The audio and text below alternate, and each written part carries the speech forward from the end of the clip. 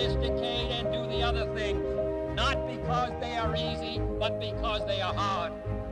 It's one small step for man, one giant leap for mankind.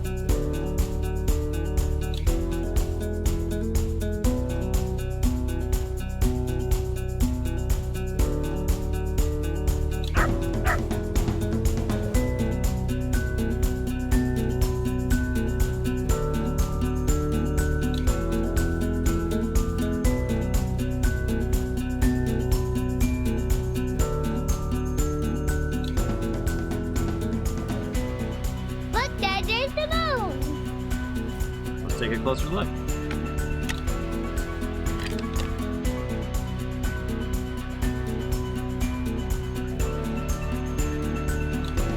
Awesome! We can take a picture of it too.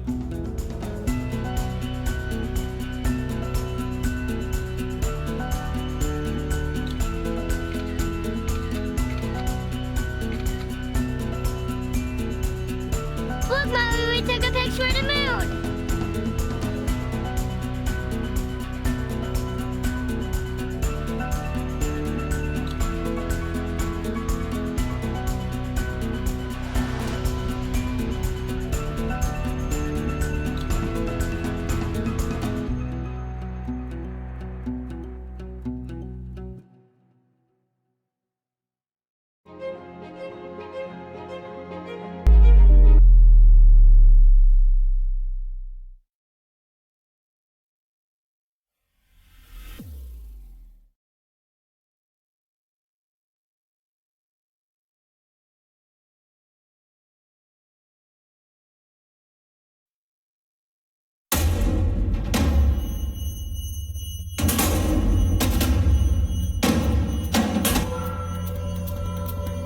There is not another field of human contemplation so wonderfully rich as astronomy. It is so easy to reach, so responsive to every mood, so stimulating, uplifting, abstracting, and infinitely consoling. Everybody may not be a chemist. Everybody may not be a geologist or a mathematician, but everybody may be, and ought to be, in a modest personal way, an astronomer. For stargazing is a great medicine for the soul.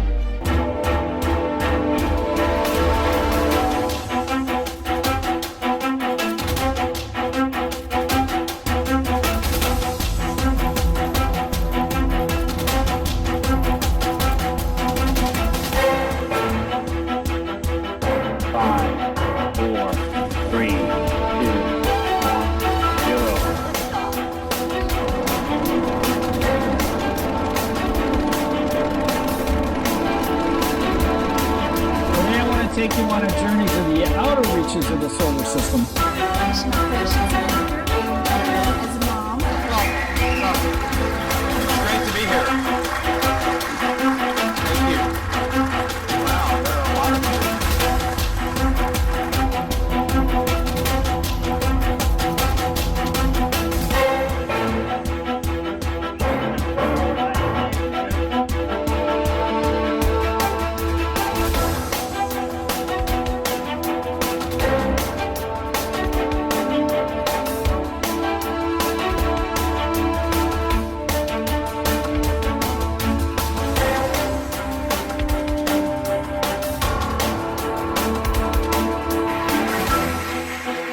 What a great conference. This is a really amazing group here. Friday, I was promoted chief engineer, and that means that I'm really busy with the mission.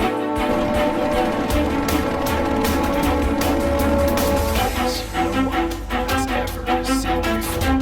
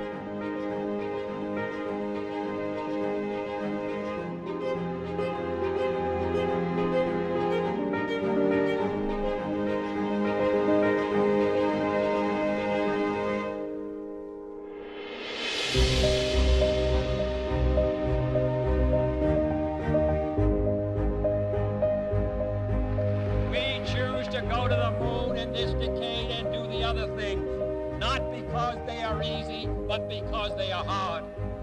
It's one small step for man, one giant leap for mankind.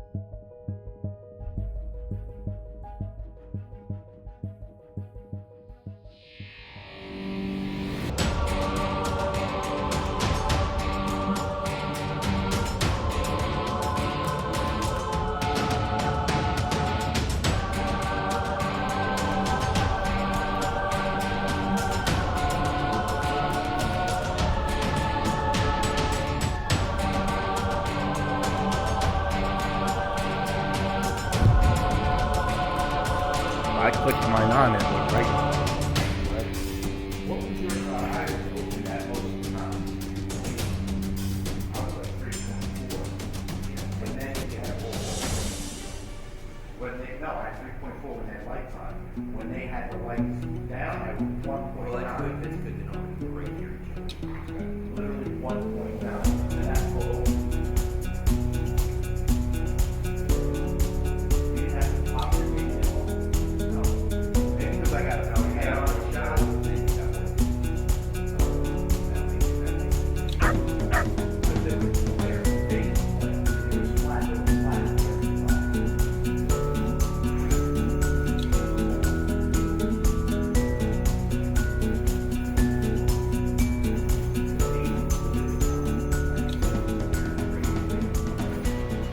Look, Dad, there's the moon. Let's take a closer look.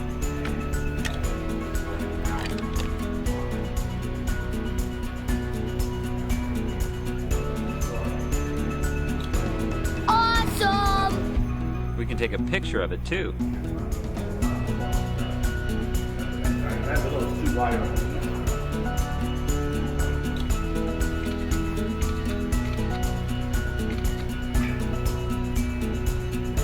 Look, Mommy, we took a picture of the moon.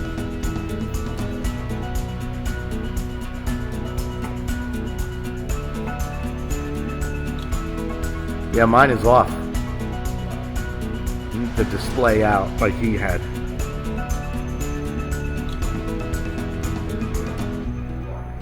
Yeah.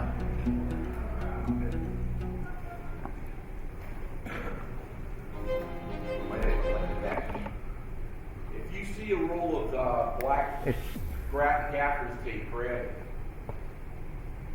Come when I got your tripod case right here too.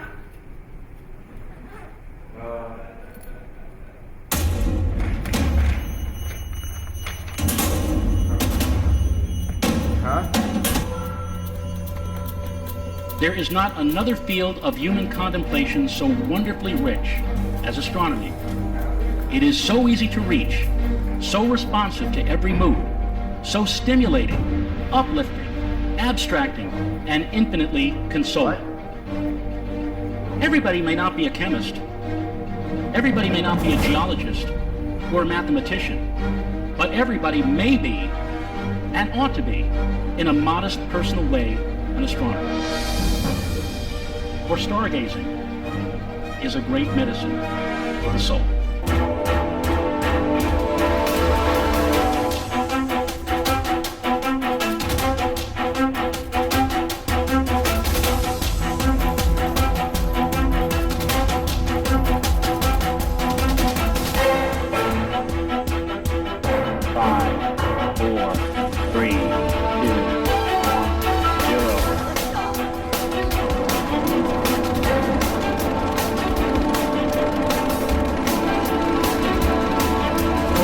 Take you on a journey to the outer reaches of the solar system. National Operations Manager, as a mom.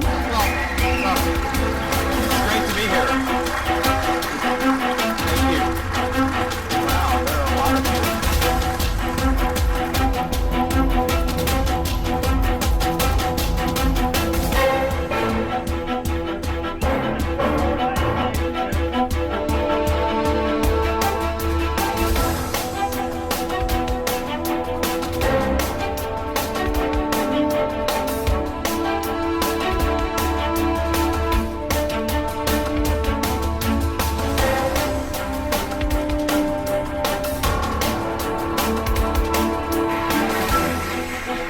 What a great conference.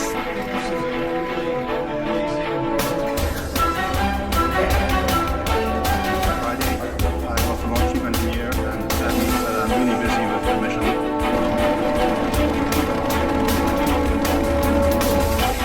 No one has ever seen before.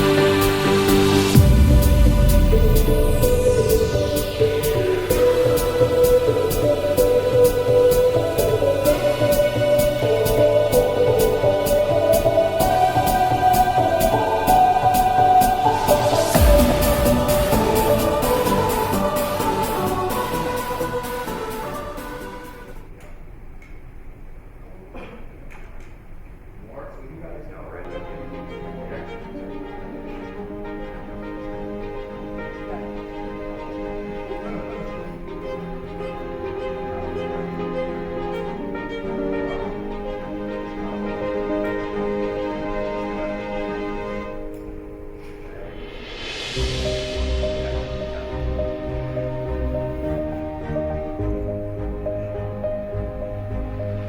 choose to go to the moon in this decade and do the other things, not because they are easy, but because they are hard. It's one small step for man, one giant leap for mankind.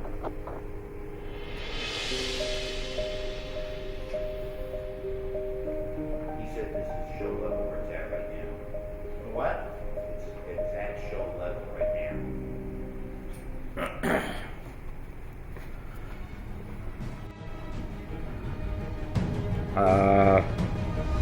I don't know. That looks definitely darker than yesterday.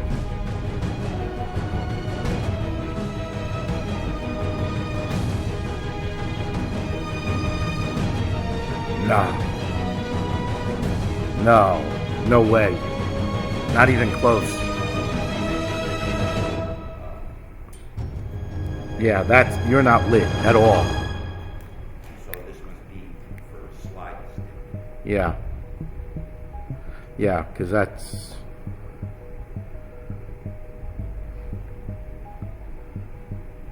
They got a clock right here. That's what I'm saying. Everybody pretty much was right on time.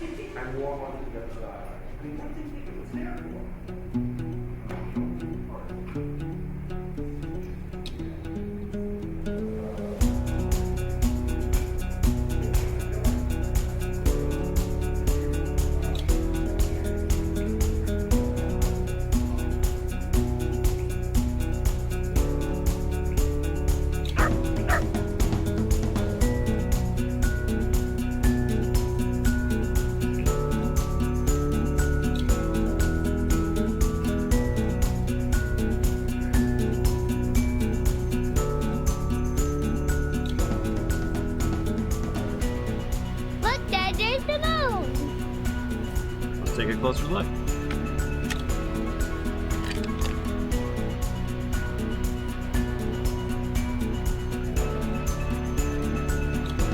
Awesome! We can take a picture of it too.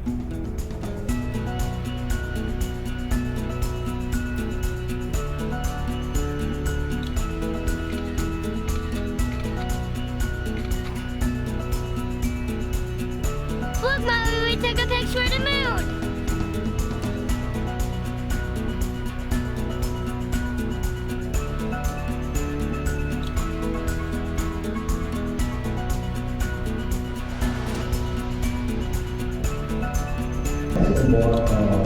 Going around part of the supply in a different way than they have in the past. We loaded into our order. We watched this next mission to watch. And so we're going to have Saturday out there in the summertime. So,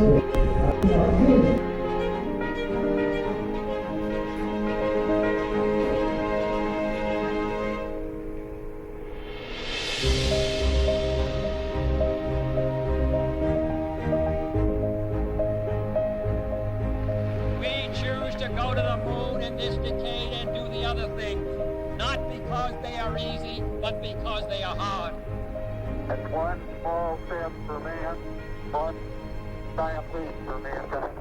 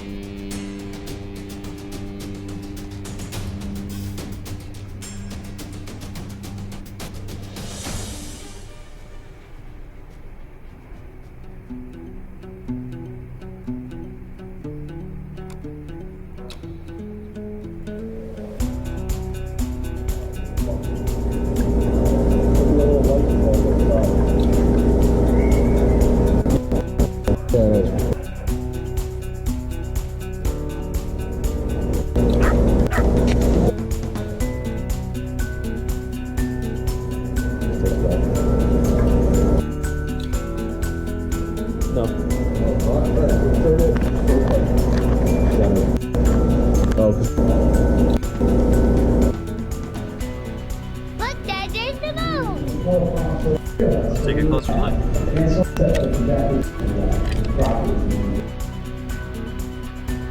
The smaller Awesome! We can take a picture of it too.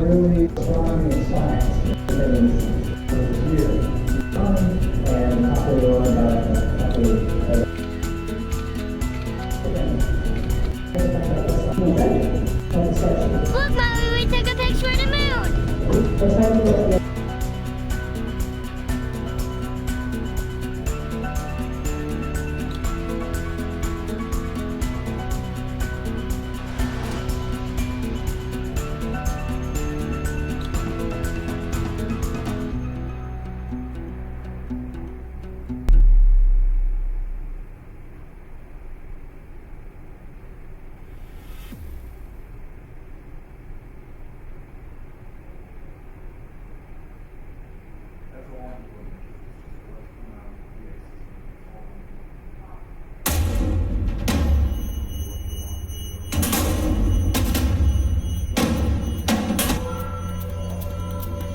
There is not another field of human contemplation so wonderfully rich as astronomy.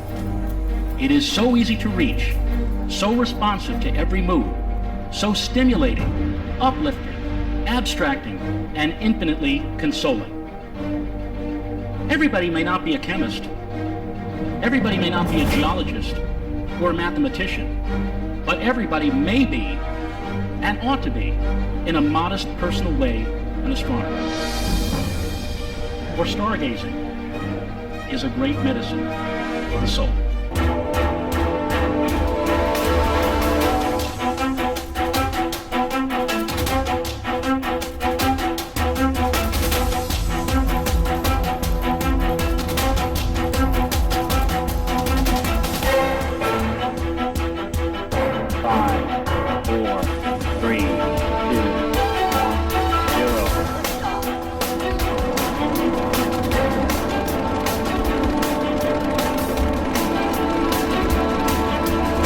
Take you on a journey to the outer reaches of the solar system. As a mom.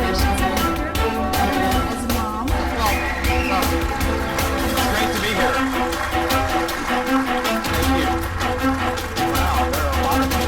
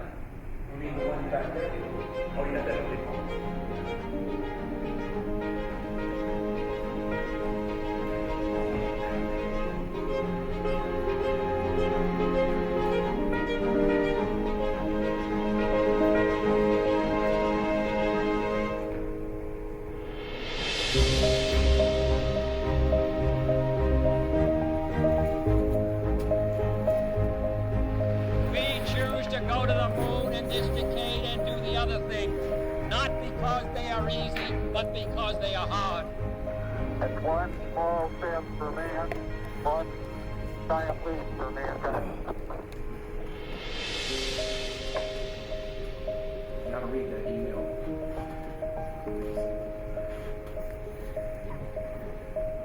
What did she do?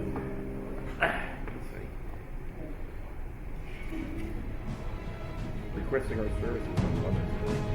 Oh.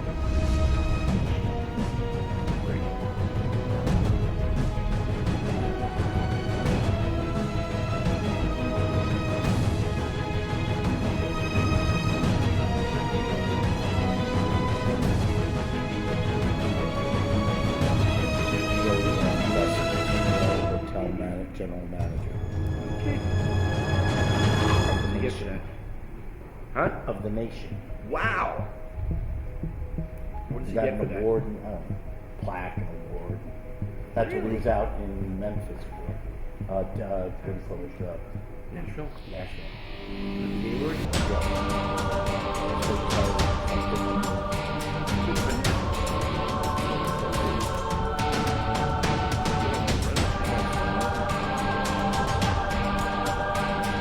Hey, how are you? All right. Thank you. Oh, thanks. Those guys are there. Okay. Not us. I was kind of I see you coming in like I was coming in. Yeah. That's kind of cool. I was in a football game.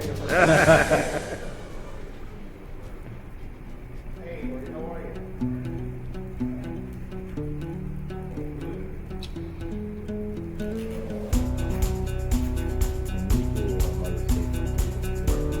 Yeah, but look. Publicity. Uh-huh.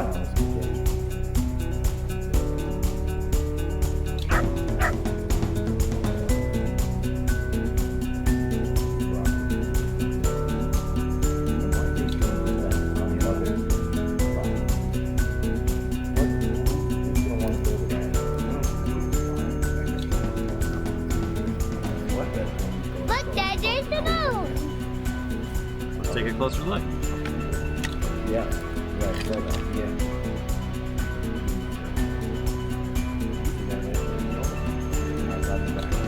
Awesome. We can take a picture of it too. Yeah, Mark.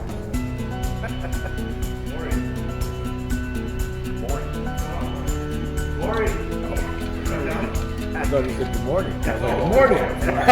Good morning. Look, Mommy, we took a picture of the moon.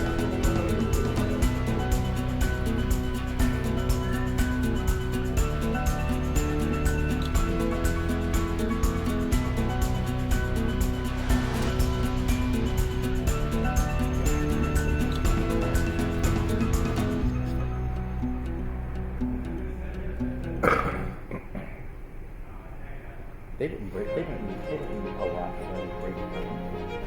Only at me last night. Last night, told the driver, "Did you do break me roast?" Okay. But you know what? How many times have you done that? No. Well past his time. But it happens all the time. I'm sure he can't control it. I said to him, well, we weren't worried about it. I said, We choose to go to the moon in this decade and do the other things, not because they are easy, but because they are hard. no, like, the show's supposed to end at 4, Yeah. ends at 6, ends at 7. I can remember sitting there with some of those 18 that AT&T stuff. And I remember just almost feeling like I just wanted to just get it over with.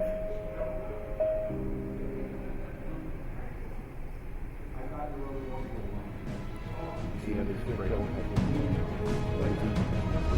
Hey, now there's other movie in here too. Next time you do that. He was selling or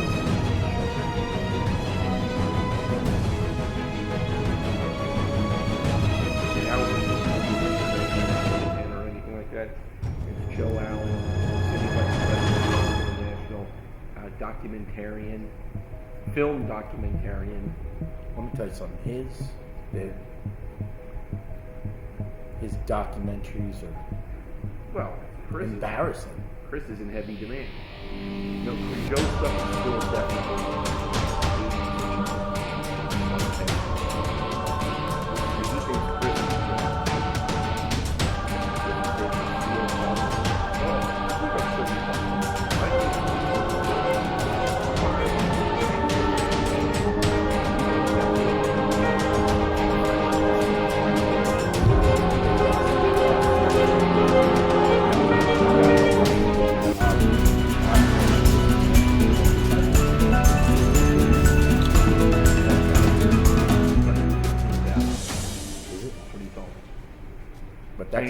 And you know that ESOP thing? Yeah.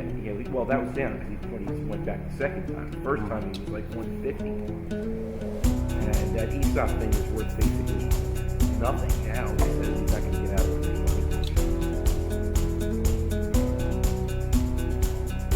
And I see houses for Tommy and Gold in favor all the time.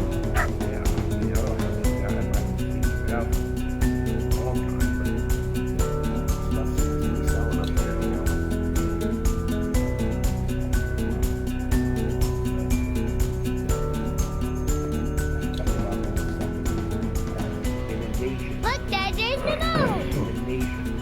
Let's take a closer look.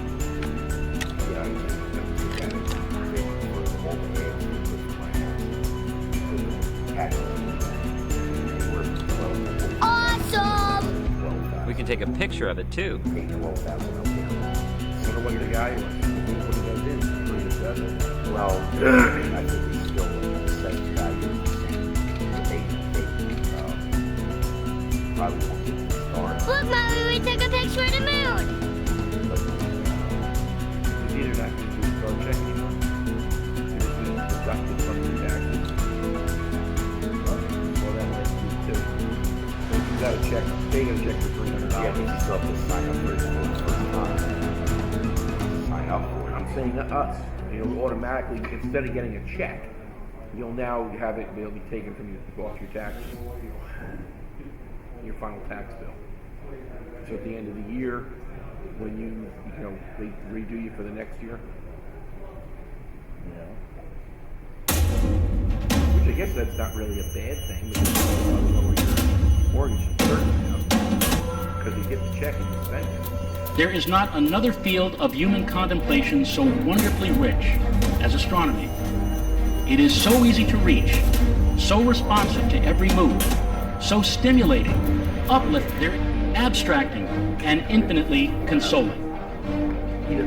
Everybody may not be a chemist.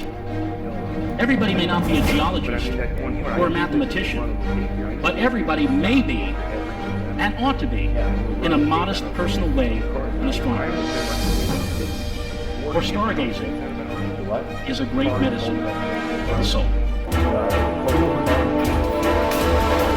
7 hours and 45 minutes total.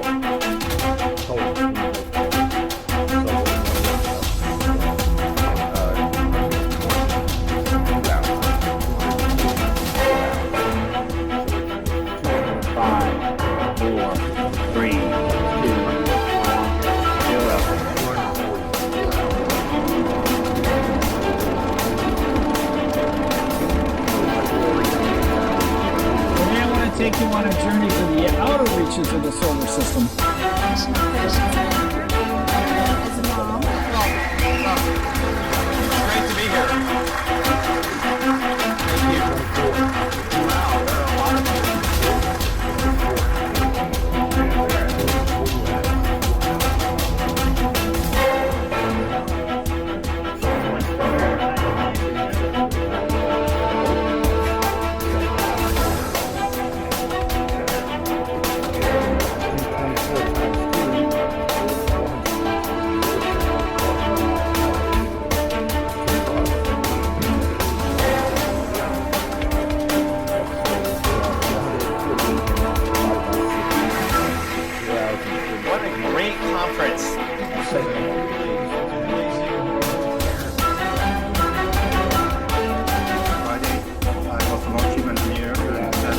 really busy with the mission.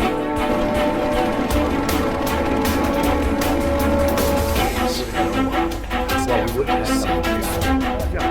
No. Morning, how you doing?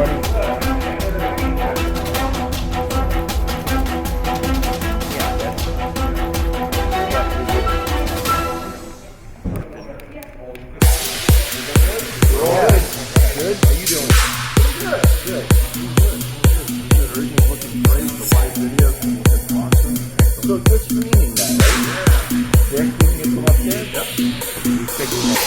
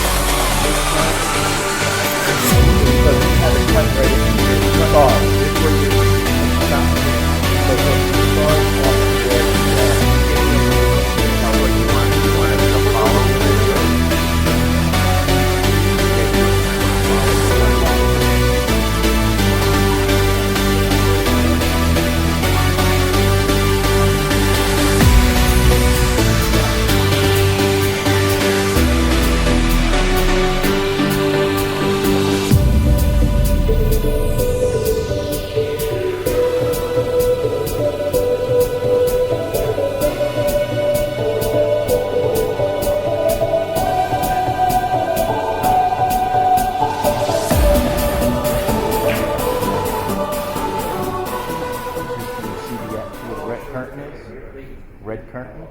He's got right from the red curtain over to the end of that telescope. So they would have to come out of that way.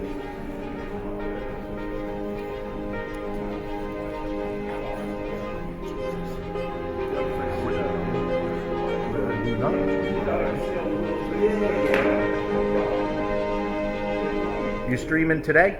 Yeah. What service is that? We choose to go to the moon in this decade and do the other thing. So Not if you, because they our are channel. easy, but So if because you they go are to hard. YouTube and do a search for NEAF Talks.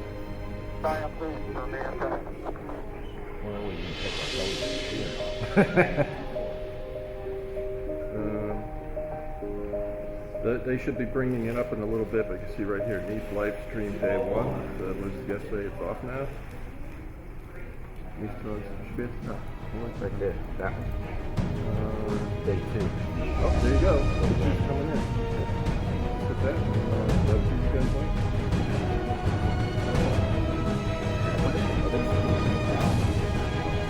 No, that's it. Yesterday?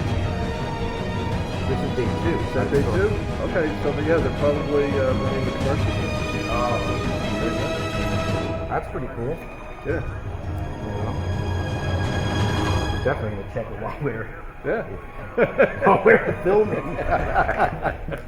Cool, thanks. You guys are doing great. I love what you're doing. Okay. Thank you. Appreciate it. No problem. Enjoy it. And you see, you guys are in the credits at the end of all the videos. No. That's good enough. Take that too, yeah.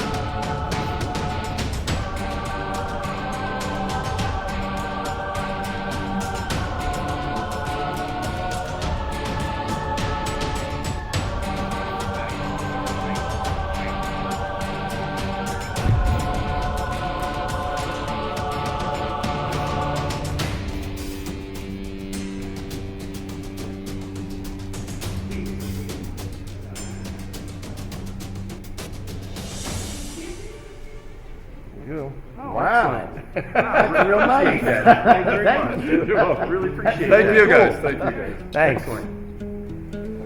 Well, that's pretty cool. That was nice. Thanks.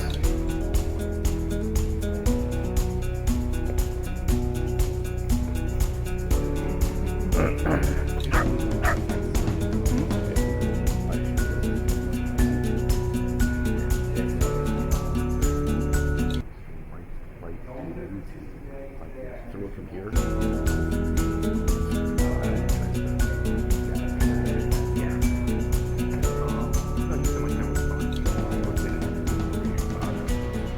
Look, Dad, there's the moon. Let's take a closer look.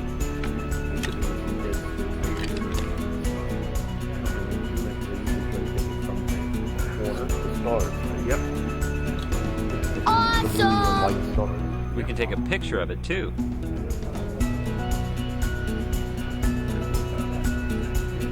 Yeah, absolutely.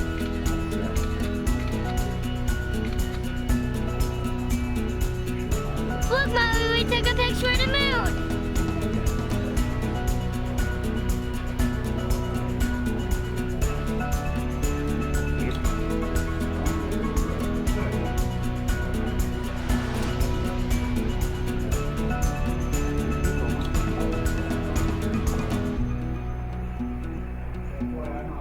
Where was it? It was on YouTube.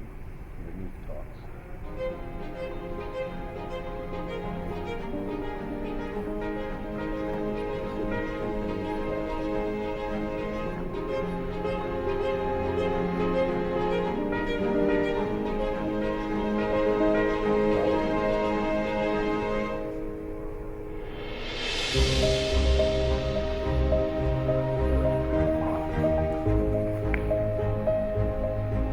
We choose to go to the moon in this decade and do the other thing, not because See, they that's my are favorite. easy, Oh, but that's- because yeah, they are hard. Yeah. Wait, go back to that. One small This step is for the man, start. one giant leap for mankind.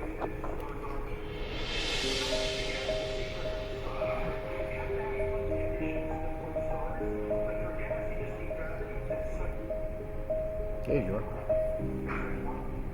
No, that looks like it's just black. Yeah. On this. I don't know why, what that is. No, it's just the screen. You want this?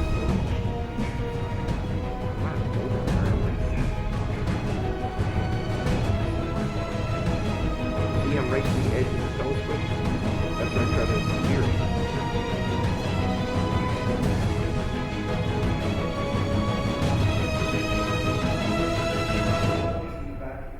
I'm the main camera guy. Yeah. And yet,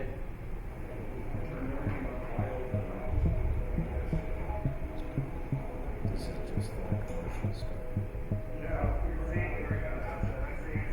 what's going on here? There you go.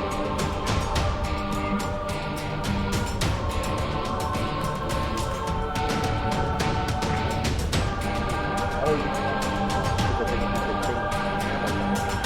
I'm part three. Oh, yeah. I was that wasn't. Oh, there he is. He took everything off this piece, so he took it.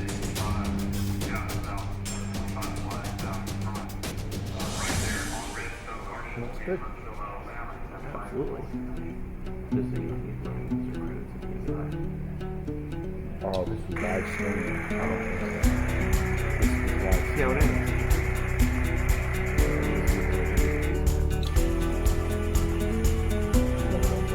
That's the cable.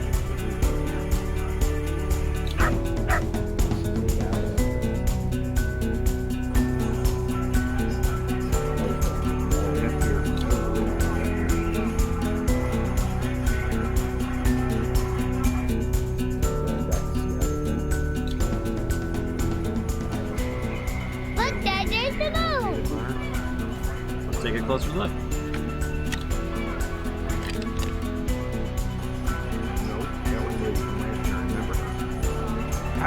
Other day one. Awesome. We can take a picture of it too.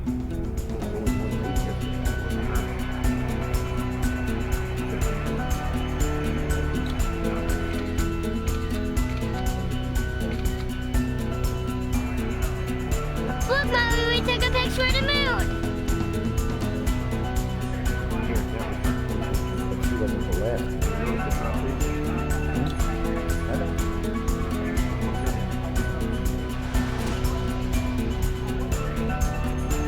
know.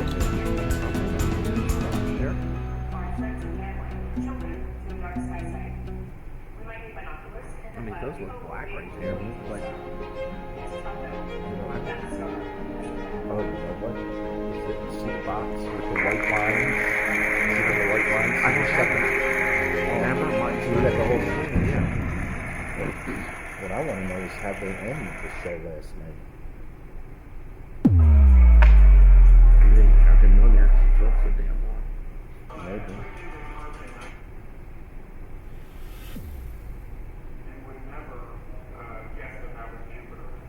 That's him. I know, but why'd they get an image up?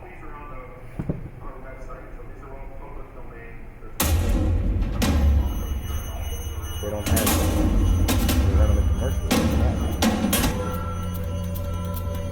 There is not another field of human contemplation so wonderfully rich as astronomy.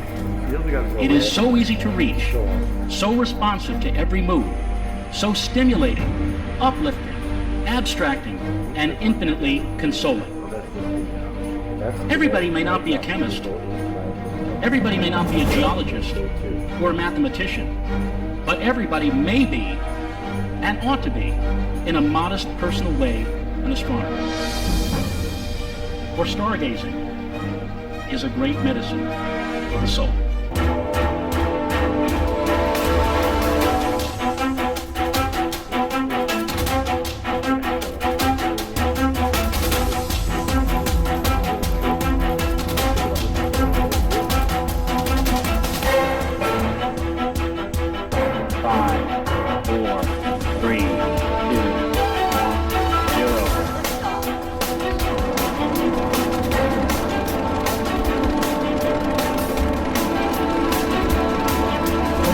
Take you on a journey to the outer reaches of the solar system. National Operations Manager, as a mom. It's great to be here. Thank you. Wow, there are a lot of people.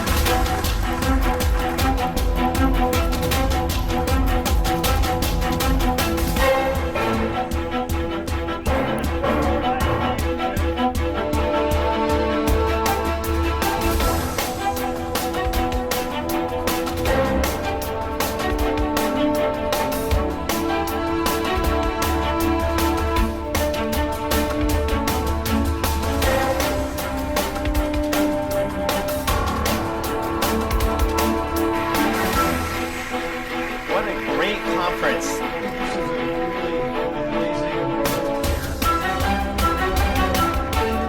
Friday, I was promoted chief engineer, and that means that I'm really busy with the mission.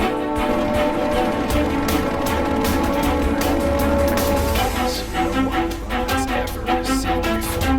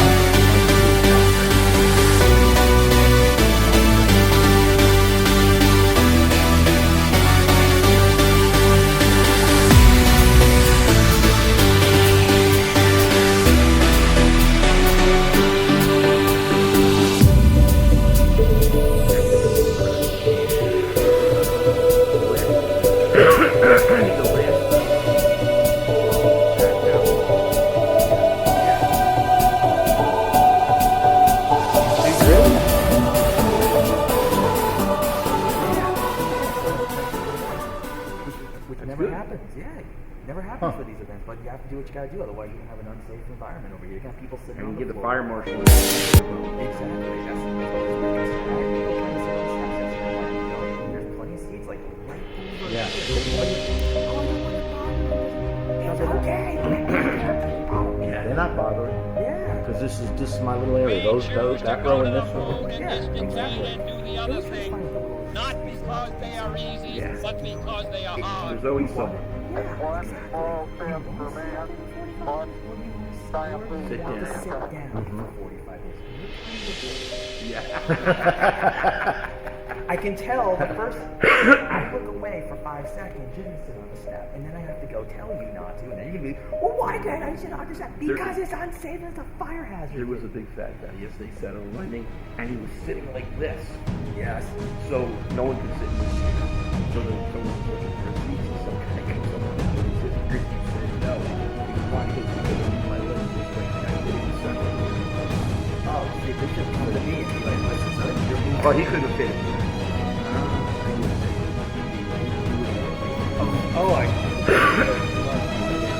Yeah. Yep. Was he here all day? All day. All He day. ended up walking down and sitting in the front row. Yes, I saw him. Yeah. Right over there. And he had his ass hanging out of his pants.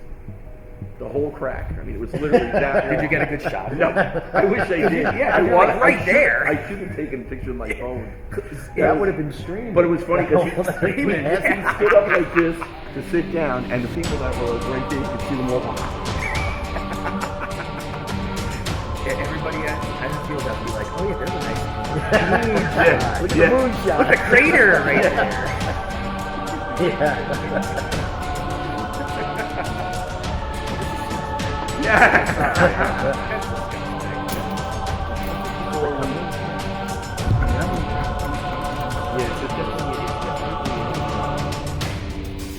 Different breed.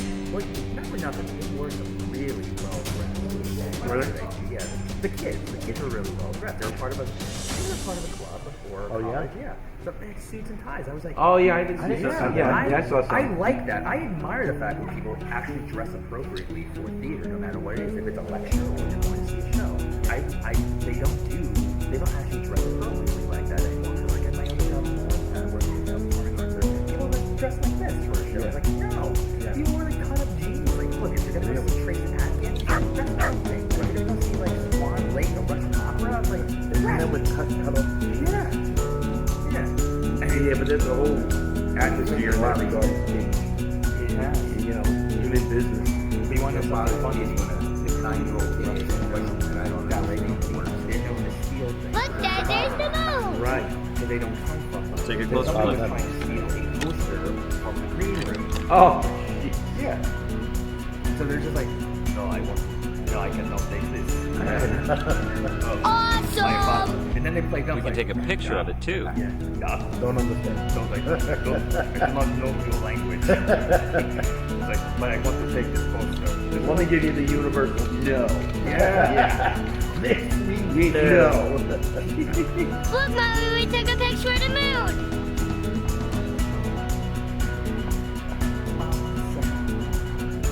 What are we up, 5? Is that 4 or 4? Yeah, the raffle. No, not like last year. It's not gonna be that. I was gonna say there's 4 speakers today, and then I got the raffle at the very end. We can break down that raft. Yeah. Okay. Good. No movie. Okay. Good. Yeah, no. Yeah. So it's 4 speakers. That's not bad. Not bad We don't at all. have to work. We don't have to worry about running out of cards. No. I could last night. It was fine. That guy went over 2 hours last night, the last guy. Maybe it's because he had this. I know, it was interesting. Nobody had the hook back there? We were gonna build one. He was on the top of the house. He was just like, he's texting. He's like, my daughter's sitting over in the intersection, second row, and she's like,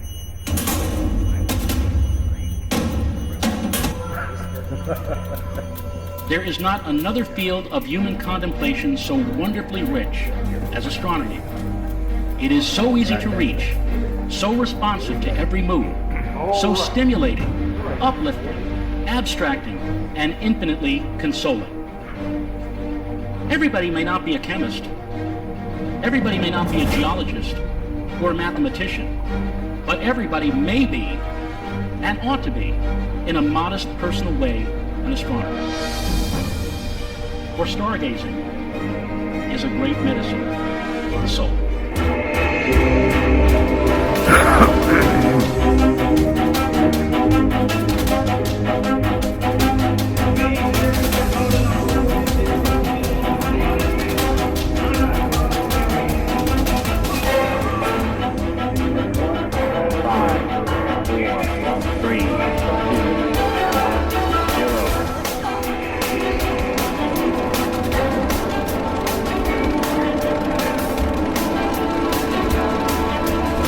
Take you on a journey to the outer reaches of the solar system.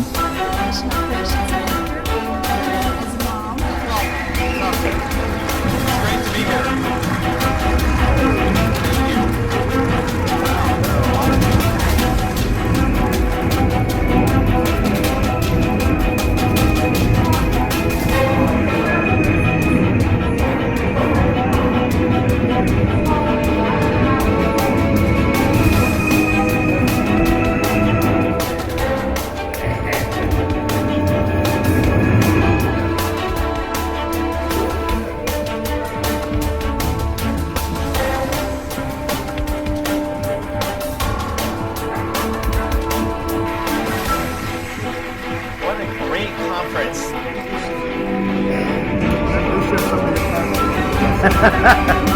I gotta pretty much concentrate on them walking back.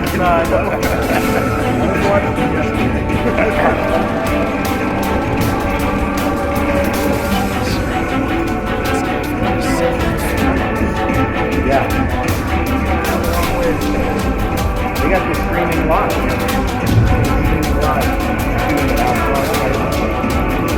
Tell you what, they have come a long way. It's nice to see that.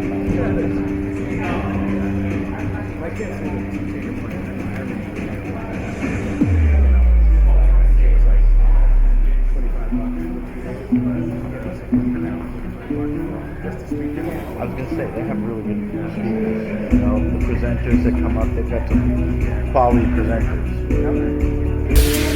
Worth it just for that.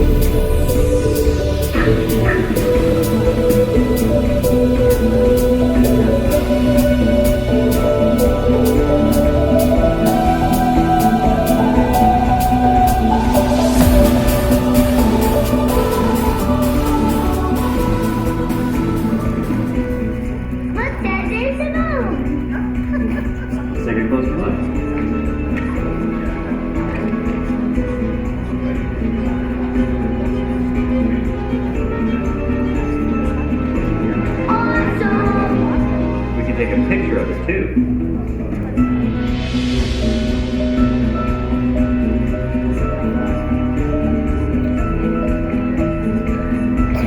We choose to go to the moon in this decade and do the other thing. Look, Mommy, we took a picture of the moon. But because they are hard.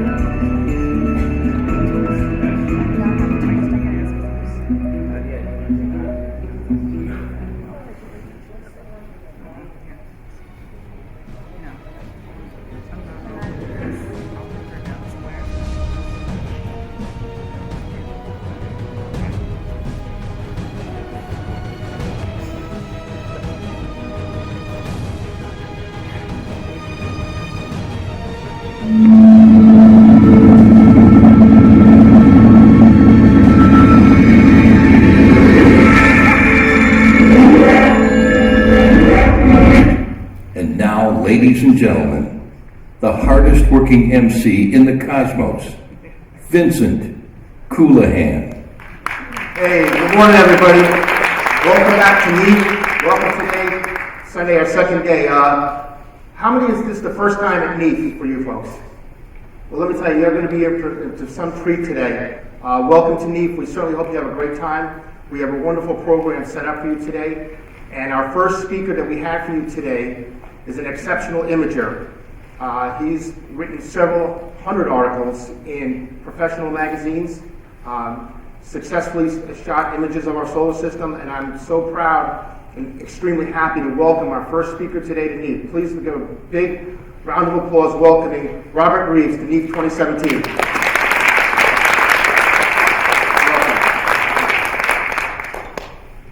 Well, I'm from Texas, so I'm obligated to say howdy. And if you all are ever down Texas way at the Texas Star Party, I'd be pleased to see you there. Texas Star Party is my hometown event, and it's coming up here at the end of May. And you all are always welcome down there. When you came into the room, you were probably given a ticket from one of the Celestron people. I want to say that 3 of you lucky people are going to win a good prize from Celestron. We got a Spire telescope, we got a power tank, and we got a NextImage 10 imager to give away. And at 1:30 at the Celestron booth, I'll be drawing the tickets, and 3 of you are going to walk away with those. So keep that in mind when we're through. We're all going to go over to the Celestron booth and take care of that. Now, from getting into the meat of my talk, Moon Lover's Guide to the Bright Sky. I took my first moon image back in 1959. And since then, I drifted into deep sky and did all sorts of astrophotography, but I've always come back to the moon. It's my first love. And I'm making an effort to repopularize the moon. The moon kind of drifted away out of the amateur's realm. Amateur astronomy started going to deep sky, galaxies and nebulae. And we kind of ignore the moon nowadays. It's a big bright thing in the sky that keeps us from doing deep sky. But it's not. It's a big bright thing in the sky we can do when we can't do deep sky. You can do the moon from your backyard. You don't have to travel 100 miles or however long it takes you to get to Cherry Springs up at this part of our country. The moon is something you can do anytime the weather allows from your backyard. And I'm going to show you what the amateur astronomer can do with modest equipment. All of my moon pictures were taken with 7 to 11-inch aperture telescopes. You'll see that they outshoot what the professional did back in the Apollo era.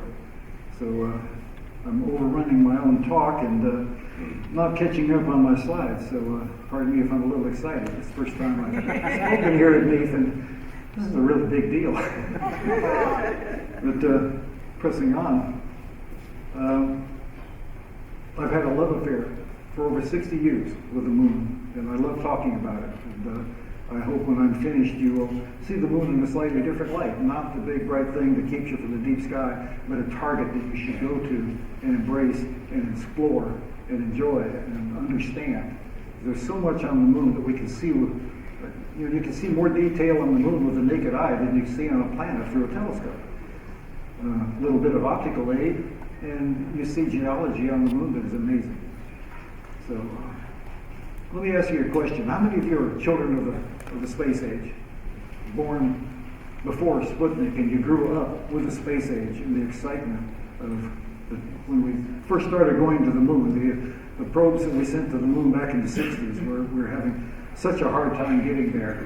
And then finally NASA got their act together and we started having success after success of exploring the moon, finally landed a man on the moon. How many of you remember the surprise of Yuri Gagarin beat the Americans in the space? It was a big deal back then. The space race. It was almost as much politics as it was science. And of course, the pride of John Lennon brought America into space. Finally, Neil Armstrong landed on the moon. That is one small step for mankind. Back then, American heroes rode a pillar of fire and dared to set foot on another world. And that's the same world we can explore ourselves with our own telescopes. If you understand what you're looking at on the moon, have a basic understanding of the geology, what created the features on the moon, it's a much more exciting place to explore. The moon is not just a world full of holes, big craters. It's a dynamic world that changes from night to night, almost hour to hour. And I'll show you what you can see through a telescope, what you can image.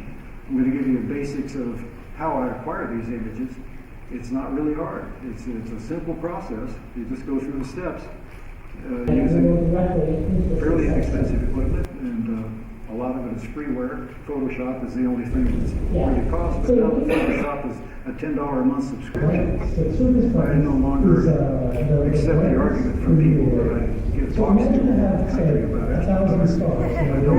I don't accept the argument that Photoshop is too expensive.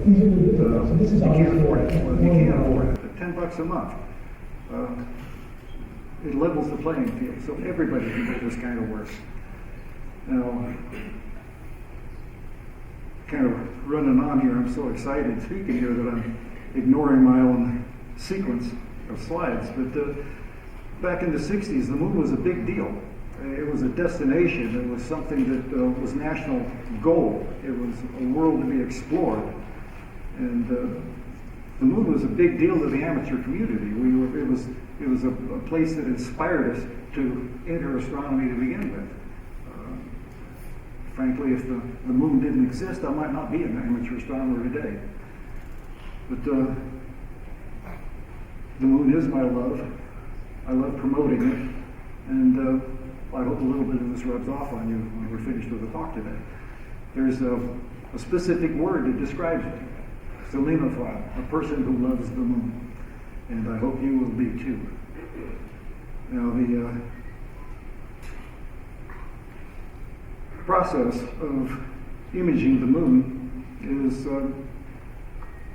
can be intimidating if you don't know exactly how to go about this, but I'm going to go through a few basic steps. This is not going to be a tutorial or a workshop type situation. I'm just going to introduce you to the basics of it so you see how easy it really is.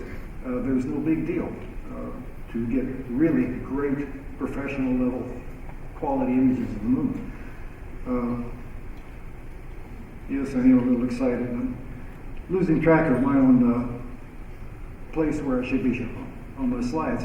Let me backtrack, and those of you who don't know me, give you a little bit of my background, how I got into this, being an astrophotographer. 40 years in the film era. I was shooting the moon, shooting deep sky. I used to do an enormous amount of film photography. Ended up writing a book called Wide Field Astrophotography. It's quite popular, and it expanded the realm of astrophotography.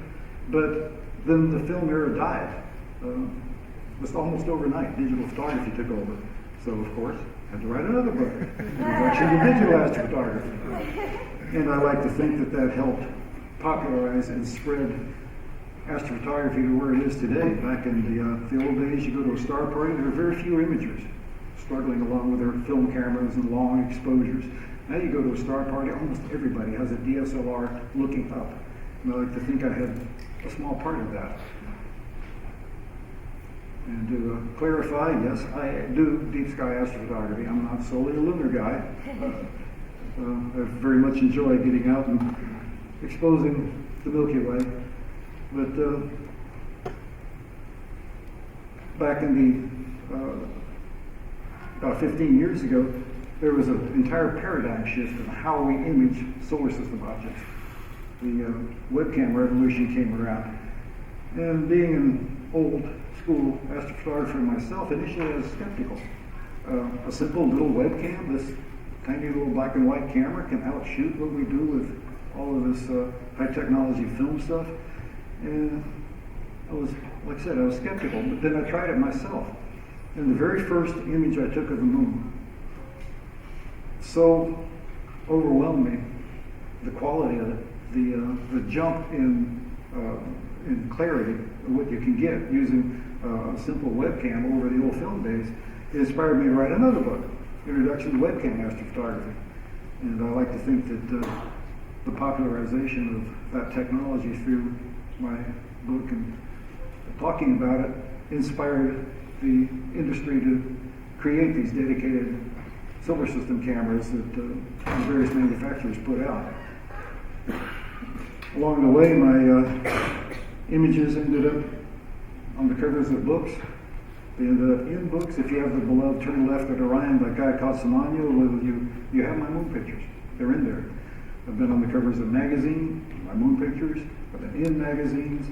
So anything I can do to spread the word about this.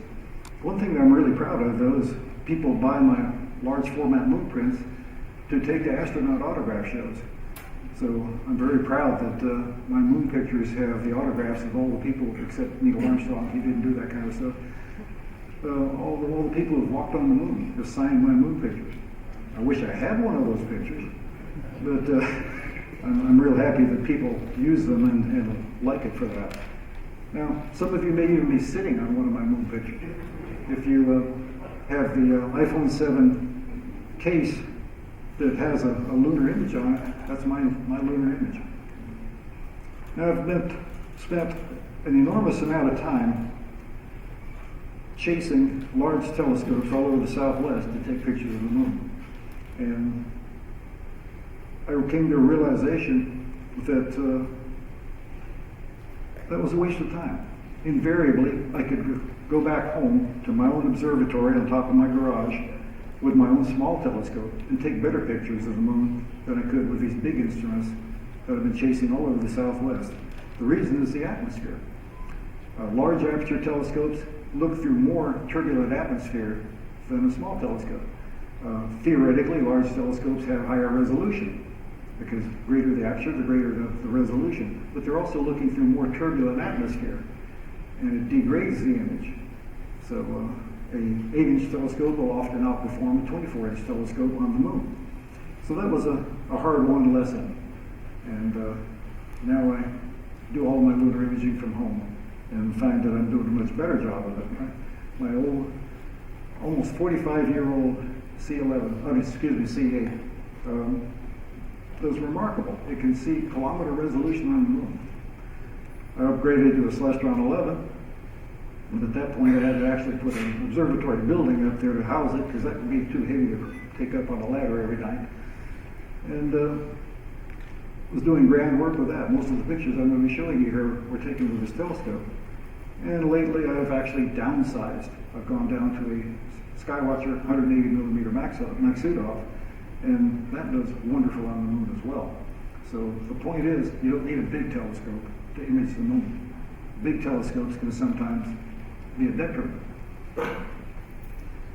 So, me and my telescope, well, it's like me and my gal. Been married to my wife 37 years, and they're both dear to my heart. This is the business end of it. I use the Celestron Skyros cameras to do my imaging.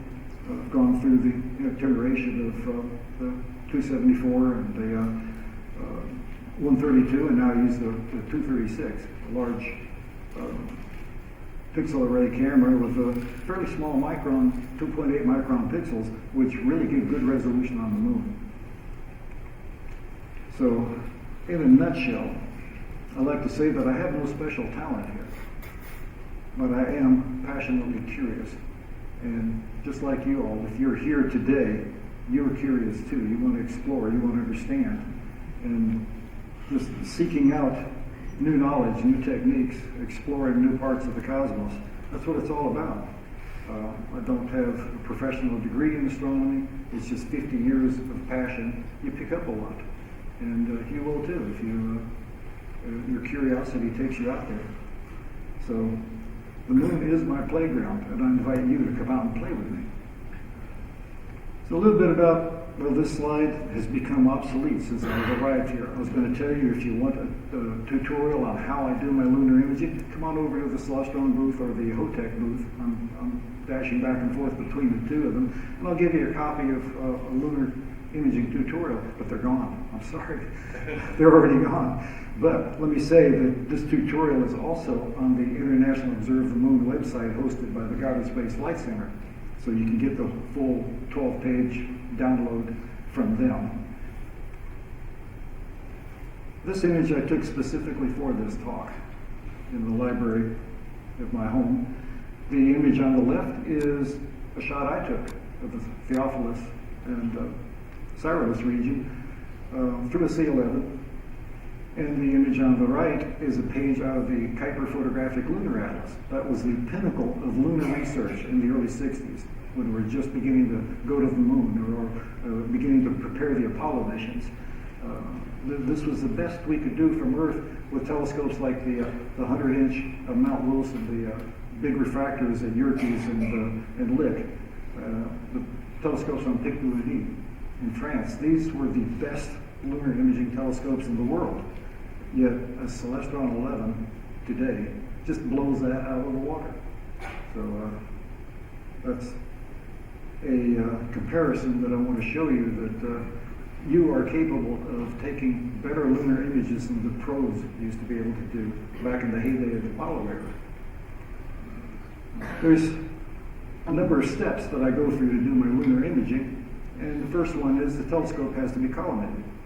The best telescope in the world will not give fine, high resolution if the optics aren't in order and the mechanical alignment of all the components.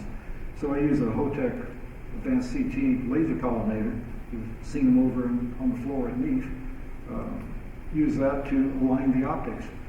Get the secondary mirror lined up, get the corrector plate centered, get the optical collimation or optical alignment, mechanical alignment of the focuser all square so that the optic system is perfect. How I capture the images? I use a freeware program called FireCapture.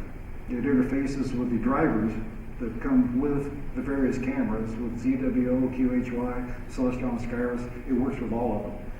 And a little laser pointer work. I like this program because the various features that allow you to control the image capture process. If you're doing the moon, you want full frame. If you're doing a planet, shooting Jupiter or Saturn, of course, you want to use what they call region of interest. You get to crop the image down to just tightly around the planet, so you're not recording video of black space. You don't need that. So you have controls up here to select full frame or ROI. Here's your exposure controls where you set the gain, the exposure time, the gamma of the exposure. It's got a full suite of file naming and exposure controls where you can customize it to record the videos with any file name that you want, so you can keep track of things. And I like this particular feature because it monitors the RAM and hard drive capacity. It essentially tells you how much film you have left. Because when we're doing these videos of the moon, I will end up with AVI videos that are 11 gigabytes long. So high hard drive capacity is a must. But you can chew that up quick. I do 20 images of the moon, I've used up my solid state hard drive. So having that essentially a film counter lets me know what my status is. Whoops. The histogram up here.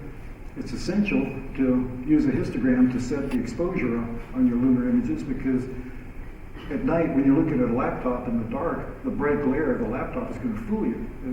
Your eyes are dazzled, so you need help determining the exposure. And if you use the histogram function, it will help you nail the exposures regardless of how bright or how dazzled the screen is. And that's all for that one. Now, I use the highest frame rate available, of course, for capturing. Set the software to record 60 frames per second. We do this because we need the most number of individual video frames possible within a short period of time, because atmospheric scene is always moving. You've looked through the telescope at the moon, it's shaking and quivering, you see the heat waves in the atmosphere. Well, a certain number of those frames are going to be better than others, just statistically. So I set a very high frame rate so I can quickly capture many, many frames, and then the software that processes it selects the best of those and processes and stacks those. My personal preference is to set the software, video capture software, to record 5,000 frames. And of that, I will stack the best 500 into a single image using additional software. And I think 5,000 frames is an awful lot, but at 50 frames per second, that's only 100 seconds. So the actual image of the moon is recorded in 100 seconds, and that'll give me 5,000 frame video file that it's about 11 gigabytes in size. Now, how to expose for the moon using this software. I set the gain at mid-range, and then I vary the exposure slider until the histogram just barely bumps up against the right-hand side of the histogram box. You don't want to pile everything up against the right-hand side, because that's saturating the pixels to bright white. And once you have a fully saturated pixel, there's no detail in it. So you've got to keep that histogram balanced so that you're not overly saturating the image. The later versions of the image capture software allow you to control the gamma of the picture as well, and that puzzles a lot of people exactly where to set that. Well, there's a simple way to figure out where to put it when you look at the histogram, and this particular slide was taken when I had the camera laying in my lap, so I don't have an actual moon image in there to show. But pretend that we've got a normal histogram with a full hump all the way across. You adjust the gamma until there's no vertical black spikes in the histogram itself. You want the whole thing to be smooth.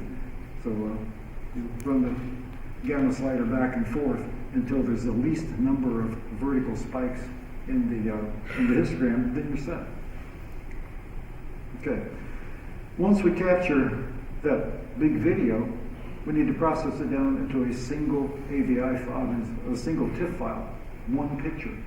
And that's done in a freeware program called AutoStacker. And AutoStacker will import the video. You adjust various parameters within the program, and it will divide the picture up into almost 6,000, or at least with my camera, with the pixel array on my camera, into almost 6,000 individual little segments. And it'll analyze all of those individual little segments on each frame, decide which one is the best quality, and grade them from best to worst, so that when it stacks those images into a single image, or all those video frames into a single image, it throws away the ones that are no good. It'll pick the very best. And it does this automatically. It takes about 6 minutes to grind through a video like that using my i5 laptop to create a single image out of that entire video file. So it's not a complex process. It's very automated. The software does it for you. So we end up with a raw TIFF output that a single frame It's what's stacked out of 500 video frames, the best of 5,000. And this image I took on March 15th from my home in San Antonio, and we're going to run it through the various processing steps. First thing you do, the big secret that makes me look better than I am when I'm doing lunar imaging, is run it through the Photoshop shape reduction filter. That's a fairly new filter in Photoshop. I don't know which version it was introduced, but it's in the subscription Creative Cloud version of Photoshop. The shape reduction filter does a marvelous job on the moon. It makes the image look like it was taken through either a bigger telescope or under much better seeing conditions than you had. The next step is crop off the borders. During the image acquisition process, the image kind of shimmers around on the camera sensor over the course of 100 seconds, and that creates kind of a raggedy edge around the picture, kind of like old analog television snow. So we got to crop that off and get rid of it. Next thing, you rotate the image so north is up. I'm a big proponent of north up on the moon. We show the moon like it is on a terrestrial map. There's lots of confusion in older books where they present the moon upside down. And that's the way it was done until 1960. In 1960, we flipped the moon to north up. Next step is using the camera raw filter in Photoshop to adjust the exposure if you need to lighten things, to brighten dark areas, the shadows, to drive the black regions down to pure black. There are no gray shadows on the moon. That's one of my big bugaboos. You see enormous amounts of excellent pictures posted on Facebook, lunar pictures posted on Facebook, but they're not fully processed. They run them through the stacking process, and that's it. They think they're finished. All of these Photoshop steps are what separates a good data image that's a mediocre presentation to an excellent professional level image that you'd be proud of. Like I said, there's a lot of pictures out there where the data is good, really good. I'd be proud to have that picture to finish processing, but they stop at that point. My big push for people doing lunar imaging is to complete the process, do the final steps to really sharpen up the image, get rid of all of this noise in the gray areas, make black shadows black. Another thing that I push is that there are no central peaks in craters less than 10 miles in diameter on the moon, yet the stacking process and the sharpening process creates those artifacts. We have to get rid of those. You have to understand what's real and what's not real on the moon. Anyway, moving on. The next big secret in processing lunar images is enlarge the image. I enlarge it to 300 dpi to fit a full-size print, 8.5 by 11 size print. And by enlarging it, now we can see all the artifacts in it that are degrading the image. Shadows are not gray. Shadows are black on the moon. And the processing, the image stacking and processing process creates artifacts within craters, creates false central peaks, it creates false parallel detail next to real linear detail. And all of these have to be eliminated one by one using Photoshop. It's a process. It takes about a half an hour per image. And people kind of look at me and say, well, have to do all that work? Well, what about the deep sky imagers who process an image, take longer to process a deep sky image than it actually took to take the image? And they're out there exposing for hours. It's just part of the deal. It's part of being an astrophotographer, to make the very best presentation you can do. So going back and forth, I hope it shows on the screen, but you can see how much of an improvement the image is when we get rid of all of these artifacts. So we go from the raw image that looks like this out of the camera to an image that is sharpened, all the tones are set, all the artifacts are out of it, and now it looks like something that is in a professional journal.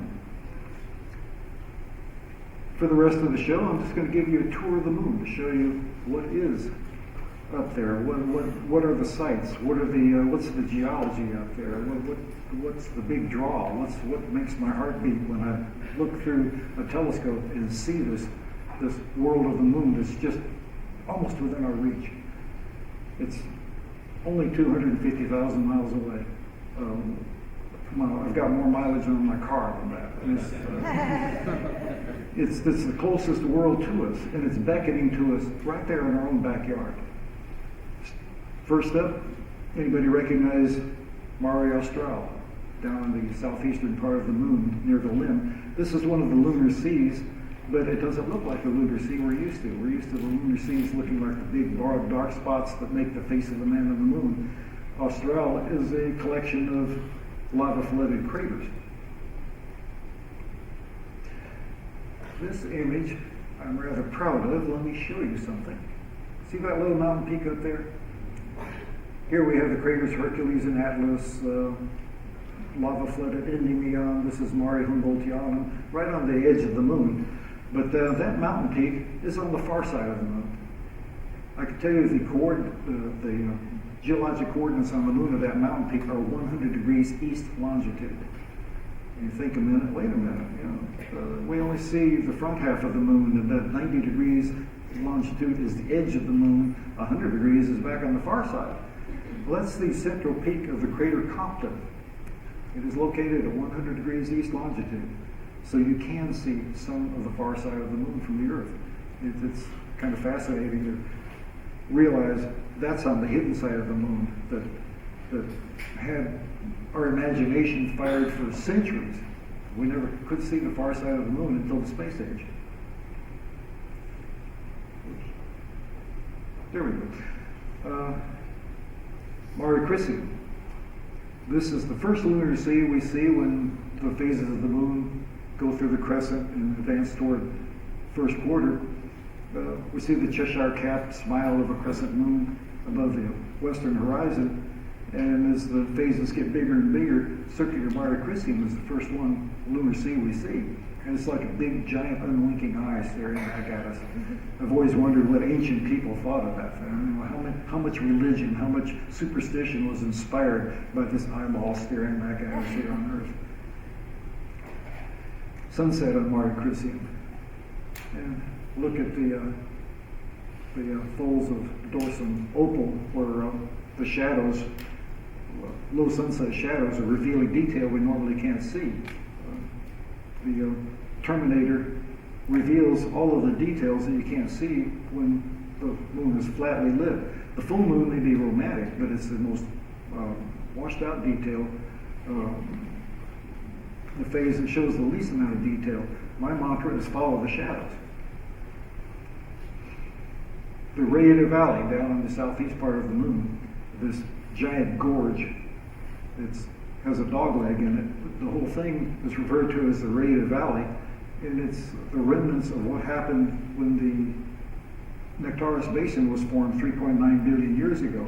These gigantic mountain-sized blocks of material flew out from the crater and tumbled across the face of the moon and gouged out these huge gorges. The Rayeta Valley is actually two separate features. The upper part is the true Rayeta Valley. This one down here would take a dogleg. It's created by another event. So I call this the Mallet Valley, named after the crater Mallet. But collectively it's called the Rayeta Valley. Dogleg is where something will take a turn, a bend. The craters of Hercules and Atlas, like I said, following the sunset. The deep shadows give a sense of drama. It almost turns lunar photographs into art. And Colombo and Gutenberg, named after famous people. All the craters on the moon are named after people who have had profound influence on our life, philosophers, scientists, inventors. So creator Gutenberg and Colombo, named after Christopher Columbus, of course, discovered the New World. Now this picture is there for simply just for fun. It's Lacus Mortis. Oh, wrong button. Lacus Mortis, this circular feature here, they call it the Lake of Death on the moon, Lacus Mortis, and the crater Bird right in the middle creates a bullseye effect. But look what the sunrise shadows have done. We've got Batman on the moon.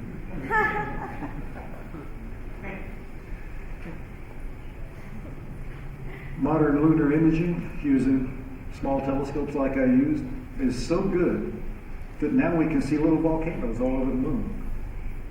See the Shield volcano here, it even got a little caldera on it. There's one here, another over here, here's one up at the top. These are called lunar domes. They're actual volcanoes, but on the moon they form shallow pancake volcanoes, much like what created the Hawaiian Islands. They're not steep-sided, tall mountainous volcanoes like Mount Vesuvius. These lunar domes are all over the moon. And they were really hard to see in the old days. People would study and try and track them down visually, but when we're doing this photography, we're so good at it nowadays, it just pop up all over the moon. And this is the crater Janssen, the biggest crater you almost can't see. So many people overlook this thing because it's so huge. I mean, they look at Fabricius in the middle of it and think they found something, but it's laying inside of an even huger 200-kilometer wide crater. And what's fascinating about it is this scimitar-shaped rill is crackling through the middle of it. The geology on the moon is remarkable. We don't see stuff like that here on Earth. Our weather erases such geologic features, but they're preserved on the moon will last billions of years. The Nectaris Basin, Mare Nectaris. Theophilus crater up here, Fracastorius crater down here. Now we're going to zoom in a little bit on Fracastorius. And you see it's kind of like a horseshoe bay on the moon. The Fracastorius formed on the rim of the Nectaris Basin, which later flooded with lava and became Mare Nectaris, the sea of nectar on the moon. But the crater on the edge of the basin is on the slope, so the inward side is lower than the outward side. So when the lava flooded the basin, it flooded into the crater and created a horseshoe bay.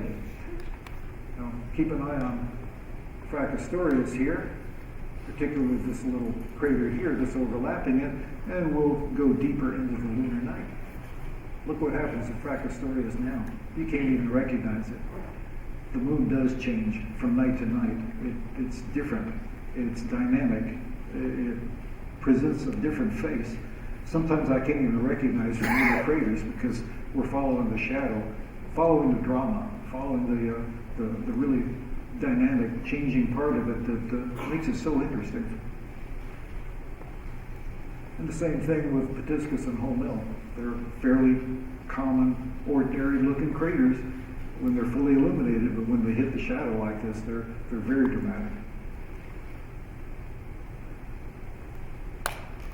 This is Posidonius, up on the corner of the Sea of Serenity. Sea of Serenity forms part of the man on the moon's right eye. Posidonius looks different than most craters. The interior looks like an oatmeal cookie. This is a class of crater we call floor fractured crater, where volcanic uplift is pushed up the bottom of the crater from below and cracked and split the surface. Floor fractured craters are full of rills and cracks that make it very dramatic.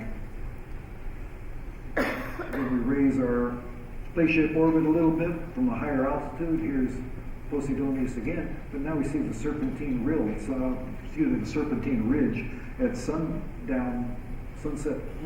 this is sunrise. Very low sun elevation creates dramatic shadows on the moon. The Serpentine Ridge one of the longest features on the moon, almost 400 kilometers long, but it's one of the more shallow ones too. No part of it is probably more than 200 meters in elevation. Wouldn't even be able to see it unless these deep shadows were making a sunrise grazing across the top of it, and the shadow behind it accentuates it. So as the sunrise terminator or the sunset terminator sweeps across the moon, that's the area of the moon you want to watch. You want to follow the shadows to get the detail of the drama. Theophilus, Cyrus, Catharina. This is that picture that I was holding up compared to the lunar atlas earlier. The resolution on this is less than a kilometer. If I had walked into the University of Chicago in 1960 with this picture in my hand, I would have owned lunar research for the next decade. But time has not caught up with us yet. The Altai Scarp, the Great Wall on the Moon. This is actually the outer rim of one of the basins on the moon, the Nectaris Basin. And the lunar seas that we see that create the face of a man on the moon all lie within great basins. And a basin on the moon is basically a giant crater. And these outer rims are, this particular wall is the outer rim of that giant basin. Any crater on the moon larger than 300 kilometers in diameter is considered to be a basin. Here's a ghost crater, a crater you can't see at all. This is Lamont on the Sea of Tranquility, and to place where you are on the Sea of Tranquility, the Apollo 11 landing site is right here. But Lamont is this crater here, this circular ridge structure. These radial ridges that radiate out from it are a different geologic feature, but Lamont was formed almost 3.8 billion years ago, and the lava that flooded into the Tranquilitatis Basin completely covered it up, leaving only the ridges that show what it used to be. So we call this kind of crater a ghost crater.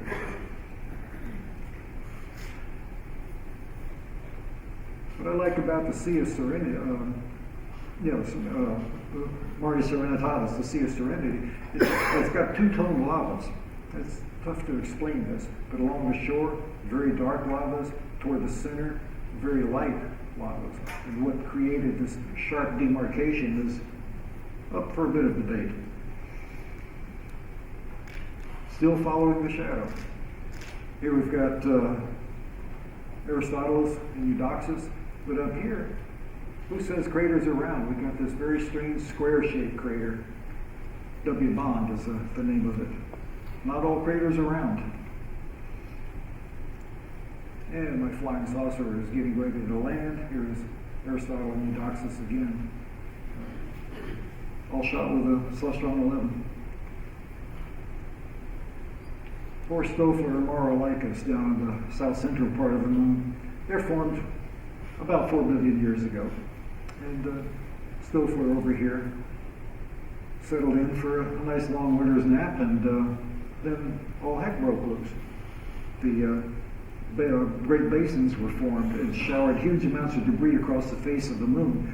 So it filled in Stouffer, flattened it, we can't even see its central peak anymore, and then another crater crashed down on it, and then another one on top of that, and another one on top of that, and another one on top of that. Just boom, boom, boom. We've got pancake layers of craters. It's fun to trace down these layers of craters and see who is on top of who, because the one that's on top is the youngest. You can trace back through geologic periods of time on the moon by tracing out the layering of things. Mountains on the moon. These are the Caucasus Mountains that separate Mare Imbrium from Mare Serenitatis, basically separating the left and right eyes of the man on the moon. Everybody loves the Alpine Valley. If you've ever watched the moon about first quarter, this little gash off by the edge of Mare Imbrium, and you know you got really good seeing when you can see that little river running down the middle of the valley. That thing is only several hundred yards wide. But if you can see it from Earth, you've got some exceptional seeing. Everybody loves Cassini down here too. Very strange looking crater, kind of reminds me of a Frisbee. Right square in the center of the man on the moon. Actually, what forms his nose is sinus medii up here. There's a number of features here that I want to point out. See the gull wing shaped rill, Rima Hyginus right here, with Hyginus crater right in the middle. Hyginus crater is the largest crater on the moon that is not an impact crater. It's actually a volcanic collapse pit, about 10 kilometers in diameter. And then over here, the Ariadaeus rill.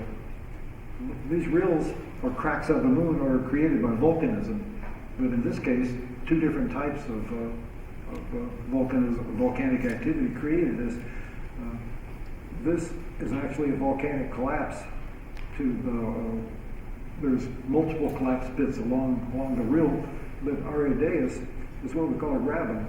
That's where a volcanic dike, which is a sheet of magma pushed up from under the surface of the moon and spread the surface apart, but the magma never breached the surface. All it did was create a gigantic crack. It almost looks like a highway cut for an interstate highway. Oh, there's another feature up here that I really enjoy. This dark area here, it's kind of heart-shaped, and thus I call it the heart of the moon. It's very close to the very center of the moon, and that's a mountainous region that is higher elevation, and when the volcanic activity that spewed out of the Hyginus rill 3 billion years ago spread volcanic ash all across the area. These mountains are high enough to escape later volcanic flooding that obliterated that, but the volcanic ash on these mountains makes it dark enough that it shows up and creates that heart-shaped feature. People think like Mare Imbrium, the man on the moon's left eye, is the biggest moon to see because it's the most apparent. It's huge, circular. But actually, the largest or widest Mare on the moon is also the thinnest. Mare Frigoris forms the eyebrow above the man on the moon's eyes and stretches all the way across the moon. It's very narrow, only about 150 kilometers high, but it's almost 1,600 kilometers across. It's one of the more ignored of the lunar seas, but it's also the widest. I love the sunset drama, and this picture may not be one of the more high-resolution ones that I took. The scene was rather poor that night, but for some reason people loved this picture, and they asked me for copies of it so they can frame it. Sunset on Archimedes crater. More evidence of volcanism on the moon. See the dark areas around the little pits? That's where volcanic ash has spewed up and showered down on the surface and darkened it. It's very much like the ongoing pyroclastic activity on Hawaiian volcanoes, where it shoots up the streamers of ash and spreads out. You can still see evidences of that. This is taken over a 2-hour period, somewhere 2015.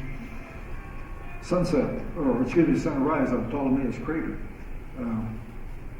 Like I said, over a 2-hour period, and there's a dramatic change in the shadows in the crater. I use this picture to illustrate the moon does change hour to hour. It's not a static target. You don't look at it and say, oh, it's just a bunch of holes in the ground. It does change appearance right before your very eyes.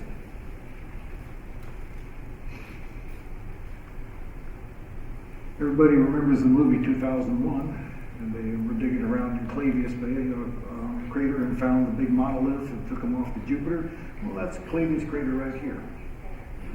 We used to think it was the biggest crater on the near side of the moon, but it's actually the second. The crater Bailey is bigger, but it's on the limb of the moon, so we can't see it that well. But everybody knows Clavius, one of the biggest craters we can see on the moon. And speaking of Clavius, when sunrise spills over its rim, it illuminates the rims of craters within Clavius and creates an effect that we call the eyes of Clavius. Two little eyes staring out of the crater. And the crater Moretus, very similar to Tycho crater, but we're seeing it at more of a slant. We can imagine at this extreme angle, this foreshortened angle, you can almost imagine that you're an astronaut sitting on the rim of this side of it, looking across it to see the detail in the crater wall across the crater.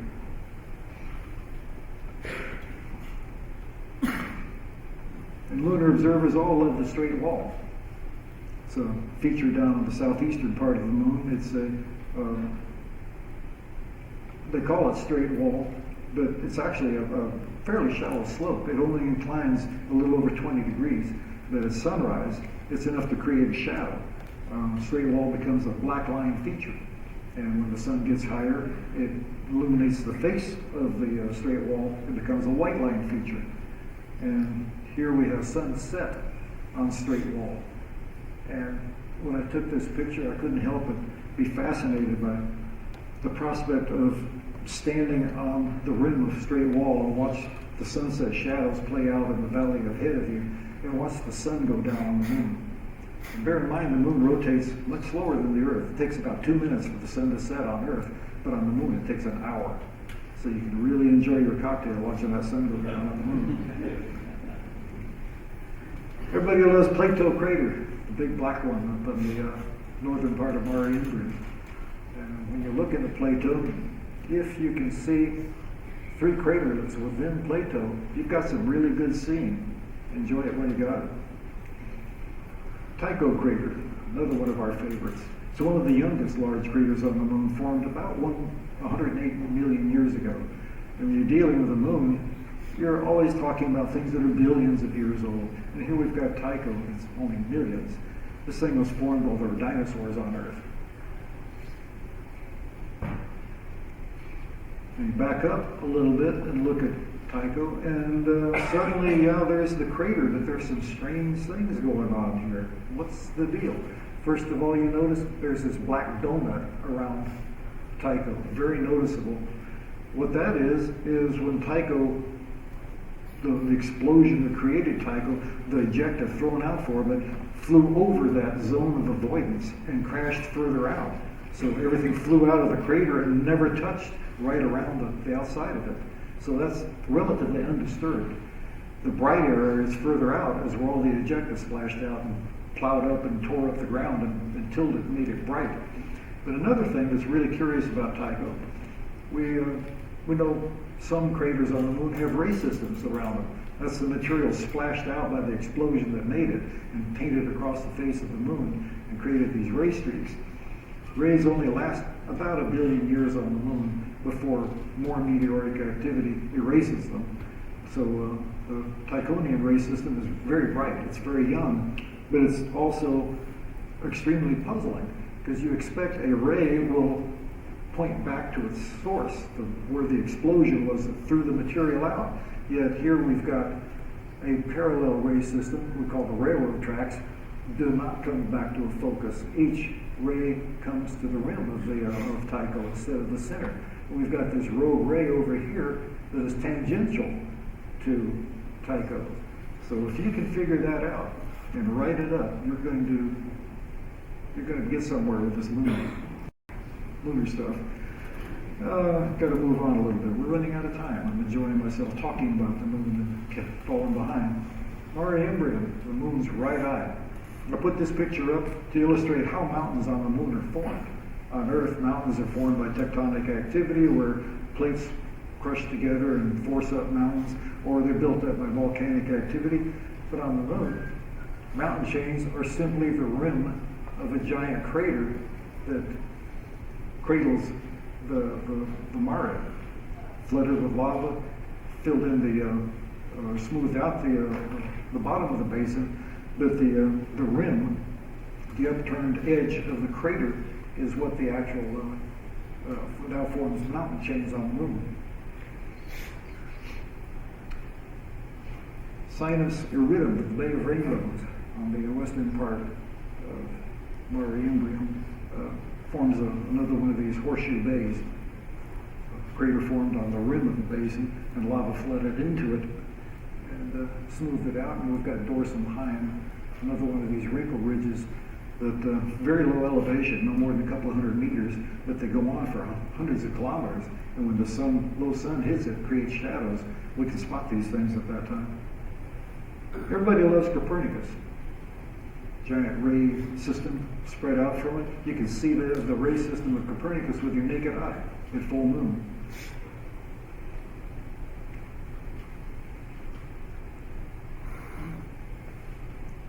More railroad tracks on the moon. This triple system of rills. They're essentially stretch marks on the moon. This particular system where lava subsided after the formation of the lunar maria, and as the lava subsided and slumped to the middle of the basin, it stretched the surface between them and pulled open these big cracks. This thing spans several hundred kilometers long, and each one of these rills several kilometers across.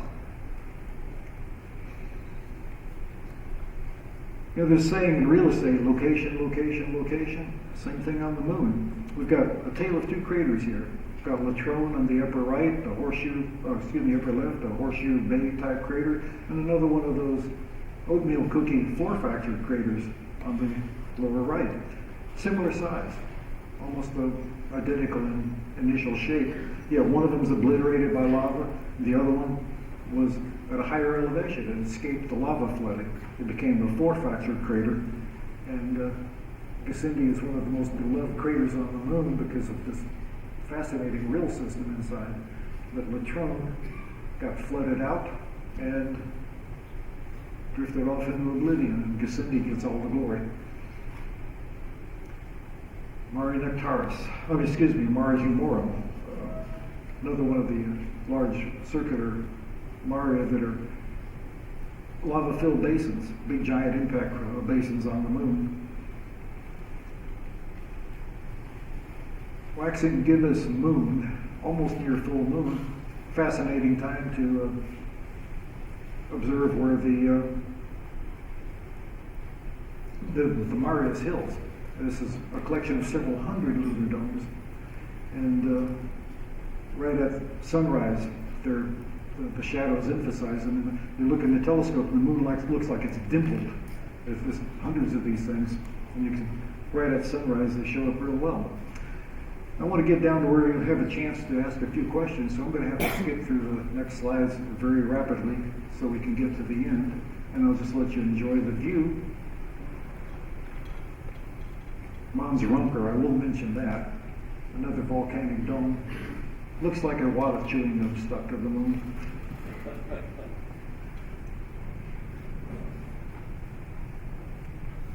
And the Aristarchus Plateau. Look at the Schroeder's Valley. The molten lava flowed through that at one time. A close-up of Schroeder's Valley and the entire Aristarchus Plateau and the Aristarchus crater, one of the brightest craters on the moon.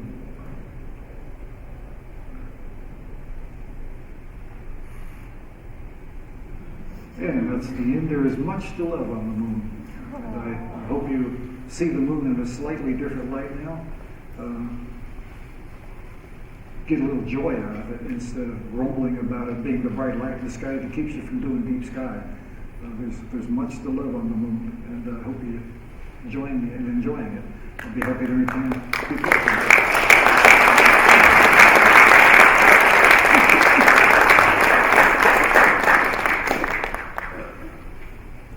Any questions? Oh, I can barely see. I'm blinded. Sir? The focal length of my telescope, when the seeing is good, I'll put a 2.5 Barlow on it, PowerMate, and jack it up to 7,000 millimeter focal length, running at f/25. There's a question over here. Sir? What type? I assume you use some sort of polarizing filter. Is it fixed or variable? No, I don't use a polarizing filter. I do use either an IR block filter if it's good and dark at night, and because the camera's sensitive to infrared as well, and it'll create an out of focus ghost image. But if I'm shooting in bright red twilight, like shooting a crescent moon that has to be fairly high, and if I wait for it to be dark, it'll be too low. Then I use an infrared pass filter that blocks white light and focus entirely in the infrared, and that works better when we have a lot of sky brightness from twilight. No more? Well, thank you very much for your attention. Oh, one more? Oh, there you are. Okay, ma'am. Photograph of the cities looking at the moon available? Actually, I stole it off of Facebook. I don't know who got it. You get all these cute pictures that pop up on Facebook. You didn't create that. I did not create that. I can't take credit for it. So, whoever EatDog07 is. Anybody else? Did you have a question? Yeah, any advice or precautions about using a color camera? No, there's nothing wrong with using a color camera. I use a monochrome camera because I like the added sensitivity. But if you have a color camera, one of the color Skyris or ZWO or QHY, whatever, by all means go ahead and use it. The Bayer matrix filter on it does reduce its sensitivity to low light compared to a monochrome camera. And since I like to follow the shadows and get over on the Terminator, I need all the light, all the sensitivity I get. And since the moon is a black and white object essentially anyway, it doesn't make any difference. So I use a monochrome, but if you have a color camera, go ahead, use it. It'll work fine.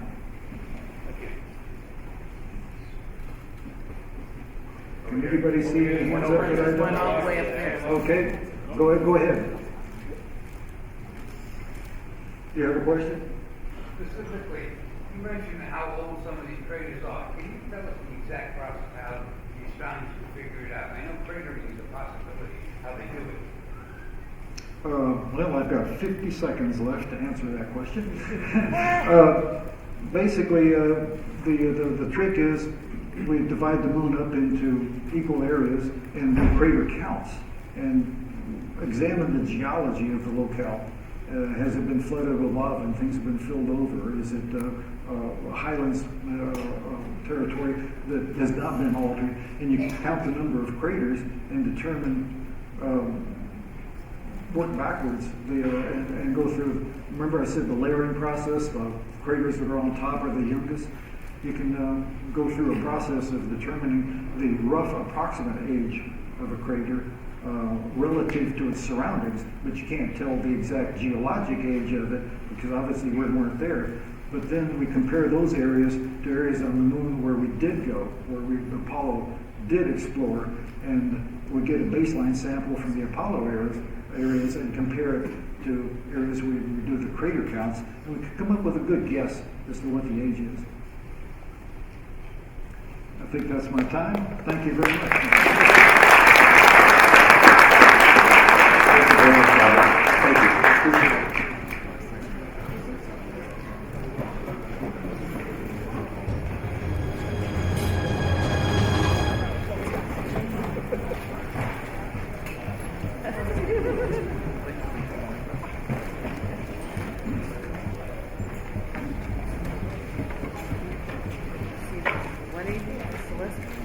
Yeah.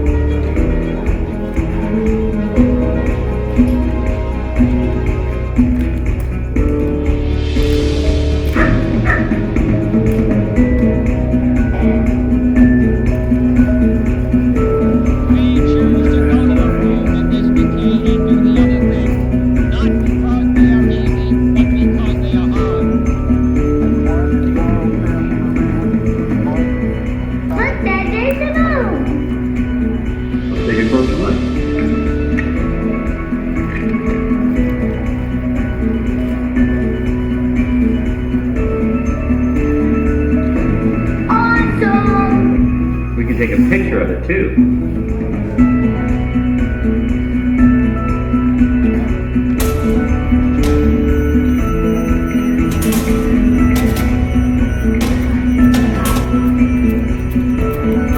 There is not another field of human contemplation so wonderfully rich as astronomy. It is so easy to reach, so responsive to every mood, so stimulating, uplifting, abstracting, and infinitely consoling.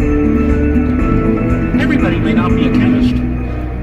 Everybody may not be a geologist or a mathematician, but everybody may be and ought to be, in a modest personal way, an astronomer. For stargazing is a great medicine for the soul.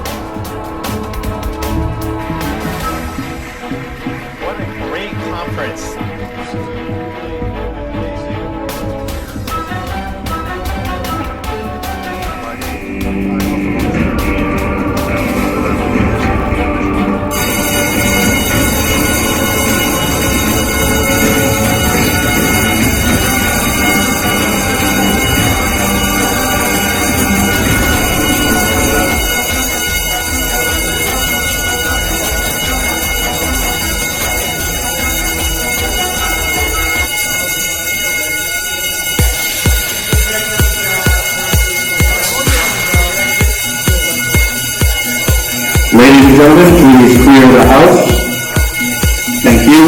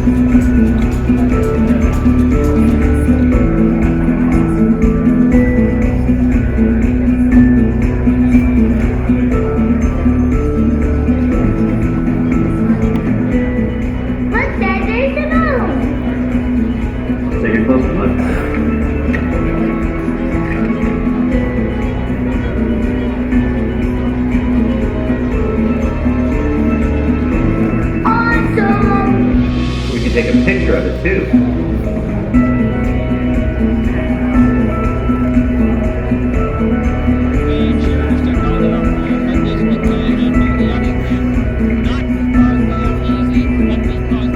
Look, Mommy, we took a picture of the moon.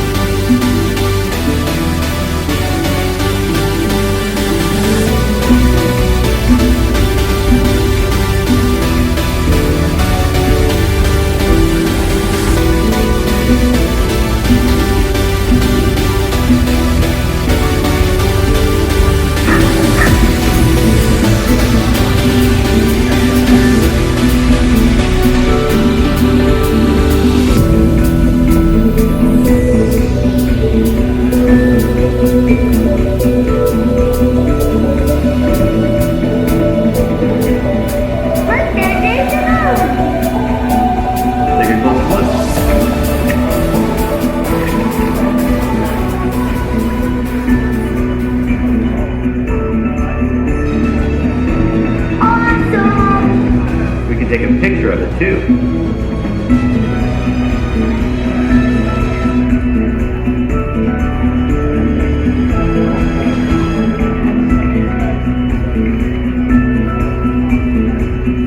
Look, Mommy, we took a picture of the moon.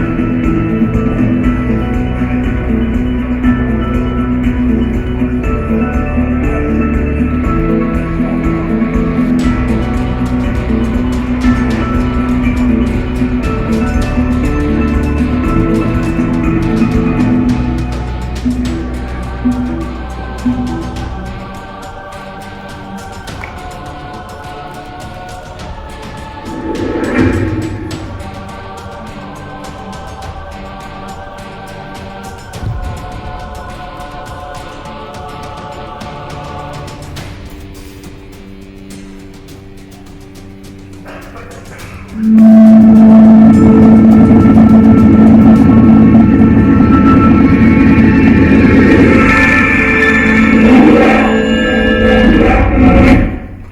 now, ladies and gentlemen, the hardest working MC in the cosmos, Vincent Coulihan. Hey, welcome, folks. Welcome. Thank you for coming back. We certainly apologize for the events prior, and we appreciate that it was handled safely. You can be assured that it is safe. I actually get now to introduce the hottest speaker in the cosmos. Based on that, we had to tone him down a bit. But again, thank you very much for your patience. Our next speaker is retired. He was the Dean of Mathematics and Natural Science and Astronomy at Florida State College. Here today to talk to us about preparing and what to expect for the Great American Eclipse in 2017. I hope you're all aware of this, August 21st, 2017. Please give a warm and loud welcome to Mr. Mike Reynolds.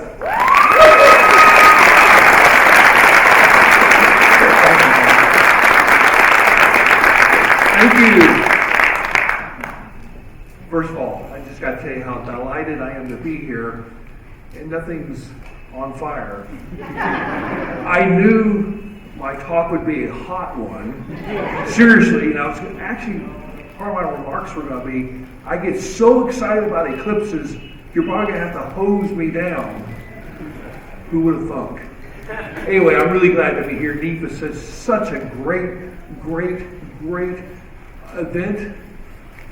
Get a chance to meet friends and new acquaintances and hear some folks talk about some topics that may be near and dear to your heart or might be by the time you hear them conclude. So I want to talk about this event coming up this summer, but I have to ask a question first. I can't see great out in the audience, but how many of you have never seen a total solar eclipse? Just show of hands. Okay, then we got some lights up about a third of you. All right, so that tells you something. You're in for a treat. And if you've never seen one, I'm going to try to describe it and talk about what to look for and show you some pictures and give you a feel for it. This will be my 19th total solar eclipse. Now, I'm kind of a neophyte. There are actually folks like Lynn Snyder who've seen 34. So just seeing 19 is kind of down on the scale. But I tell you what, every one of them are different and every one of them are terrific. So let's kind of talk a little bit about it. It's 141 days, 23 hours and 37 minutes before totality. But who's counting? The countdown clock is running, and that's one thing to be aware of. So if you look up classic textbook descriptions of eclipses, and this is a Webster's dictionary, it says, the total or partial obscuring of one celestial body by another, or the passing into the shadow of a celestial body. That doesn't even touch the experience of a total solar eclipse. Probably most of you have seen a total lunar eclipse. Probably nearly everyone in here has. They're terrific. I love them. They're beautiful. They're just terrific because they last longer than a total solar eclipse. But yet that doesn't even hold a candle to a total solar eclipse. So the mechanics of how a solar eclipse works is pretty straightforward. The moon passes between the Earth and sun, and the moon eclipses or blocks off some of the sunlight. You have to be underneath that umbral shadow though to see totality. A lunar eclipse is the flip of that. And the reason I wanted to just show you, I'm an educator, I'm a college professor, so this is what I do, I teach. By the way, there will be a test at the end of this. And you cannot use fire alarms as your excuse. So lunar eclipse is the opposite. In this case, the moon is being shadowed by the Earth, that is, the Earth slips between the moon and the sun, and you see a lunar eclipse. And again, beautiful, beautiful. You look at these images of eclipses and you try to describe them. Even a lunar eclipse is a little bit difficult to describe because usually they're all different. And even though you don't have the effects you have with a total solar eclipse, they're still pretty spectacular. So I made up a little graphic here we use in our textbook on laboratory astronomy that shows why we don't see an eclipse every 30 days of the sun and every 30 days of the moon. It's a very simple dynamic. You may have a new moon that could eclipse or cover the sun, but what happens, the tilt of the Earth-Moon orbit is a little bit over 5 degrees from that of the Earth-Sun, so usually the moon is above or below. Likewise, when you get on the other side, the Earth's shadow usually passes above or below the moon. Now there's another little graphic I put together here to kind of compare Earth, Sun, and Moon positions, just to keep it straight. Again, you have to forgive me, I'm an educator, I like doing this. This first diagram is a solar eclipse where the moon passes between the sun and Earth. So the moon is doing the blocking or eclipsing of the sun, thus a solar eclipse. Lunar eclipse is the second type we've talked about, and again, that's where the Earth slips or passes between sun and moon. Earth's shadow goes onto the moon when we see a lunar eclipse. But I bet you didn't know there's a third type of eclipse. It's called an apocalypse. That's when the sun passes between the moon and Earth, and it truly is an apocalypse. So, why do we chase these eclipses? What is it that draws humans to see these events, and some of us time after time after time after time? I think it's partly the human curiosity. I think it's partly what an eclipse represents, this wonderful alignment of the Earth, Moon, and Sun. But I think there's something that sparks it even deeper for many people, and that's just the, I'll use the word emotional type of reaction to eclipses, and that's what I'm going to try to capture here. This is a terrific NASA graphic showing how the moon's shadow will sweep across Earth. I'm not going to spend a lot of time on maps, but here we can see, again, the shadow, that's the penumbral shadow, the partial shadow, and here's this black shadow running across the United States, starts in Oregon, moving about 2,400 miles per hour. 2,400 miles per hour, the shadow is moving. It races across the United States. It gets about midway through, it's moving about 1,400 miles per hour. So this is an eclipse that only the continental United States will see totality, unless you want to row out into the ocean on one end or the other. So this is very, very unusual for us, and we'll talk about how unusual that is in just a moment. So another great graphic. This was done by Michael Zeiler. He has a booth here at NEAF, and you ought to go see he and his wife Polly, because they've produced, and Michael is a cartographer, produced some terrific maps of the eclipse. And the beauty about Michael is that you get the stuff online for free. It's terrific. And he's designed an app that you can download that not only has the eclipse path, but will update you with things like traffic, weather. You talk about something that will be valuable come August 19th or 20th, 2017. So get over and see Michael, or check out his website, greatamericaneclipse.com. Again, a lot of people, I don't say a lot, a few people do make terrific maps. Fred Espenek being another one. Michael's are excellent and good materials you can check out. So, where to go for the eclipse? Well, there's a variety of places. This may be, should I say, the most unusual. You've heard of Woodstock. It's called Moonstock, and it'll be a music festival, as the organizers describe it, of 4 days of music.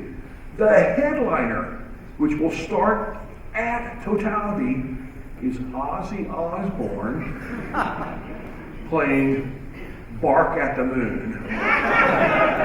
Now, that's both scary and intriguing, but it's good to see that even the Woodstock types are going to take advantage of a spectacular event. So go see Ozzy if you want to.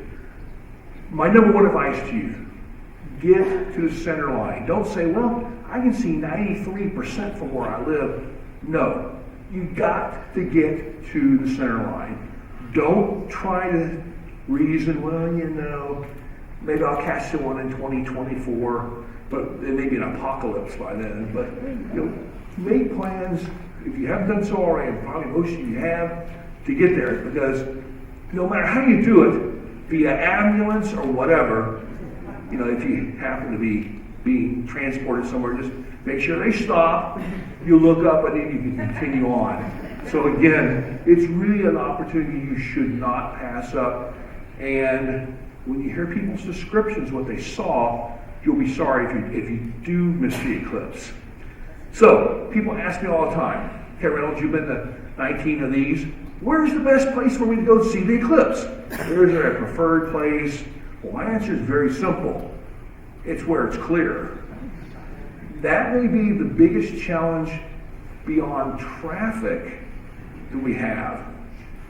Because, you know, you want to get there and you want to see the eclipse. That's the idea. Yeah, you get a good feel if you're there and it's cloudy, but you still feel the shadow, see the shadow come over. And you do feel it too, by the way. I'll talk more about that.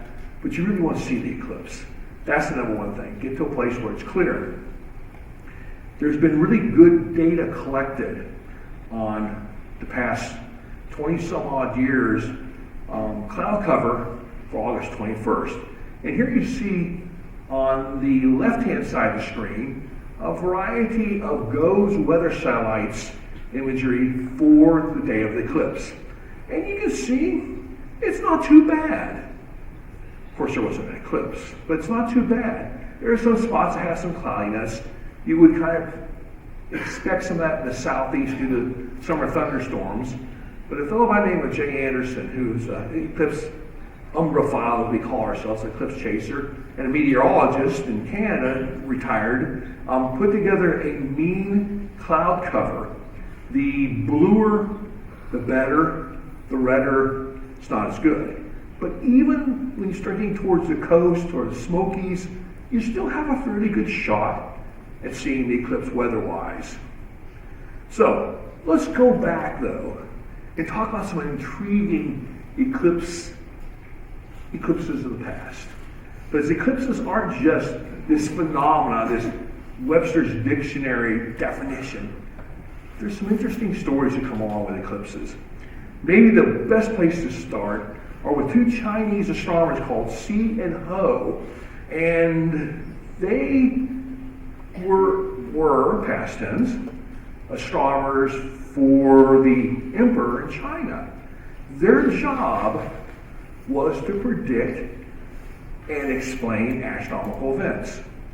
Well, as the historical story goes, Si and Ho hit a little bit too much of the moonshine and failed to predict a total solar eclipse. So how could the emperor explain thereby his divinity if there's an eclipse occurring and he didn't even know about it? Well, they were terminated permanently. I'm glad that they don't do that these days if we mess some numbers like that up. But they were literally executed for failing to predict this eclipse. St. Benedict was so affected by a total solar eclipse as he went into his ministry, he decided to start something called the Benedictine Society, which is still in effect today.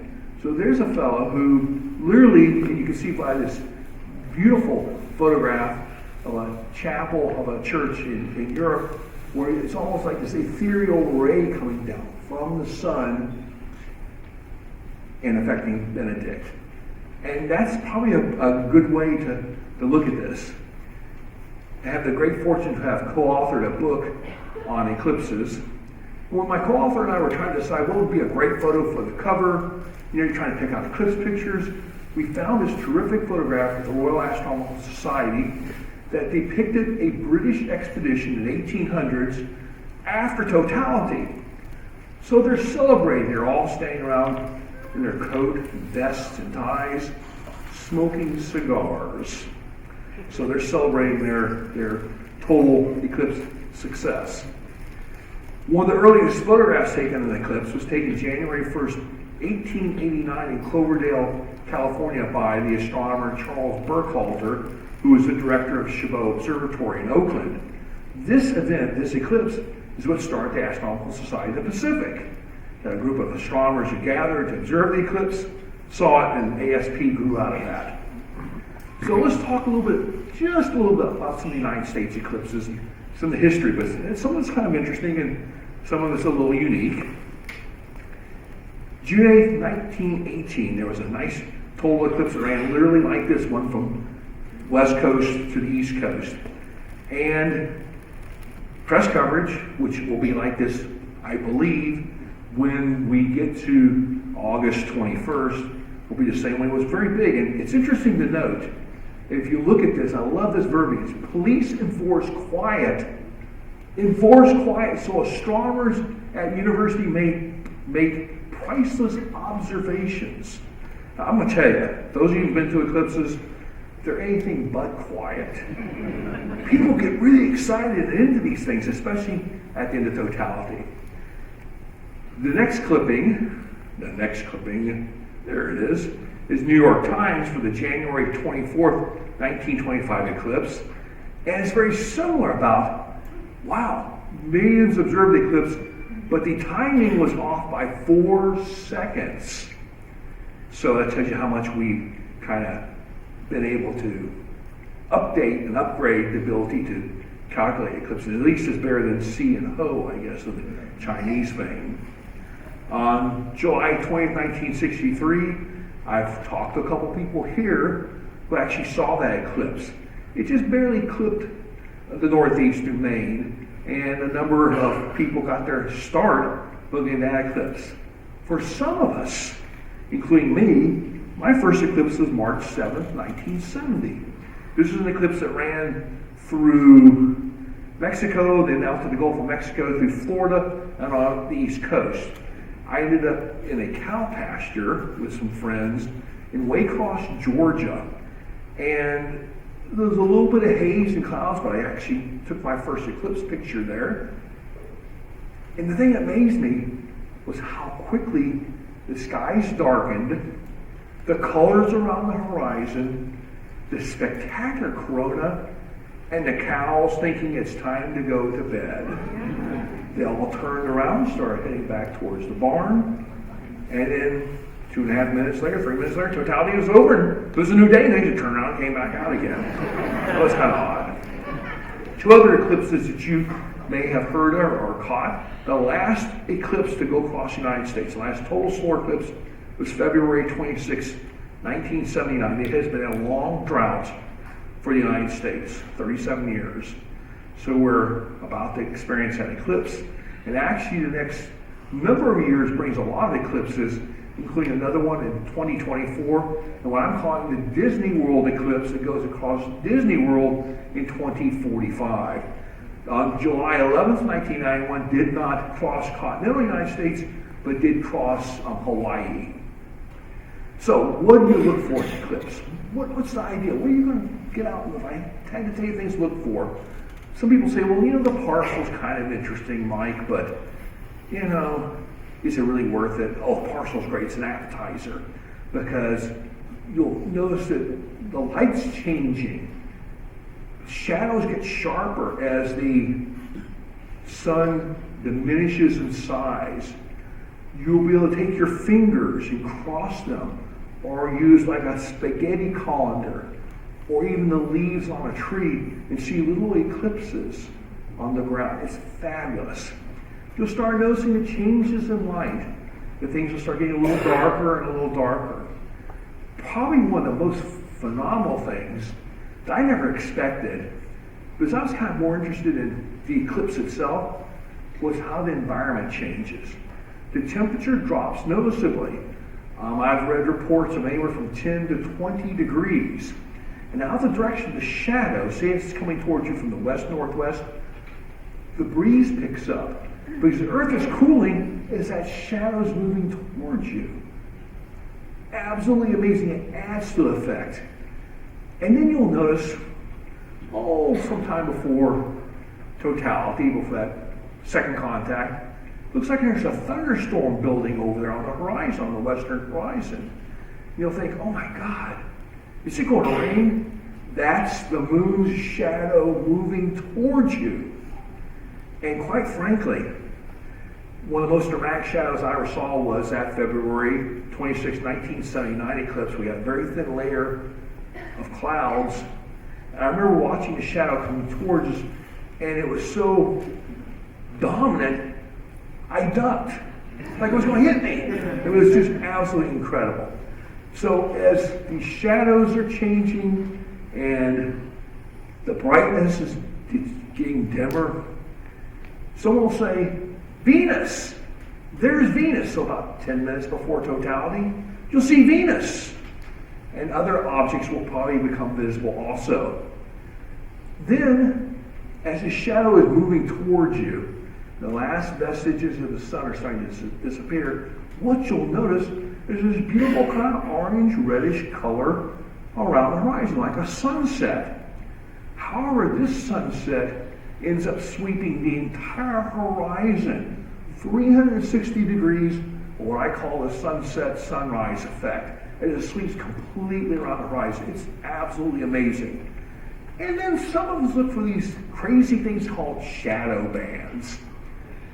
I wouldn't spend a lot of time looking for shadow bands, especially if this is your first eclipse. But what happens is as the sun diminishes in the amount of light visible, it almost comes to a point.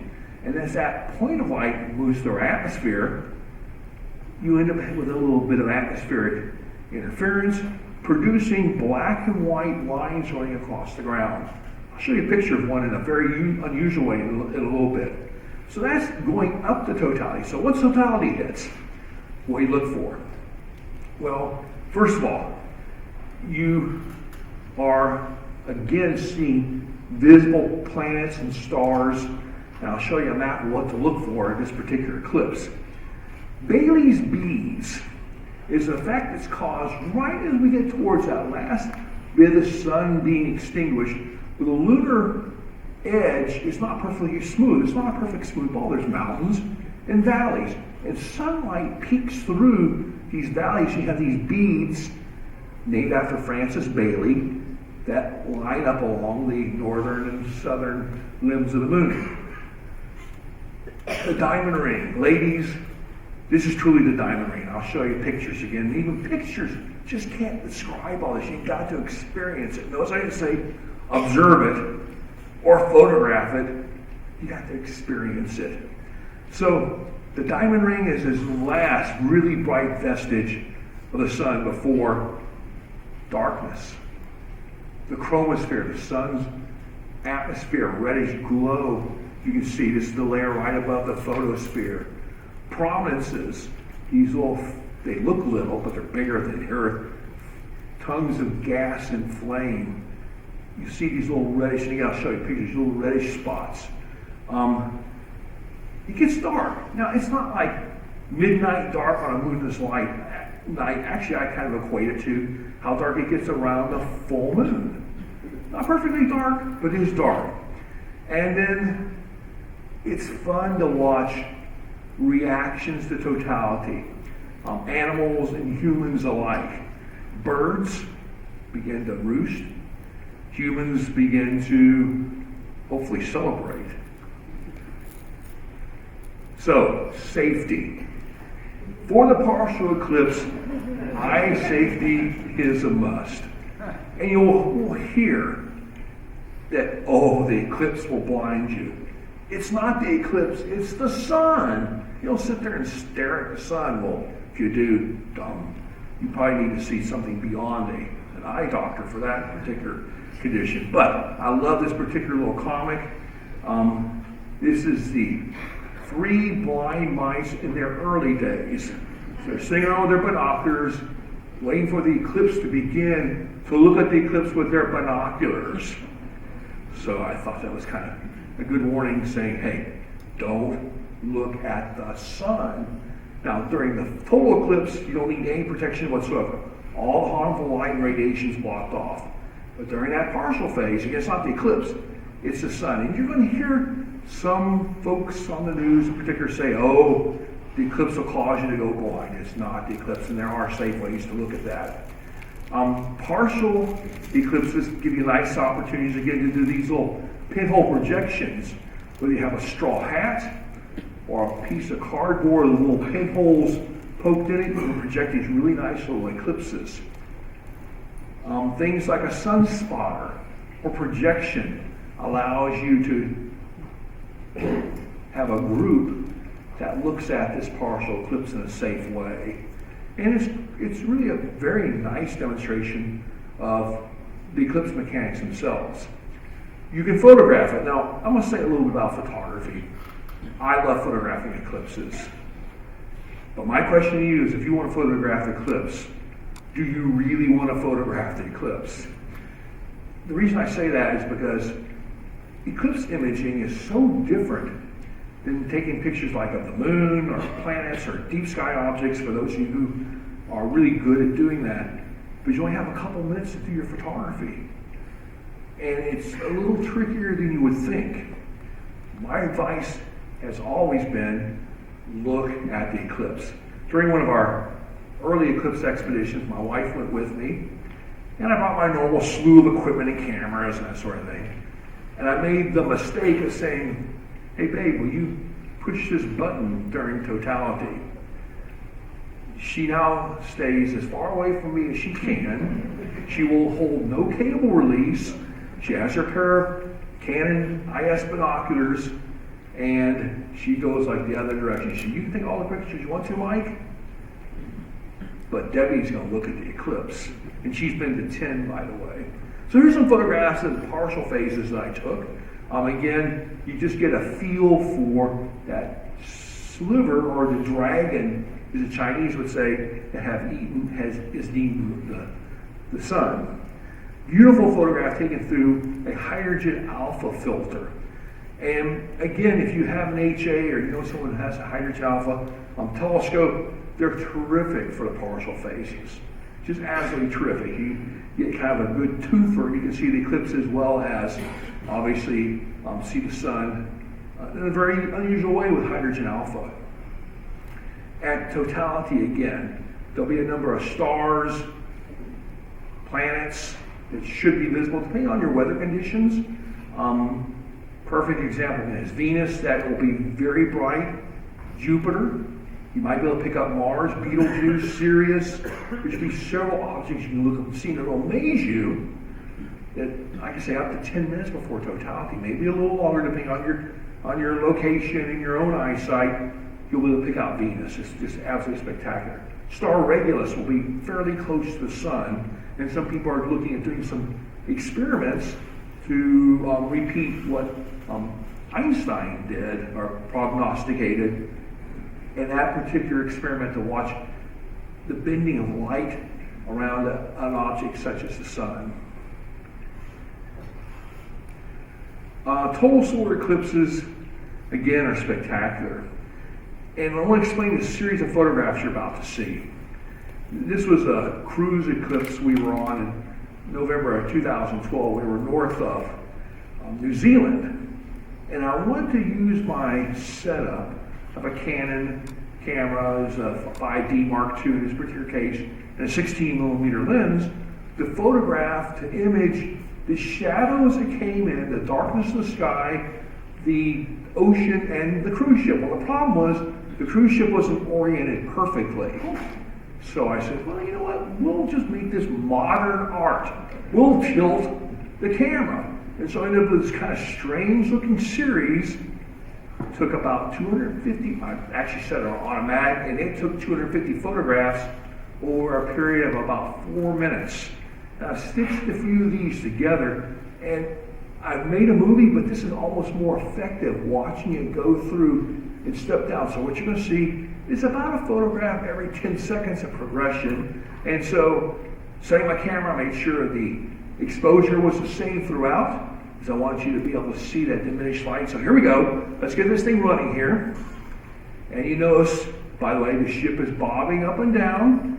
The sun's becoming a little dimmer. See the darkness of the sky as the shadow approaches you. Totality. Look how black the sky is. You see that little eclipsed sun up there. And the ship was, by the way, bouncing up and down. Not much. We continue through. We continue through. It's gotten even darker than it was when it first became total. Now, third contact. the eclipse is over and everybody's celebrating and asking when the next eclipse will be. Just absolutely spectacular. By the way I did this is a little sneaky. In addition to having to tilt my camera, I took a monopod and just used a bungee cord and bungeed it to the rail of the ship, set my camera up on that, and just set auto timer and let it take some photos. The colors I mentioned. My wife loves photographing people, and she got this terrific photograph off of Maracay, which is, well, it used to be the old Gilbert Islands for the 2009 total solar eclipse. But what's kind of nice about this, not only do you see the colors, darkness of the sky, but people in boats. So I tried to match it, but I actually like hers better. This is the one I took on the ship itself that shows the eclipse sun, the top of the ship with two people observing it, and just that darkness of the sky. But I actually like hers with the colors a little bit better. The diamond ring, again, ladies. This is the diamond ring. And again, I tried to explain to people what this is like. The emotions that you're running through, the temperature changes, the colors, the shadow, Bailey's beads, diamond ring, Venus. You just got to experience it. So this is the diamond ring. This is the last vestiges of the sun as it disappears behind the moon. And then you have totality. I put a variety of pictures up here just so you can see there are different things you look for. The upper left-hand photograph is 1/8,000th of a second that shows the inner corona of the sun, the inner crown or atmosphere, we call it the corona, and as well as some prominences. You can see as I increase my exposure, I get a little bit more of that corona. And in fact, as I continue to increase, you can see you get a little bit more corona, until you end up, that last picture I have up here, 1/80th of a second, and a lot of that outer corona. Now, if you look at that, you'll notice these beautiful streamers that come out of the sun. Every eclipse is different. Depends on solar activity. There's just so many variables that can happen there. How clear or dry are your skies? How good your focus on your camera? All these little factors. But notice also not just the corona, but the blackness of the moon. Now that's a new moon. That is just jet black. This is a kind of a neat picture for a couple reasons. This was during an eclipse that was called a hybrid or total angular. Part of the eclipse was totality, 30 seconds, and because of the Earth's curvature, the moon was a little bit further away and became an annular eclipse. So there were four of us who were taking pictures. And what we did is each of us maybe had like a really good picture of diamond ring or the chromosphere or the outer corona or Venus. See right here? That's Venus. So what we did is we went back into Photoshop and stacked four images to give you this absolutely gorgeous view of the eclipse. The one thing you'll notice with pictures is they don't photograph what you see with your eyes. You see this wonderful high dynamic range. Photographs only capture little pieces of it. And that's why going back in and stacking images has turned out to be a really nice way to better represent what our eyes see. This is one of my favorite stacked images because it looks more like art than it does science or an eclipse. It's the last time I used film at an eclipse. This was a nice eclipse that was in South Africa, actually the country of Zambia. We were near Chisamba, and I used this stuff called film. That's a four-letter word, by the way, film. And those of you who might remember something called ectochrome. Boy, you know, you say those today to my students who are 18, 19, 20, 21-year-olds, and they just have this blank stare on their face. I don't know what film even is. But what I did is I went and I stacked a series of 10 photos, and it turned out to be very artistic. It looks more like, you know, an eye with a pupil in the iris, or it looks more like a flower. And so even though it's not as, quote, scientific looking, it just has a certain beauty about it that really appeals to me as more of as a person than as a professional astronomer. This is one of my favorite stacked photos. I took a number of photographs with a very simple setup, a nice 80mm apo and a Canon DSLR, no fancy stuff there. You know, apos obviously are good telescopes, but it wasn't a big one. And then I took and stacked a series of images to come up with this. You can see the beautiful streamers coming out of the sun, that nice bright inner corona, and again how black the moon appears in this. This may be my luckiest photo of all times. We were on Easter Island for the eclipse. And right before third contact, that second diamond ring appears, we had some very thin clouds come into the viewing area. I thought, well, you know, we got to see totality. Thin clouds can give us an interesting effect. And so, hey, I'm good with that. So I'm furiously taking pictures like I normally do. By the way, during totality, I usually take somewhere in the neighborhood of, 250, 300 photos. That's kind of scary, isn't it? And I still look at the eclipse too. So I got back, I'm looking at this photograph, and I'm saying, there's something wrong with my camera. But as I looked at it, I noticed there are very thin lines. You may be able to see those in this large projection. There are very thin lines running across the photo. I'm thinking, what's wrong with my camera? There's some sort of strange noise in the photo. Then it dawned on me. Those are shadow bands. Two of us, for the first time ever, had photographed shadow bands in the sky at the end of the eclipse, and we never saw them visually. All we saw was this beautiful, little bit hazy diamond ring.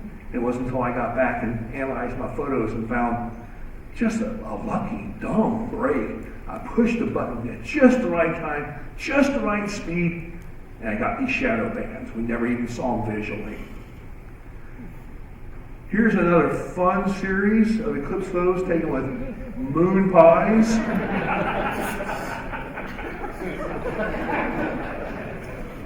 You know, being a college professor, I have to find ways to keep my students from text messaging during classes. So you do things like lure them in with moon pies. Plus, this eclipse you can eat when you're finished with it, so it's a little bit different. But you can kind of see I have a little bit of a sense of humor when it comes to this. My wife loves photographing people, as I mentioned earlier. And these are just some of her photos. And you may think, well, that's kind of like Reynolds showing his home family pictures. These are our family. These are people who shared a very special event with us. The upper left are a couple of young boys on the island of Maracay for that eclipse night in 2009. Wonderful people, just so warm in receiving us. Plus, I've traveled all over the world, literally from Antarctica north. It's the only place I have ever been that did not have McDonald's. How's that? Yes, there you go. I agree. So we got to see a great eclipse, meet wonderful people, and no McDonald's. The second photograph, again, my wife likes showing different equipment and people.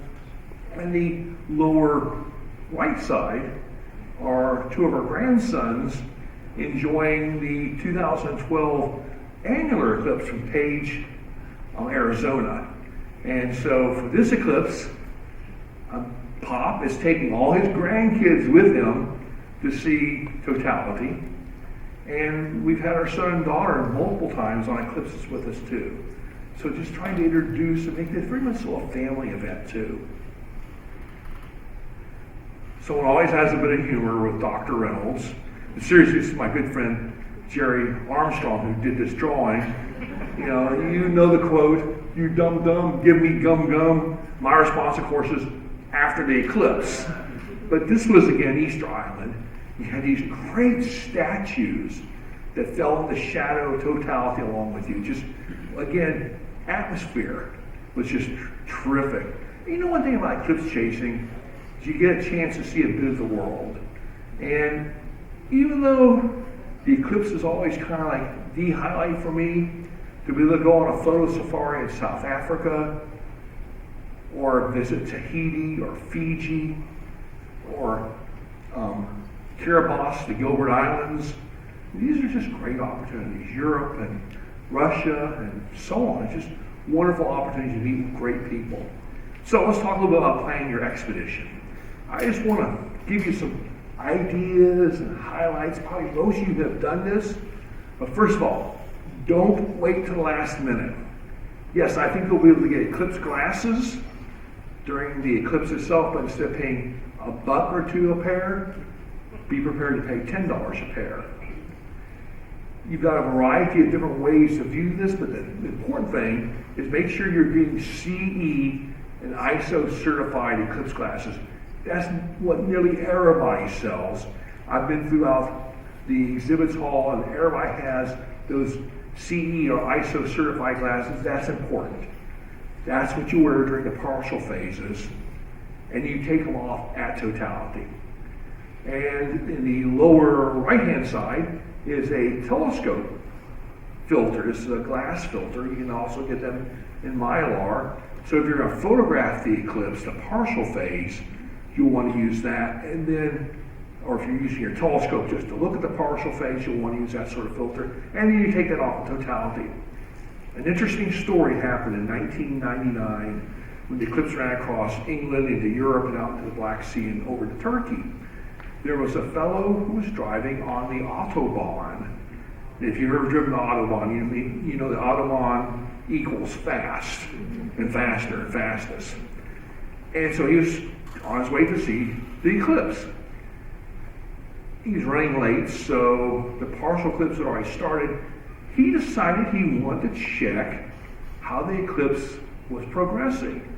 So he's driving the Autobahn at some insane speed and puts on his eclipse glasses. He was totaled, to say the least. So just be aware. By the way, what I like for kids, and I'm going to use my grandkids, I love the eclipse glasses, but kids lose them. So I'm getting some of these little eclipse viewers like you see in the middle here. And with that eclipse viewer, what I'm doing is I poke a hole and have a lanyard. I can put it around my 4-year-old granddaughter's neck and she won't lose it. So when she's ready to look at the eclipse, she can hold it up. When she's off to doing something else like 4-year-olds do, she can drop it and it's still there around her neck. So you have young kids or even us old folks, that may be something you may want to consider. Different types of filters for telescopes. Just make sure you get this in advance. This one will be difficult 2 days before totality unless you have a premium amount of money to be able to spend on this. Different types of filters, again, glass and Mylar. I prefer the modern Mylar for photography, but they're all good as long as they're certified. That's so important that you know that. Safe solar viewing is always a must. No matter who it is, it's always a must. And by the way, this does give a new definition to the term sundog. Thank you. I will tell you an interesting story that led up to this photograph. A good friend of mine ran a planetarium, and since we were both in the planetarium business at the time, he called me after the annular eclipse that occurred in 1994. He said, "Mike, you won't believe the phone call I just had." So, well, tell me about it, Jose. What happened? He had a woman call the planetarium after the eclipse, and she wanted to know if she could let her dog go back outside. And he said, "Well, ma'am, I don't understand. Why are you asking me that question?" Well, she didn't want her dog to look at the eclipse and go blind. So make sure your dog or cat has their eclipse glasses ready to go. Kind of interesting and scary.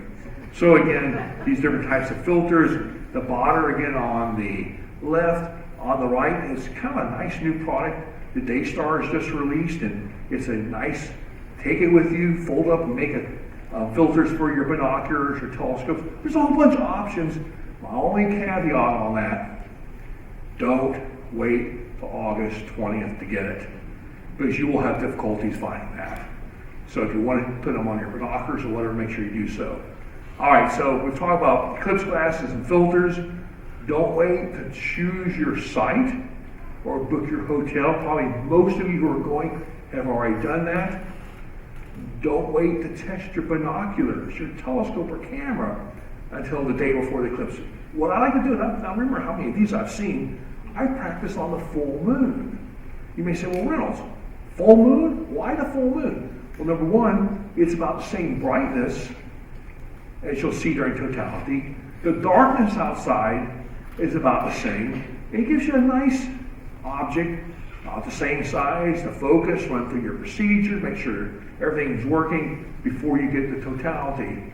So, here's the thing, you got this sun filter on the front of your telescope and you want to take it off as you get to second contact. How are you going to do that without bumping your telescope or lowering the tube or whatever? These are things to think through now, and that's why, even as much as I've done, I love practicing on the full moon.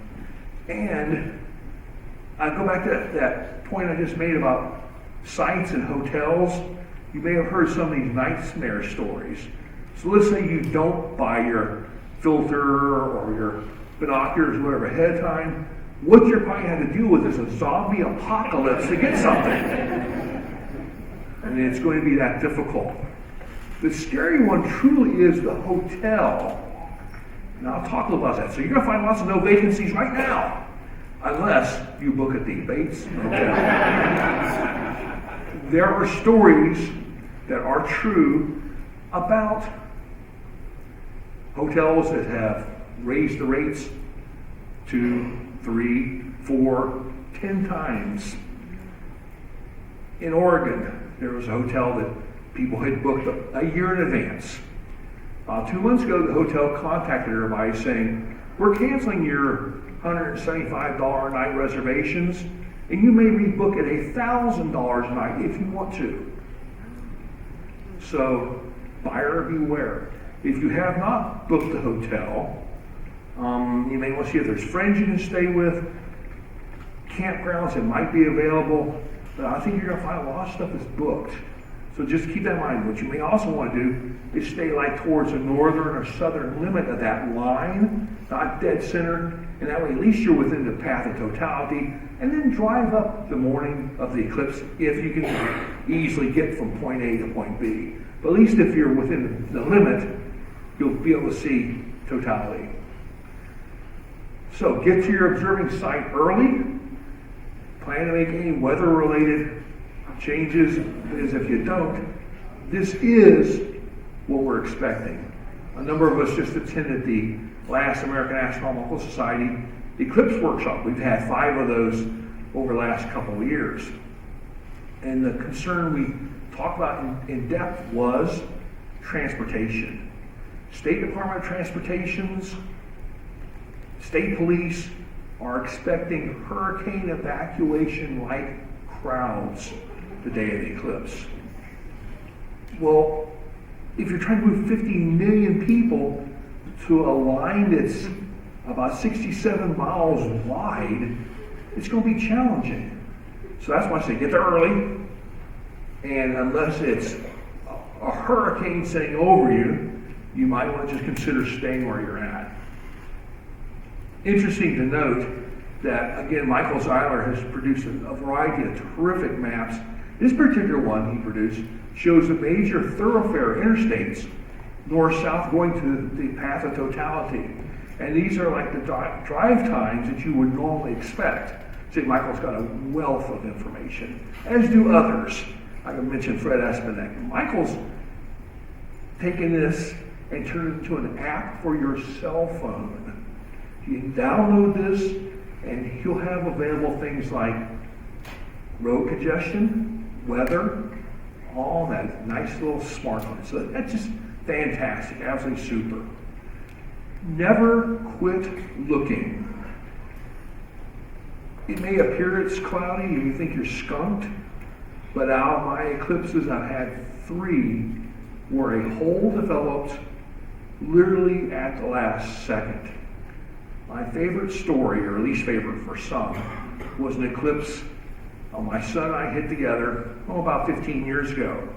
And there were 4 of us lined up in the front row. We had polar-aligned our telescopes, and we were going to image. My son was going to do videography, I was doing photography.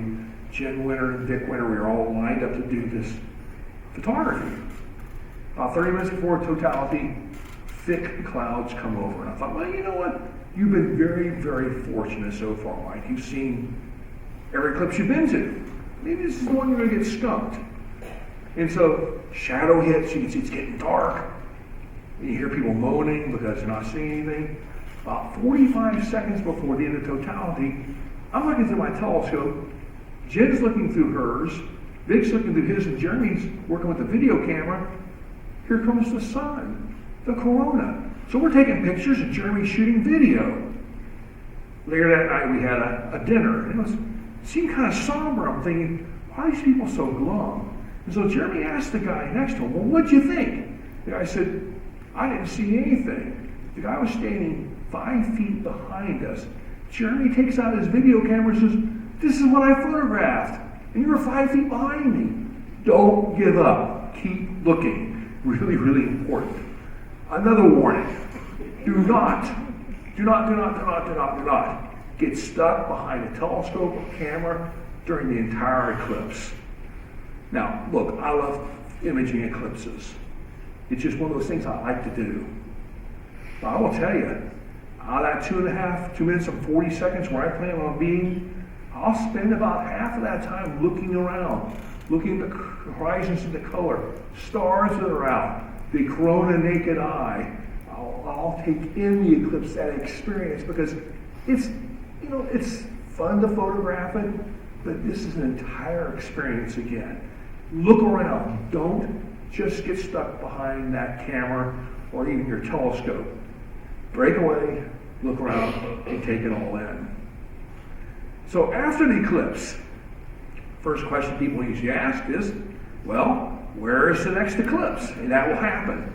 And next eclipse, it turns out, next total solar eclipse is July 2nd, 2019, that actually crosses Chile and Argentina as a sunset eclipse there, by the way.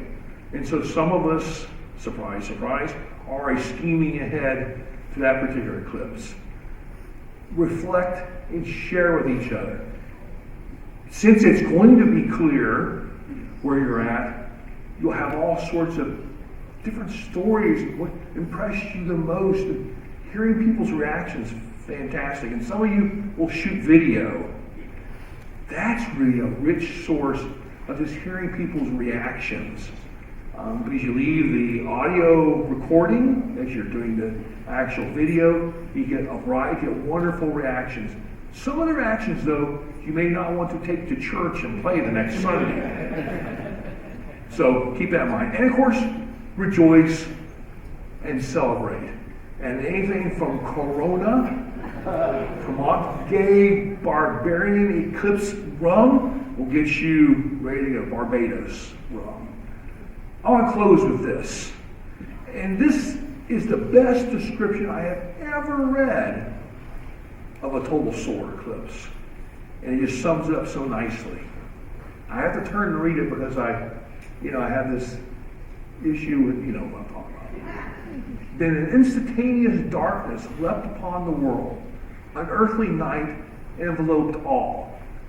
With an indescribable outflashing at the same instant, the corona burst forth in mysterious radiance.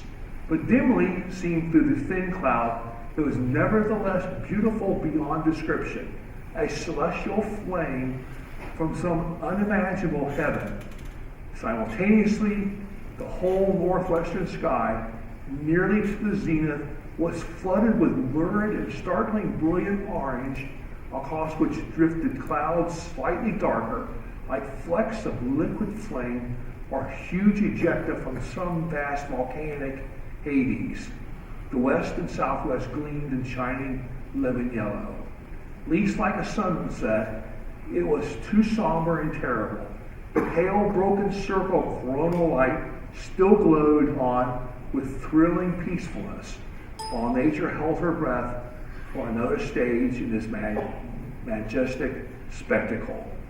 best description I've ever read, but it doesn't come close to being there and experiencing it yourself. It's a wonderful opportunity.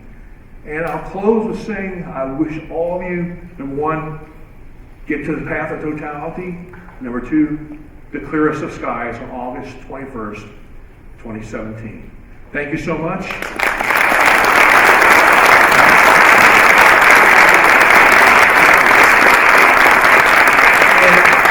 It is indeed a real pleasure to be here with you and share just a little of my passion, which you can kind of tell I get a little excited about this stuff. Probably why the smoke detector did go off in here.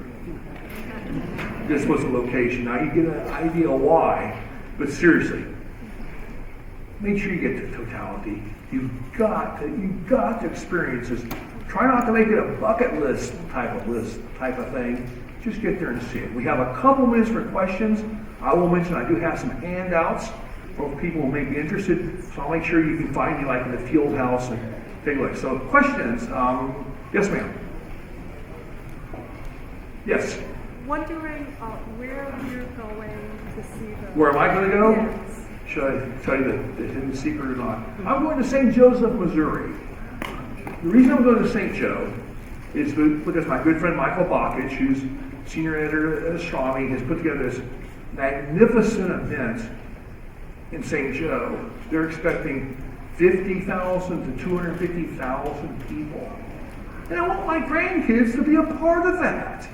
And what a wonderful opportunity. But I always do kind of keep my ear to the weather. And I know Nebraska is like about 15 minutes up the road, so I'm going to go to St. Joe. Yes, sir. One thing I love about your expeditions as well, how people not flash. Invariably run flash, it doesn't work on solar eclipse. I have a slide that I usually put in here about being a flasher. Look, if you have your flash on, it's going to take, 8 minutes and 20 seconds to get to the sun. Oh, the second half to get to the moon. But it has to return back. It's not going to be any good at all. Plus, you have people with pitchforks and torches after you if you flash them. If you can't figure out how to turn off your flash, take a piece of electrical tape and put it over it. Or someone may tape it for you. The second thing is locals sometimes try to be helpful by putting up lights. True story. In Egypt, 2006, the Egyptian authorities were setting up lights so we would be in the dark by taking up. Yeah, that's a good comment to make. Again, you only have so much you can cover in 55 minutes, including the fire drill. Lights will come on because it's gotten dark. So don't hang underneath a street light, because what you'll see is a street light. That's not why you're there. You don't see a street light. So keep that in mind. Okay, I have time for one more question. Let's go over here. We got one over here. The one over here? Okay, in the very back. Either one. If you're staying in the totality, but not smack in the middle, we're going to South Carolina, so we're in Mount Pleasant. Is it worth it to travel to middle line or staying put, but still within that wider line? It's a very good question. Do I have to be that exact dead center line? The answer is no. In fact, you'll maybe lose a little bit of timing totality-wise. As you get closer to that northern and southern limit, it becomes shorter and shorter, but there's actually an advantage. And that's if you get close to the limits, you see extended Bailey's beads, because what's happening there is like a grazing eclipse, which is fabulous, and these beads just kind of wrap around the sun, which is fantastic. So again, get out, don't wait till 2024, get to 2017, clear skies, and keep looking up. Thank you very much. Hey, thank you very much. Thank you.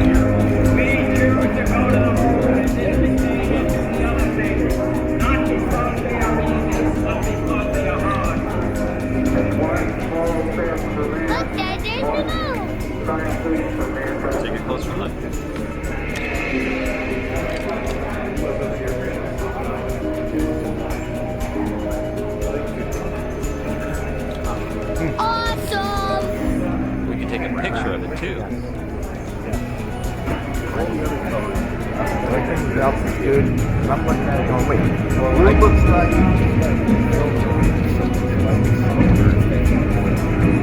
blue looks like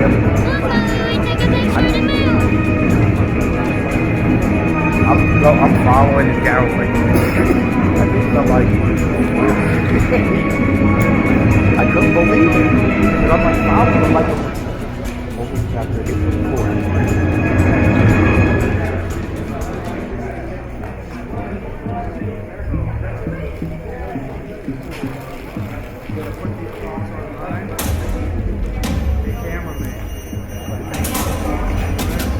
What?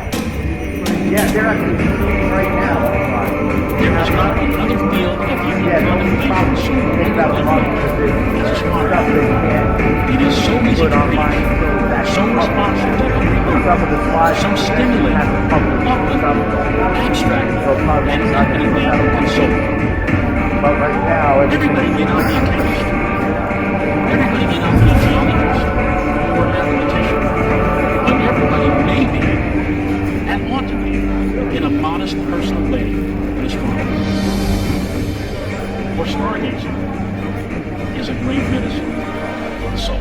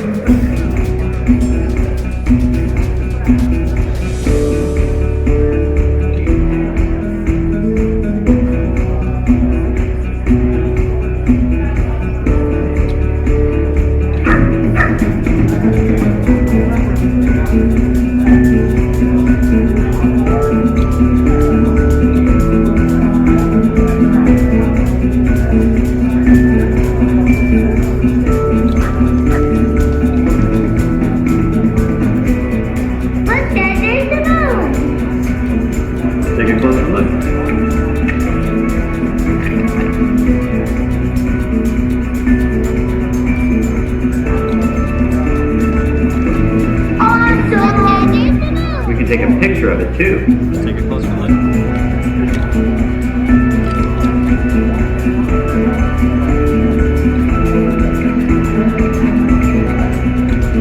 Awesome! We can take a picture of it.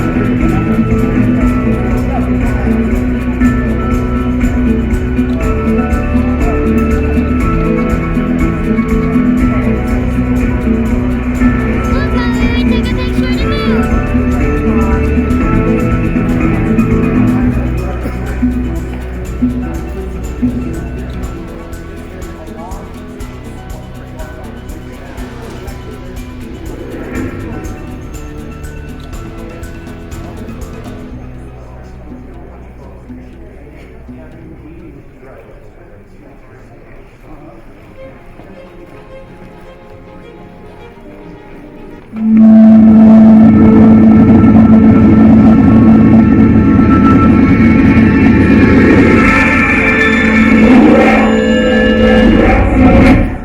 And now, ladies and gentlemen, the hardest working MC in the cosmos, Vincent Coulihan. Hey, welcome back, folks. Welcome back. Hey, are you having a good time here today? You're here for the last walk? That was really good. A couple of things before we get going here. I want to give a really big shout out to Ori, Johnny, Terry, and the production staff here. They're doing a phenomenal job here. Thank you very much.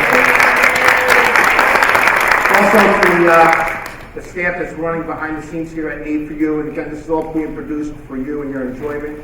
You know, Jose, Frankie, Ed, the president of the organization, a big shout out for them too for putting this on for us. So thank them.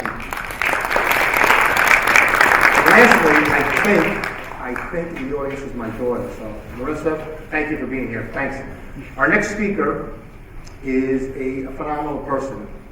And he's formerly on News 12 meteorologist, presently on Files 1 meteorologist. He is so influential that he was able to convince Alaskan Air to deviate their flight path so they can go through a total eclipse back in 2016. So he can convince a lot of people to do the right thing. You know, without any further ado, please give a warm and enthusiastic welcome to NEAF, Mr. Joe Rayo.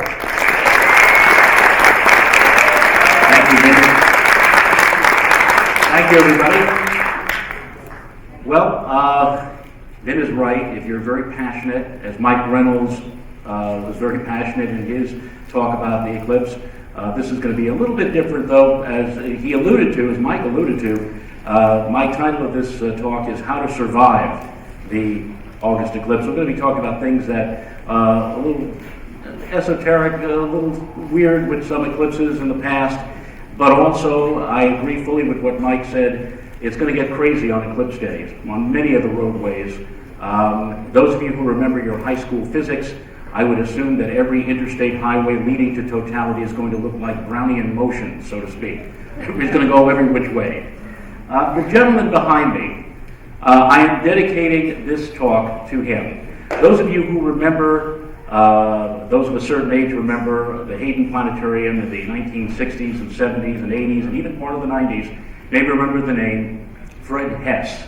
Fred, when he gave talks on astronomy, did not give lectures, he gave orations, he gave sermons. He literally would lift you out of your seat because he was so enthusiastic about the subject that he was talking about in astronomy. Fred did not see his first total eclipse of the sun until he was 50 years old.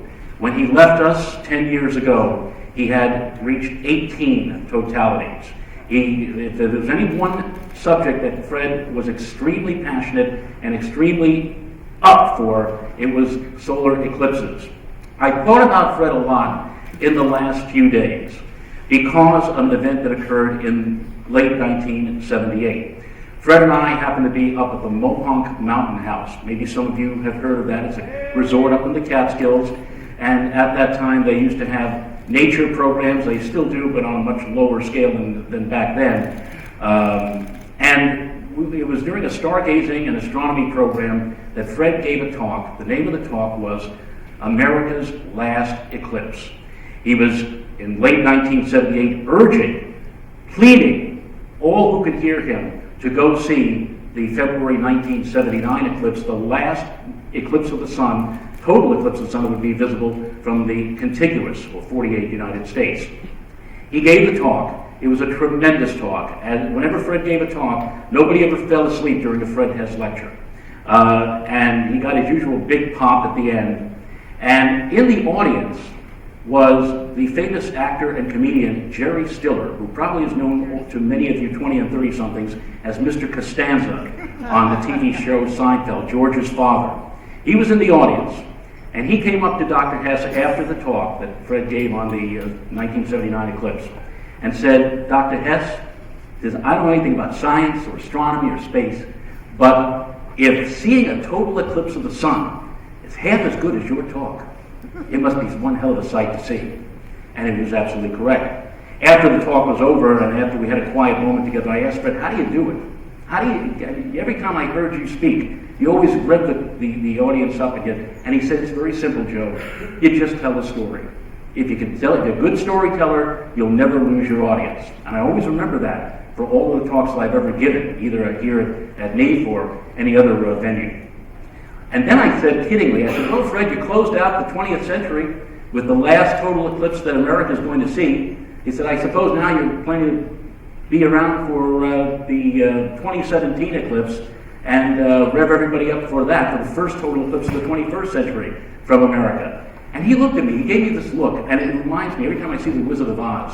Remember that part of The Wizard of Oz when the wizard tells Dorothy he's going to take her back personally to Kansas, and Dorothy says, but are you a good enough wizard to do that? And the wizard says, child, you cut me to the quick.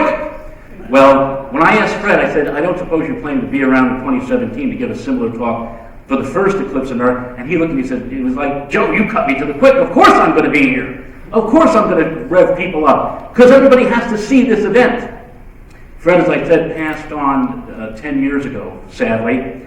But his wife, after he passed on, gave me one of his memoirs. It was a book that he wrote about the adventures of an eclipse chaser. And toward the end of the book, Fred makes an allusion to the eclipse that we're all waiting for in a few months. He says, the 2017 eclipse has personal significance for me. The shadow will pass over the Gateway Arch in St. Louis, cross the Mississippi River into Illinois, into East St. Louis, Illinois, and there, a fraction of a mile from the river, is my birthplace. I feel impelled to be there, ready to welcome the shadow to my ancestral home. At age 96, I expect to be there. Sadly, Fred is not. But what you have here today before you is one of Fred's disciples, and I'm going to do my level best to get you all hyped up about this event if you've not already been hyped up already. So, are you all ready to come on board and take a tour of the All right. Great. Fantastic. Fred, are you ready? He's ready. Let's go and talk about 2017.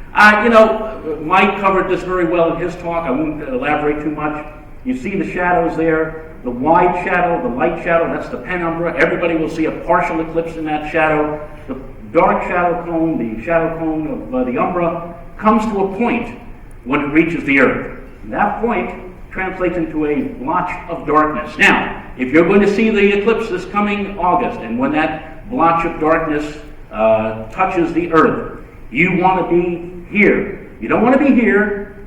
You don't want to be here, where 99%. There was a physics professor online about a month ago, and the solar eclipse mailing list, the SEML, hundreds of eclipse watchers from all over the world, The quote from this physics professor in Boise, Idaho, to the local press said, well, you don't have to, you can stay here in Boise. You'll just get a good enough view of the eclipse here as you would if you were in the totality path. Boise, by the way, is going to get 99%. And people, those of us who are into this sort of thing, we went crazy. We want to know where this guy was, or where he teaches, want to go to Boise and lynch him or whatever. Because you don't do that. That's not the way. You have to get into that dark blotch. You have to get into the path of totality. Now I'm going to ask a question.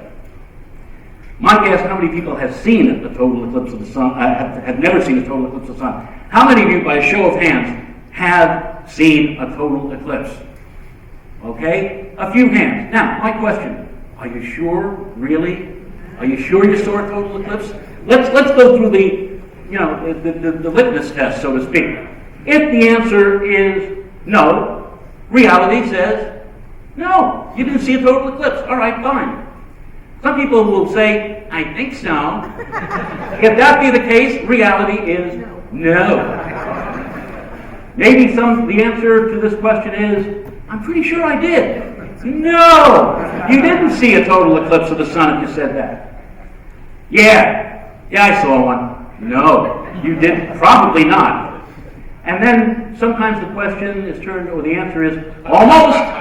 Well, if that be the case, maybe you were in Boston in 1970 when they got a 97% eclipse while Nantucket Island got total. Or maybe a lot of you seem to remember this. The annular or ring eclipse that was over upstate New York and New England in 1994, that everybody thought, I think they were seeing a total eclipse, and they really weren't seeing a total eclipse. In fact, to me, an annular eclipse is nothing more than a very fancy partial eclipse.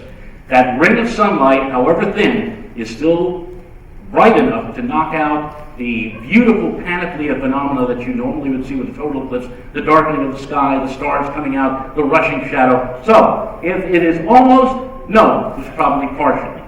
But, if you ask a person, have you ever seen a total eclipse? And the answer is, oh my God! I remember it. It was getting dark, it slowly was getting dark, and it was getting dark really rapidly, and the birds were flying all over the place and going into the trees, and then it got dark, and the colors all over around the horizon, and the sun looked like a big eyeball in the sky, and the stars popped out. Oh, it was fantastic, I did it. Well, if that person does that, then, yes, they saw a total eclipse of the sun. And I keep telling people, my first total eclipse was in 1972. My grandfather took my grandmother, my mom, my sister, all the way up to the leisurely 900-mile drive in his beat-up Plymouth Fury to the Gaspé Peninsula to see totality. And every mile of the way, or every other mile of the way, my grandmother sitting in the front seat kept saying the same thing. Why are we going all this way to see it get dark for 2 minutes? Why are we doing that, Mario? What are we doing that? Well, if you play the tape, the audio tape I made of the eclipse and of totality, about the middle of totality, out of the darkness you hear my grandmother's voice saying, oh my, that is beautiful. That is a fantastic, are you watching this, Mario? Fantastic. So, 45, that goes back now 45 years. And I tell people, every time when they talk that way, I tell them, this is not something that you see. This is an experience. Every fiber of you gets involved during those moments of totality. A total eclipse of the sun, what an exciting event. You'll know the darkness that descends in the middle of the day, and what an eerie feeling it creates. And you'll see the waning crescent of the sun gradually disappearing as the moon fits itself across the solar disk. And when finally the sun is gone, a great crown, a halo, the corona of the sun becomes visible, streaming outward, ragged at the edge, streaks running through it. And when the corona first forms, there might be a flash of light as the last ray of sunlight sweeps past the rugged, rough edge of the moon, a diamond ring in the sky. And you can read about it, you can look at pictures, you can look at video of this event. It's nothing like being there. You have to be there. The only thing I can make comparison to is a space shuttle launch. You've all seen the shuttle go up, right? There was 130 some odd missions. And if you've never been to a space shuttle launch, it's all confined to that box, right? But when you see your first shuttle launch, and when you hear the reverberations coming at you after the liftoff, and you see the brilliance of that flame as the shuttle climbs into orbit, and especially if you see a shuttle mission at night, then you say to yourself, my God, I'm glad I was here. This is nothing like it is on television. Same thing as far as an eclipse is concerned. It's nothing unless you be there. Now, here we go. This is August 21st. Look at the size of that penumbral shadow, and it's going to cover all of North America, so everybody in North America is going to see at least a partial eclipse, and people on 3 other continents, South America and Europe and Africa, will also get a piece of this, the partial eclipse, and there in that little dot, there's the dot. You want to be right under that dot when it passes by. That's where you get totality. Here's one of Fred Espenak's maps, and it's interesting. I like this map because here's the zone or the path of totality here. This map shows you in gradations of 20% the magnitude of the eclipse, how much of the sun is going to be covered. So down here along the 0.20, if you're along that line, you'll only get 20% partial. Here's 40, here's 60. But right here, in this darkest zone, between these two lines, that is the 80% or more percentage of obscuration. And in this zone is also closely corresponding to the number of people that are within a 1 day's drive of the total path of the eclipse. There are 12 million people who live in that totality zone. There are 225 million that are within a 1 day's drive. Now, I don't think we're going to see all 225 million, hopefully, not try to get into totality. But I would certainly say that we're going to see something on the order of 50 or 60 million people the night before and the day of the eclipse, jockeying into position to get into that zone right there. You talk about Brownian motion, you watch what's happening. This year, the day before Thanksgiving is going to be upended as the most traveled day in the United States. This day, August 21st, is definitely going to be the most traveled day. And I think there's going to be a moment, either inside or outside the path of totality, when people are going to just suddenly stop and look up. Hopefully they're going to look up with viewers, special viewers, not directly with the eye. We'll touch on that later, to just simply look at the eclipse. I think this eclipse is going to be one of the top 10 stories in the United States this year. How long have we been waiting for this? Well, there was a total eclipse of the sun in 1932 that went right across New England, from Montreal on through Lake Winnipesaukee and down into the Cape Cod area and the islands off of Cape Cod. And there was a person, in fact, he has written what is considered by some a classic book, Samuel Alfred Mitchell. He wrote a book called Eclipses of the Sun. If you have one of those books, hold on to it, because it is, as I said, a classic and a must-read by anyone who's interested in solar eclipses. When his book came out in 1932, it made the front page of the New York Times. On the day of the total eclipse in New England, Dr. Mitchell said, the next one that's going to be as favorably placed for the populace will not come until August 21st, 2017. It seems kind of weird to see that in a newspaper 85 years ago.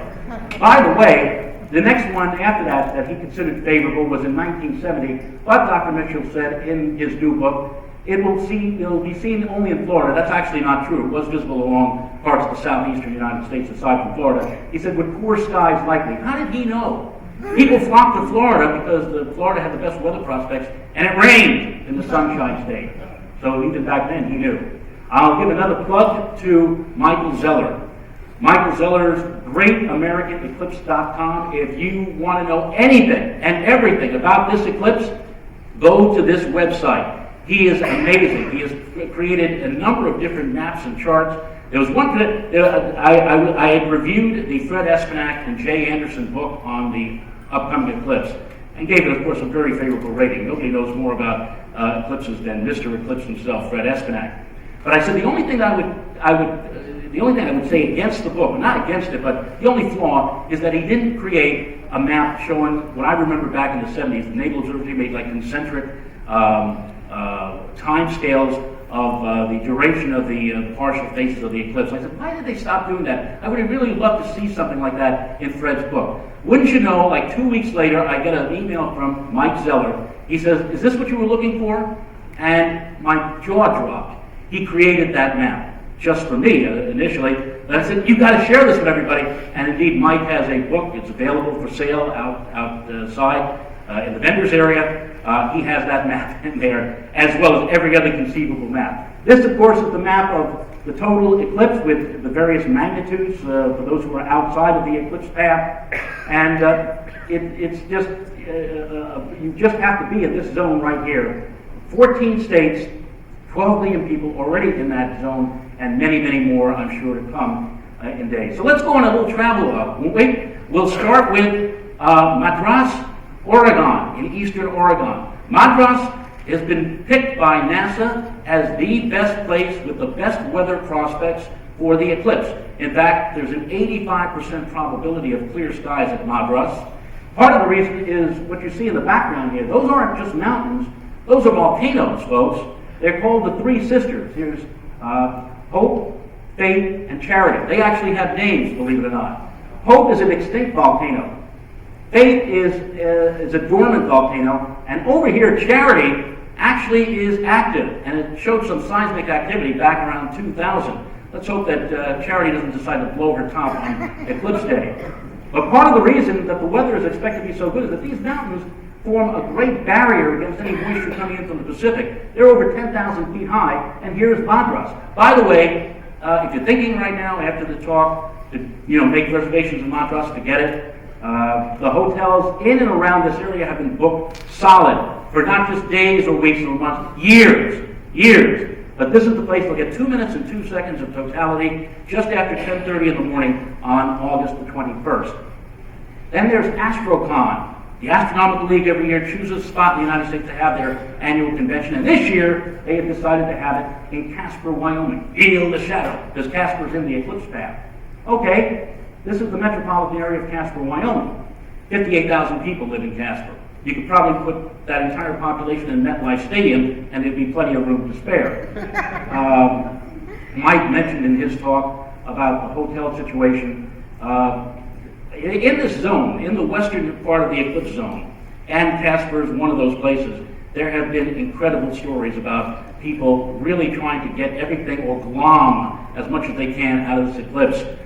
Kelly Beatty, senior editor at Sky and Telescope, told a story at the American Meteorological Conference last June about how he was going to try to book a specific hotel in Casper for the eclipse for Sky and Telescope. He called the hotel. The hotel said we have 120 rooms available. He asked how much of the rooms. The woman on the other line, the hotel manager, said they'll go for 2 days. We'll give you a rate of $485 a night. Kelly said, I will take all of those rooms, all 120 rooms. I will buy those rooms. And there was a slight pause, and then the hotel manager said, I'm sorry, I'm going to have to retract the offer. And Kelly looked and said, maybe she thinks she can get more money from somebody else. Maybe. I have seen recently people, hotels, asking for rates upwards to $1,000 a night. Minimum 3 nights, with a 20% deposit up front and no cancellation. I always thought when the eclipses came, the eclipses go to exotic places like Siberia or Africa or Australia, and it costs a pretty penny to get to those places. I said, we'll wait until 2017. When it comes to our country, no problem. Nobody's got to spend any amount of great money for that. I was wrong. I forgot to factor capitalism into the eclipse. Everybody recognize this? Can you believe that movie is 40 years old today? Not today, but this year. And that is, of course, Devil's Tower, Wyoming. Wyoming is in the path of totality. That's the good news. The bad news is Devil's Tower is not. What a photo op that would make, right? Get the corona over the Devil's Tower will see 95%. Not quite enough for the spectacle and beauty of a total eclipse. But if you're looking for a photo op, someplace where you want to get a good shot of the eclipse over someplace unusual, I've got the place for you. It's in the adjacent state of Nebraska. Ladies and gentlemen, see totality from Carhenge. Carhenge is in the path of now, really. This is tackiness at its height. But you know what? I'll bet my bottom dollar, I'll bet my next mortgage payment, there's going to be thousands of people here on the day of totality waiting to get a shot of the eclipse over this monstrosity. One place I don't want to tell you to go to is this place, Leavenworth, Kansas. This is the place, the big house, the federal prison in Leavenworth. They are also in the totality path. I guess this broad area here is the yard. And I'm wondering whether or not the warden is going to allow the prisoners out during the eclipse so that they can get a chance to view it in the yard. Or maybe if they really were, not so good during that week, as punishment, he would keep them inside, not allow them to see them. In any case, I would not suggest you go to Leavenworth, to this place, for the totality. But talk about a captive audience. As Dr. Hess said, in St. Louis, there is going to be a total eclipse on the 27th. Well, actually, half a total eclipse. The city of St. Louis and the nearby city of Kansas City are going to be cut right down the middle. Sadly, in St. Louis, the Gateway Arch and Busch Stadium and many of the landmarks of St. Louis will not be in the eclipse path. They're going to get 99.9999999%. You have to go south of the center of St. Louis to get into the totality zone. And you will be able to see in the extreme southern end of the city as much as 80 seconds of total eclipse. So it's a half-in, half-out situation with St. Louis. This could be any town USA. This is Carbondale, Illinois. And Carbondale has taken upon itself to make a claim that they are the eclipse crossroads of America. The bragging rights they claim should go to them. Southern Illinois University is at Carbondale, and you see this sign here, August 21st, 2017. That indeed is the date of our eclipse. But look at the sign below, April 8th, 2024, pointing in a completely different direction. You could live to be 375 years old and still never see a total eclipse of the sun. That's the average length for a place on Earth between eclipses, 375 years. You have to be ready at the right time and at the right place. Well, Carbondale is sure as heck a great place because you see, after we go through our eclipse this year, 2017, we won't have to wait 38 years for the next one to visit America. The next one was, exactly 7 years ago yesterday, April 8th, 2024. That eclipse is going to come up out of Mexico. It's going to, I guess by then, hop over the wall. Go through Texas, up through Arkansas, into the Ohio Valley, pass through Syracuse and Buffalo. There's a lovely place to take the wife and kids, right? Syracuse, Buffalo, Cleveland will get totality, will go up into northern New England, and then pass across Prince Edward Island and up into Newfoundland. Oh, yeah. See where the two paths cross right there? Right over there? That's where Carbondale is. They'll get 2 total eclipses in just 7 years. Well below the 375-year average. Of course, there's another place that is claiming that you should go there, and that is in the state of Kentucky. Now, in about 3 weeks or so, we're going to have a horse race, I believe, in Louisville, the Kentucky Derby, and they say the Kentucky Derby is the most exciting 2 minutes in sports. Well, in Kentucky, hearing about the total eclipse, they say it's the most exciting 2 minutes and 40 seconds in astronomy. Yes. But Hopkinsville, there you go. Those of you who know about eclipses and know about the geometry of eclipses know that in the middle, or more or less in the middle of the totality path, is what is called the point of greatest eclipse. That is where the axis of the shadow of the moon, the umbral shadow, comes closest to the center of the Earth. And usually, at the point of greatest eclipse, you have the point where the eclipse lasts the longest, where the sun is going to be at its highest, and where the width of the totality path is at its greatest. In this case, 71 miles. And so, the point of greatest eclipse is going to be over Kentucky in the city or the town, or maybe I should even say the shanty of Hopkinsville. This is a very, very small town. I mean, you talk about Nowhereville, USA, it's Hopkinsville, Kentucky. There are a few farms and dirt roads and whatever. The eclipse is going to pass over this farm that you see here. Now, get this now.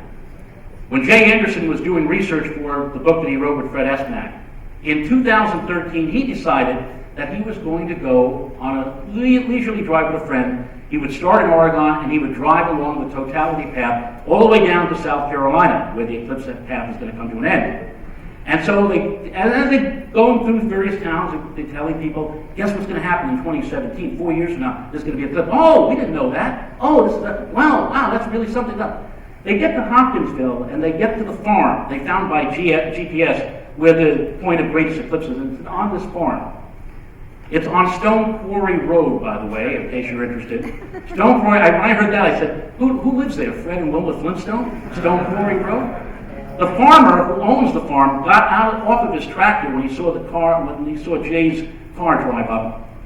And he walks over to the car and he says, again, this is August of 2013, 4 years from the eclipse. I know why you're here. You're here looking for the eclipse path.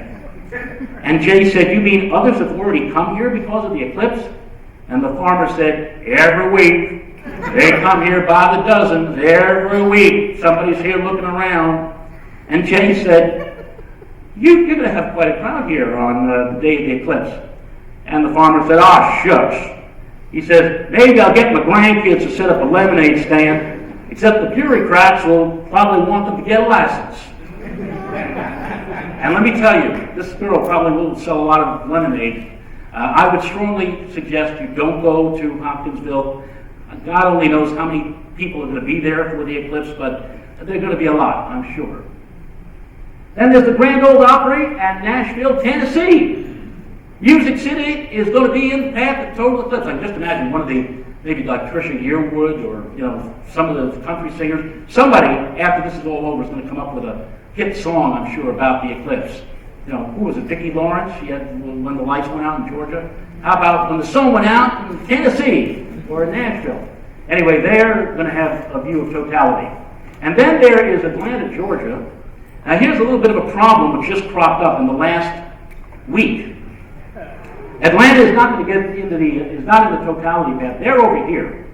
And a lot of people were probably saying to themselves, no problem. He said, first thing that morning, I'll just jump in the car and I'll go up Interstate 85, and it'll be about a 75-minute drive, and get into totality, and I'll be able to see it that way. Well, you probably heard about a week ago there was a gigantic fire, and a large section of Interstate 85 collapsed.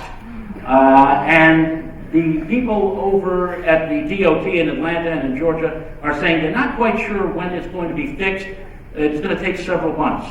So it's quite possible that Interstate 85 is not going to be available if you're outside the eclipse track. And I don't know how you're going to be able to get, you're probably going to have to take one of the side roads like 515, or maybe go down here to I-20 and then come up and around again. But this, nice track right into totality may very well be knocked out for the eclipse. Then, of course, they go over the Great Smoky Mountains, a national park that covers parts of Tennessee and North Carolina. The Smokies, I'm told, are as beautiful, if not more beautiful, than some parts of the Rockies. But there may be a little bit of a problem weather-wise. We'll get into that in a moment. And finally, the great city, historic city of Charleston, South Carolina, the last major population to bid the shadow of Fondue. 128,000 people live here. After the shadow moves off the South Carolina coast, it continues over the wide open Atlantic Ocean for about 40 minutes and comes to an end about 375 miles away from Cape Verde, an island nation in the East Atlantic. Back last summer, I started working on an article for WeatherWise magazine. WeatherWise is kind of like the astronomy or sky and telescope version for meteorologists. And it turned out that I wrote an 11-page article. It's kind of the first half of the primer for people who don't know anything about eclipses, and the other half is about the weather prospects for the eclipse. I figured I'd write it because I know a lot of my broadcast meteorology brethren, they really are not tuned into astronomy and really don't know all that much about stuff like eclipses. So I'm sure that a lot of them are going to refer to this. This, by the way, this article I wrote, I was very honored to get the cover story in WeatherWise, which was a big, big honor. The magazine is read by thousands of meteorologists, both amateur and professional, and broadcast all over the country, even in other parts of the world. So I have a feeling that around July or August, I'm going to start getting a lot of inquiries from weathercasters from other parts of the country, especially those in the totality path, asking about the visibility of the eclipse. Goodbye. Fly. All right. I'm not going to bore you with a lot of meteorological, charts and everything. I will show you this one chart which pretty much tells the whole story. Blue is bad or not so great, and yellow and orange are much better. This line that you see here is the 50% ISO Hayek. In other words, if you're on to the left side or west of this line, the amount of cloud cover, typically in the month of August, tends to be less than 50%. If you're on this side, which is basically to the east of the Mississippi, you'll have cloud cover on average generally above 50%. The blue is 60% or higher. Notice right along the coast especially, it's blue. Also, there's a zone right here that comes down into western North Carolina. Those are the Appalachian Mountains. The Appalachians, or any mountain area, tend to be a magnet for clouds, especially in the afternoon. You get what are called convective clouds. You've seen this. Clouds bubbling up in the afternoon hours. Sometimes they bubble so much that they lead to showers and even scattered thunderstorms. That especially happens in August. This side of the United States tends to be, in August, hazy, hot, humid. We've spent here in New York many a hazy, hot, humid day in August over the years. Part of the reason is that the flow of air comes from the Gulf of Mexico and from the Atlantic Ocean. That's where you get the humidity, and that's where you get the moisture.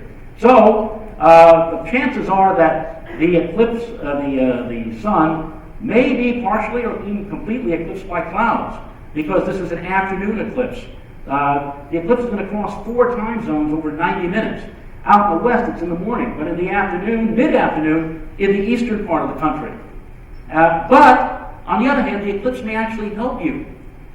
It may actually help you. And here's the reason. As I said, convective clouds build up in the afternoon because of the heat of the sun. The more the heat comes down and beats on those mountains and those clouds, they tend to build up, and they may eventually lead to a shower or thunderstorm. But what's going to happen on eclipse day? The sun is going to get progressively more and more covered. I suppose if a convective cloud was a living thing on that day, you'd probably say to yourself around noontime, well, time to get bigger again. Boom, boom, time to get the afternoon, the sunshine, and all of a sudden, wait a minute, what's happening? I'm getting weaker. I'm In other words, the convective clouds may actually fade away as the eclipse progresses and as the heat and light of the sun disappear behind the disk of the moon. So the eclipse may actually help you, or if you're planning to be in this zone, that convective cloud cover may actually fade away almost completely, hopefully, thanks to the eclipse. But then again, it may not.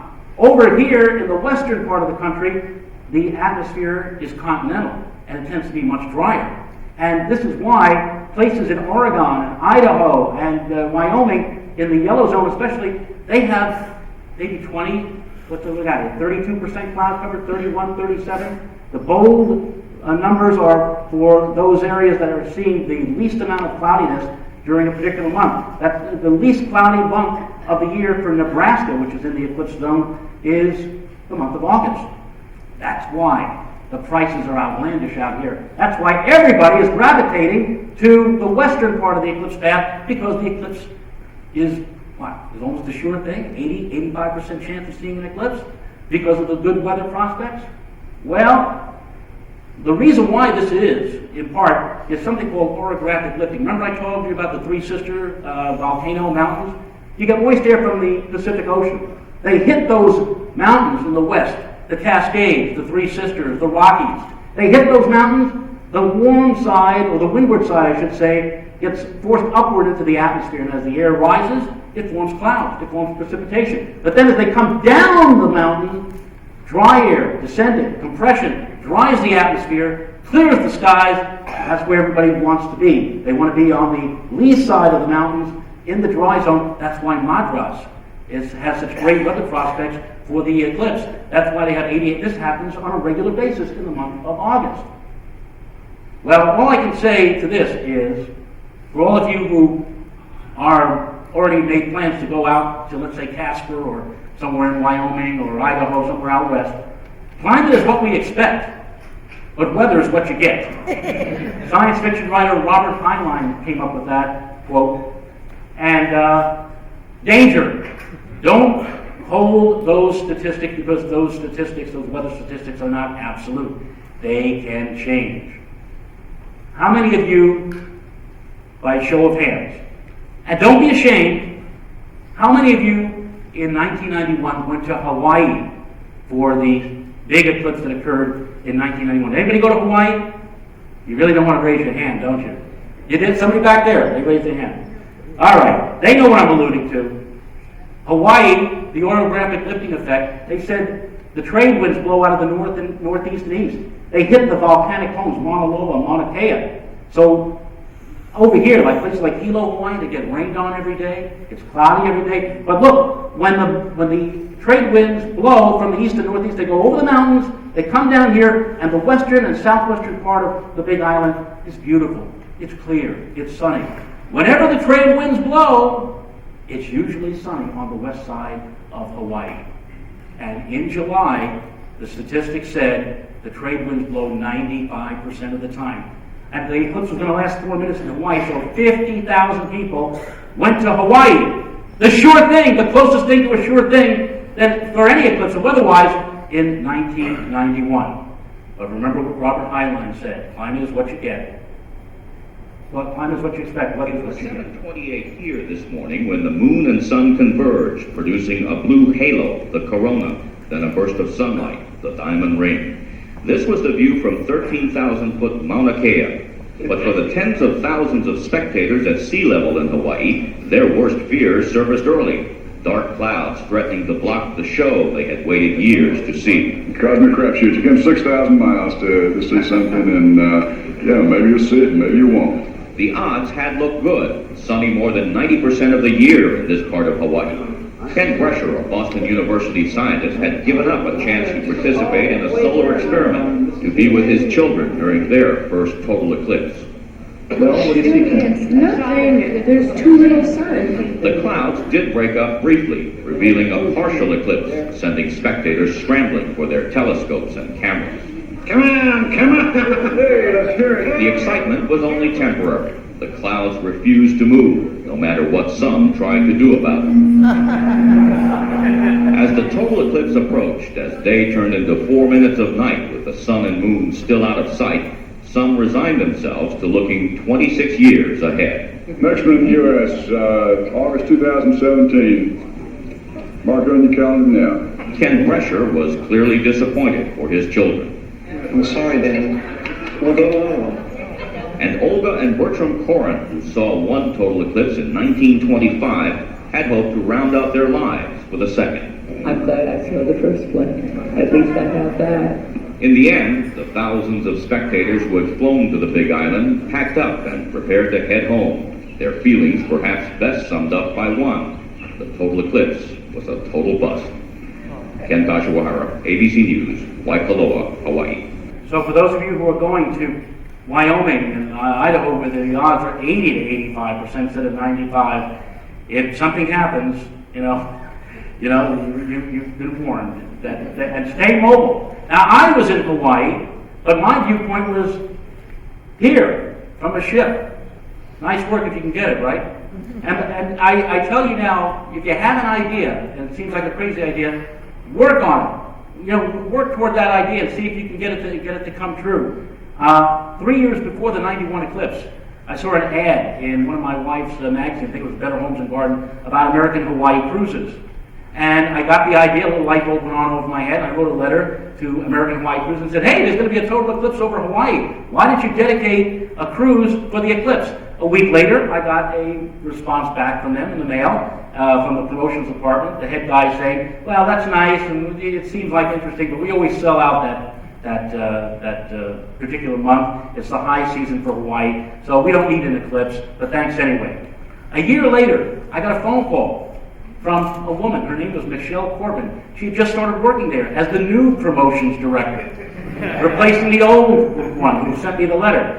She was looking through the files of the old promotions director, came across my letter, looked at it, and as she told me later on, with my letter I sent pictures of the eclipse, past eclipses, showed the map how I was going to interact with the Big Island, and she said, Joe, when I saw your letter, I said to myself, oh my God. And she called, and eventually this all panned out to getting a free Hawaiian cruise All I had to do was just simply, as a meteorologist, steer the ship into the right spot for the total eclipse, which at that time to me was a no-brainer. I mean, 95% chance of clear weather. You go on the west side of town, it'd be perfect. No problem whatsoever. I made some connections. This gentleman here is Hans Rosenthal. Yes, by the way, I did at one time have dark hair. This is 26 years ago. There's my wife, my lovely wife Renata, married 32 years. She also a meteorologist, by the way. We started dating when we were working for the same weather company. The only major fights we ever had was over the forecast. But Hans was good because I provided him with all sorts of information which he later passed along on the teletype to people using the weather information out of Honolulu about the eclipse. And the most important thing that Hans did for me was hand me his business card and scroll at the telephone number on the back. He said, look, we're going to be awfully busy the morning of the eclipse. So if you need to contact me, if you need some weather information, call this number. It's my private line. I don't give it to everybody, but I will be here on the morning of the eclipse. Thank God, Hans, you gave me that card. Because the day before, it was obvious that this weather system, a tropical upper tropospheric trough, was moving in. And that killed the trade winds. Everybody was seeing cloud cover on the Big Island, and the clouds almost reached all the way up to Mauna Kea. Just fell short of the summit of Mauna Kea, so they almost missed the eclipse too because of this disturbance. And all during the cruise, I was giving talks on the weather and the prospects for seeing the eclipse, and I kept telling people who kept coming up to me, you know, Mr. Rayo, how do we look for tomorrow? Are we going to see it? Are we going to see it? I said, no problem. I have absolutely 100% faith that we're going to see this. No problem whatsoever. I was petrified. The morning of the eclipse, it was drizzling on deck. I got up at 4 o'clock in the morning. I told my wife, I said, I'm going onto the bridge to talk with the captain. She said, I'll be with you in about an hour or so. I'll bring all the camera equipment with me. Went onto the bridge, made that phone call to Hans. Thankfully, the other lines were busy, as he had anticipated. And I said, what are we going to do? Hans said, I see on the satellite loop, the last few hour or so, we see a hole developing in the clouds about 30 or 35 miles from where you're located. We were off the coast of Kona on the west side of the Hawaiian island. 30 or 35 miles. It looks like there's a hole opening up. You might want to try heading in that direction. That's your best shot, your best hope. This was, by the way, ship to shore. We didn't have iPhones and smartphones back in 1991. They would come later, but not then. And I looked at the captain. The captain looked at me, and I looked at the captain and said, can we make it in 30? Did we get 35 miles in, let's say, the next hour? He said, we're going to give it a damn good try. At that moment, he barked some kind of command to some of the officers on the bridge. The ship turned like 90 degrees, pivoted 90 degrees, and gave another command, and the ship lurched. And we went at full bore, like 25 knots, and zoomed toward the spot that Hans said gave us a chance for seeing the eclipse. And it was amazing. As we went closer and closer to where the hole was, it was like looking at the end of a tunnel. The sky started to get brighter and clearer and brighter and clearer and brighter and clearer. And sure enough, we got into a clear zone in time for the eclipse. Oh, I forgot to mention one thing. We weren't the only ship. Because we sold out, or Hawaii Cruises sold out that eclipse cruise very, very quickly in record time. And people started getting on a waiting list. And finally, somebody said, "Hey, why don't we use our sister ship, the Independence?" We were on the Independence. I was on the Independence. The other ship, the sister ship, was the SS Constitution. They filled that one out. And what they were eventually going to plan to do was to park right next to each other during totality. When I heard this, I said it was great. Hey, fantastic. Who's going to be your meteorologist on board the other ship? And they said, they're not going to be a meteorologist. You're going to be our guy. You're going to tell us where, and we'll tell the other ship to go there too. So not only was I responsible for 1,000 people on my ship, I was responsible for 1,000 people on that ship as well. My sister and I, but you could see the smile on my face, and suddenly, for the first time during that cruise, I was pretty well confident. Here comes the Constitution. I was on the Indy, and there's the Connie coming our way. And finally, that ship parked right next to us for the eclipse. Incidentally, how many of you are I Love Lucy fans? Do you remember the episode of I Love Lucy where Ricky, Lucy, Fred, and Ethel were going on a European cruise for a couple of weeks, and Lucy missed the boat, and they had to plop her on the ship using a helicopter? You remember that? Well, in October of 1955, Desi Arnaz explored the possibility of getting a steamship company to help underwrite the added expense of set construction in connection with the make-believe transatlantic voyage. At that time, America Export Lines owned both the Independence and Constitution, and in return for the name of one of the ships would be mentioned and depicted on I Love Lucy. The Constitution ended up being used on the show. When you see that episode of I Love Lucy and you see her being dropped on that ship, that's the ship. And during the eclipse, I kept looking with binoculars, and my wife would say, "What are you looking? Why are you looking at the ship?" I said, "I want to see if Fred and Ethel made it on board for the eclipse." And as far as the eclipse itself is concerned, we saw it. There it is. And meanwhile, the poor folks, you see this mass of black down here? That's the big island of Hawaii. And that's who, all those people got skunked because of the weather. And of course, naturally, we had a nice little drink after the eclipse was over. I hear recently that the official drink of a solar eclipse after you're successful is an egg cream. I'm not exactly sure where that came from, but for the last several eclipses, after the eclipse was over, all of us eclipse chasers have toasted each other with an egg cream. Now, eclipse of the sun about 19,500 BC. When an eclipse occurred, people got frightened, and they would run into their caves or run away from the eclipse. Today, of course, we do the same thing. Strange as it seems, go on the internet, go on YouTube. You'll see all kinds of messages about how this upcoming eclipse is going to mean the end of the world. And I mean, how many times in our lifetime have we heard this? The end of the world. Remember about 6 years ago, there was this pastor who said that there was going to be some revelation that the world was going to come to an end. And some of the newspapers of the day got involved with that too. Like the Daily News. I love this up here. It has to play like there's no tomorrow. And those of you in front, you can probably see the weather for that day. Fire and brimstone, 76. A few years ago, some pastor wrote about 4 total eclipses of the moon occurring within a 2-year time span. That's a well-known cycle. It's called a tetrad. No big deal, except these 4 coincided with the Jewish holidays, Passover and Purim and whatever. And he said this meant that we were going to have the end of days. And, everybody in this audience knows what malarkey that is. But you know what's scary? Look at the top. New York Times and USA Today bestseller. That meant millions of people bought into this about possibly the end of the world. Of course, there is some danger with the eclipse, people not knowing, and Mike mentioned that in his talk about the 3 blind mice. Well, you don't want to look directly at the sun without any filtration during the eclipse, or else you'll end up like this poor guy. Boy, that's a pissed off sun. One of the biggest things that works against us in 1963 for that eclipse that clipped Maine, Charles Schulz, who wrote the Peanuts comic strip, decided he'd do a 6-story or 6-day arc about the eclipse. And Linus was the voice of reason. He quoting directly from the American Optometric Association. My ophthalmologist says it's very dangerous to look at. Well, we all know about the American Optometric Association. Every time there's a solar eclipse coming, they always make 2 suggestions about how you can view it. Number 1, don't. It's too dangerous to look at. And number 2, watch it on television. Okay? Watch it on television. All right? The people actually don't even watch television thinking it's such a terrible thing.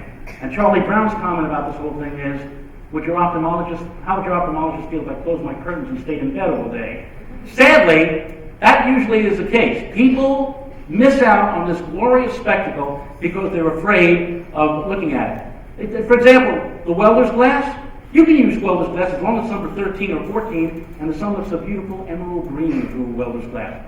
Or if you can't find it at your hardware store, use eclipse glasses. They've become very popular in recent years. They'll be very popular on August 21st. Get them now before we get any closer to the eclipse because they may be difficult to get, especially on the day before. If you don't have glasses or welder's glass, then you could use a tree. Let the sunlight shine through a tree and you can get dappling the ground or the side of your house, all these beautiful crescents. And I found in South Carolina one year in 1984 that if the tree is blowing in the breeze, it's like the crescents are sparkling.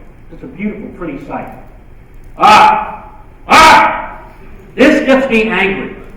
Charles Schulz thought he was doing a good thing. He got me so... as Linus said, there's no safe method for looking directly at an eclipse, and it's especially dangerous when it's a total eclipse. I looked at what? What? Actually, there were two more words I said after what, but this is how could he say, we all know that during a total eclipse, during totality, take off those glasses, throw away that welder's glass, look skyward, the most beautiful sight in the sky is that beautiful corona. And in fact, this is from my book. Maybe some of you heard that I wrote a book about stars and astronomy, and also the eclipse coming up for children, 3rd and 4th grade. And in my book, sorry about this, Linus, wherever you are, for the precious few minutes during a total solar eclipse, when the entire disk of the sun is entirely covered by the moon, it's safe to look directly at it with your eyes and through binoculars or telescopes. By the way, after this talk, outside, I will have a book signing. For those of you who want to purchase the book, I'll be very happy to inscribe my name. Politics come into play. Back in 1900, President McKinley saw a total eclipse from a steamship off the coast of Norfolk, Virginia, and was so impressed by what he saw that he decided that he would work the eclipse into his politics and running for president in that year against Williams Jennings Bryan. That was his opponent. Partial eclipse will be total in November. This gentleman is the mayor of New York in 1925. His name is John Hyland. If you live in Staten Island, you most notably probably have heard of Highland Boulevard. It's named for him. And Mayor Hyland is looking up at the eclipse. In 1925, there was a total eclipse of the sun right here in the tri-state metropolitan area, right here in New York. And Mayor Hyland, deciding that he was going to run again for a 3rd term in 1925, he had a great idea. Why don't I use the total eclipse of the sun as a campaign speech? I'll give a speech. I'll talk about how great I am. I'll photo op. I'll look at the sun, make believe I'm looking at the eclipse, and it'll be wonderful. It'll be great. I'll draw a big crowd. I'll get my message out. 3 problems actually. Number 1, the eclipse was on a Saturday morning at about 9 a.m. I don't know about you. I don't particularly care to hear a politician telling me how great he is at 9 o'clock in the morning. Number 2, the morning of the eclipse, the temperature in little old New York was 0 degrees. That's not a wind chill. The actual ambient air temperature was 0 degrees. But more importantly, number 3, for days and days in advance, all the newspapers were telling people that, hey, just like St. Louis this year, the city of New York was going to be cut in half by the path of totality. Everybody who was north of 96th Street, like the Bronx, for example, Upper Manhattan and beyond, would see a total eclipse of the sun. Everybody south of 96th Street would only see a partial eclipse. So there was a vast migration. They said in the New York Times that it seemed like the entire population of New York took the subway or buses and traveled north into the totality path to see the total eclipse. City Hall, where Mayor Hyland decided that he was going to give his talk, was down here. The mayor ain't too bright. There was only about maybe a dozen or 2 people who came to hear the talk. The only thing that the mayor said during his talk, the sun may be in eclipse, but New York never.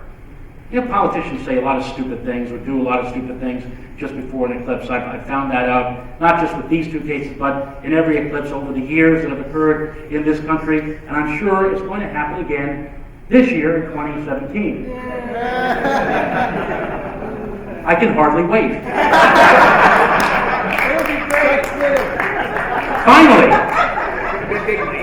Finally, as Vinny mentioned at the top of this presentation, last year I'm so passionate about eclipses, so crazy about them. I'll do anything to get into the path of totality.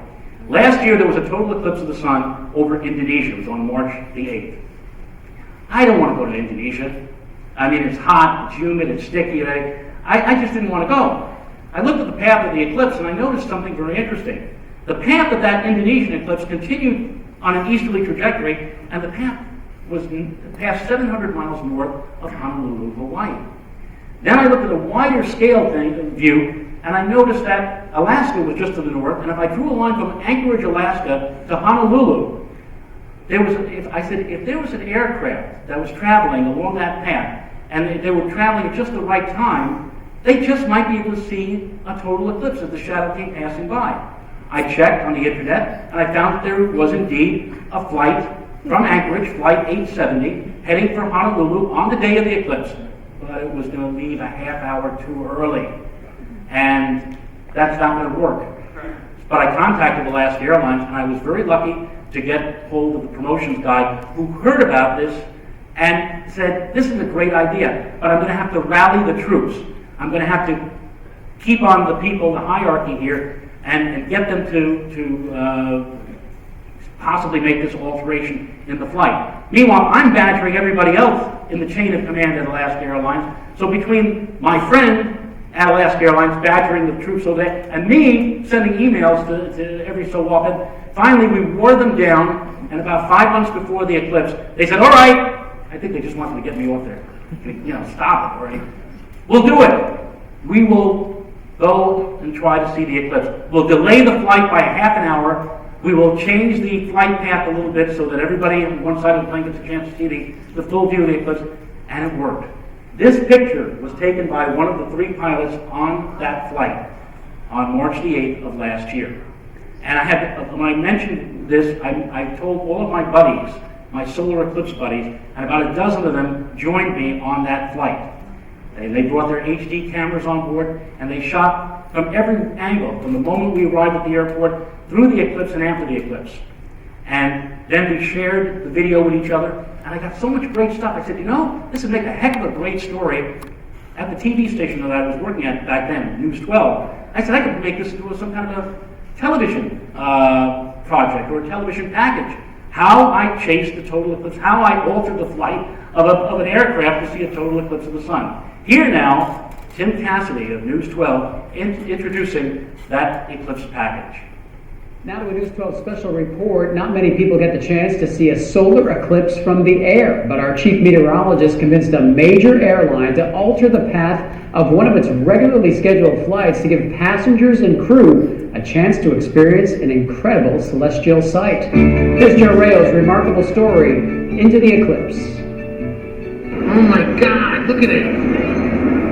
Here comes the shadow. Look at that. It's like a tornado. Oh my God, here we go. Exclamations of wonder from a person witnessing a sight that few people in their lifetime ever get a chance to see. This is the shadow of the moon streaking silently over the Pacific Ocean at 7,000 miles per hour, about to rendezvous with a commercial jet aircraft just prior to the start of the most awe-inspiring sight the heavens can offer, a total eclipse of the sun. Totality! Totality! But it was the circumstances of how this flight came about that garnered national attention. We are about to embark on a trip that a lot of people are calling historic here. Now, a second ago I spoke to the man who actually did this whole process. A year ago, Joe Rayo noticed that this path of the eclipse was going to cross between Hawaii and Alaska, and he contacted Alaska Air to make this special flight happen. And that's how, in the dead of winter, I found myself heading to Ted Stevens International Airport in beautiful Anchorage, Alaska, on a day where the Alaskan mountains sparkled and plane tickets promised Hawaii. Waiting for me at the gate was Captain Hal Anderson of Alaska Airlines, who is going to pilot our journey into darkness. It's a rare privilege to see a total eclipse, particularly from 37,000 feet. I think Alaska Airlines should be congratulated because most other airlines just give you an in-flight movie. We're going to run better than that, much better than that. We're going to give you a chance to see something you may never see again, a total solar eclipse. That's the promise I made to all the passengers as we boarded a packed 737 jet en route to Honolulu, where the in-flight entertainment began with a pair of eclipse safety glasses. And soon, everyone on board began to get into place for the big show in the sky. The dark silhouette of the moon was about to begin crossing directly in front of the disk of the sun. First, just a small bite cutting into the bottom of the sun. And as the minutes ticked off, that bite became progressively larger, and larger, and larger still, cutting the sun down to a narrow crescent. In the final moments before totality, just like curtain time before a Broadway play, the light rapidly dimmed. Then, 700 miles north of Honolulu, the main event. Sun, moon, plane, perfectly aligning for a perfect moment. Time just stopped. The eclipse was frozen above us, like a phenomenal photograph, pasted on the dome of the sky. The incredible corona, the crown of the sun, was now in full view. Study of this solar atmosphere is one of the main scientific benefits from an eclipse. More is being learned about the corona all the time. Some believe it may have an effect on the Earth's weather. But time was not standing still. After just 113 seconds, the moon's movement brought forth a second sunrise, ending the late afternoon darkness that had stretched across the horizon. And the passengers were still in awe.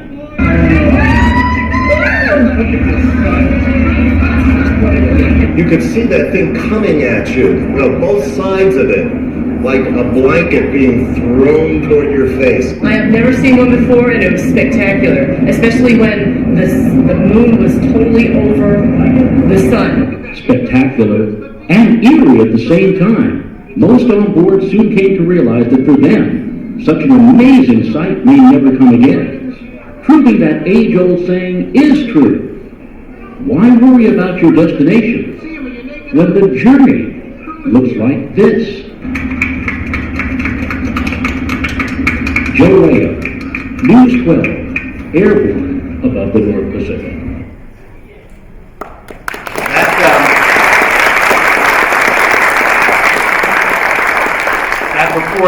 That report has just garnered an Emmy nomination, and we'll find out if I get a chance to brief you next month.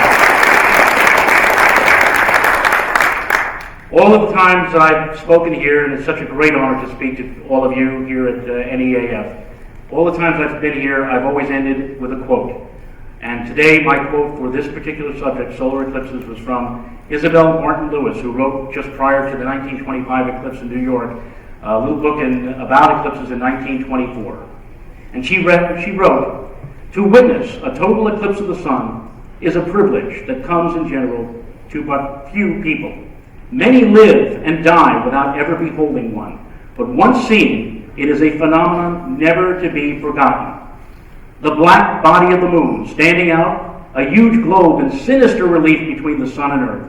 The sudden outflashing glory and radiance of the pearly corona, which can be seen at no other time. The scarlet prominences rising from the edge of the hidden sun to heights many thousands of miles. The unaccustomed presence of the brighter stars and planets in the daytime. The darkness of twilight and the unusual chill in the air.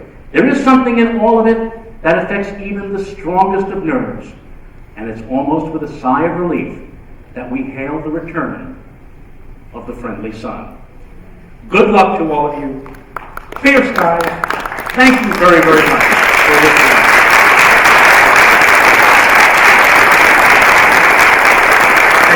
We ran out of time, so if you have any questions, I will be outside.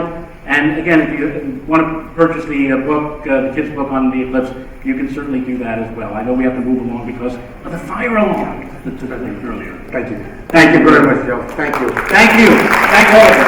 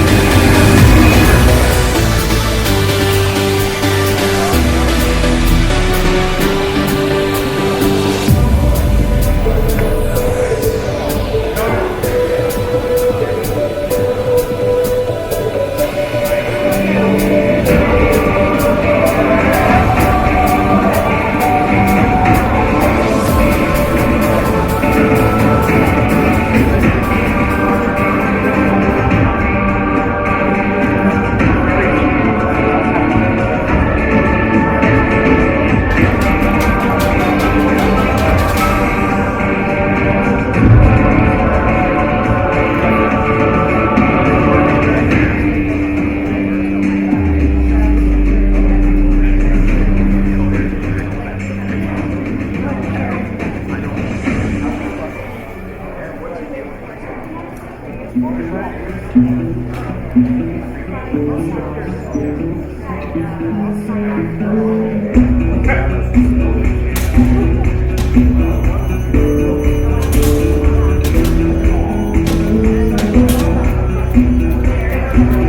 is not another field of human contemplation so wonderfully rich as astronomy. It is so easy to reach, so responsive to every mood, so stimulating, uplifting, abstracting, and infinitely consoling. Everybody may not be a chemist. Everybody may not be a geologist or a mathematician. But everybody may be, and ought to be, in a modest personal way, astronomer. For stargazing is a great medicine. We can take a picture of it too.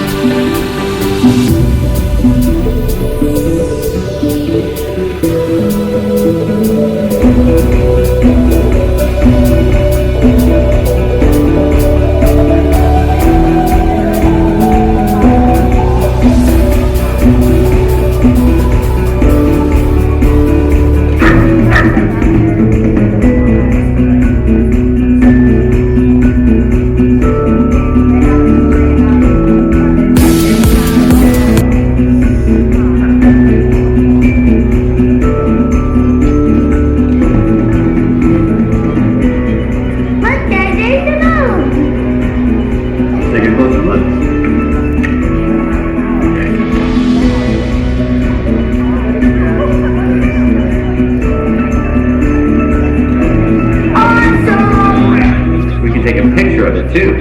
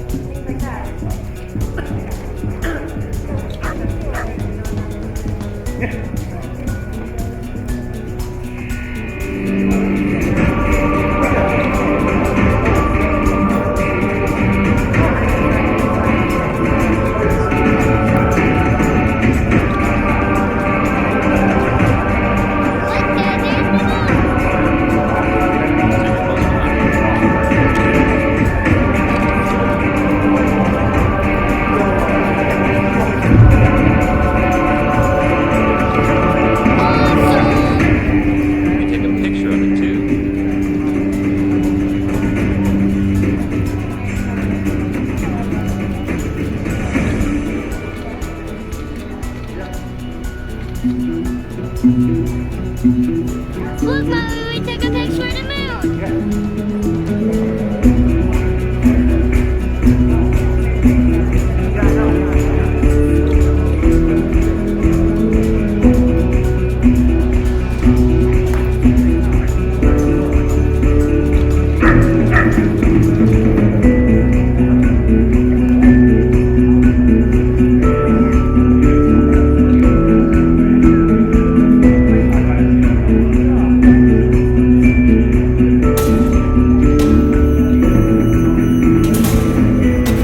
Look, Dad, there's the moon. Take a closer look. There is not another field of human contemplation so wonderfully rich as astronomy. It is so easy to reach, so responsive to every mood, so stimulating, We can take a picture of it too. abstracting, and infinitely consoling. Everybody may not be a chemist.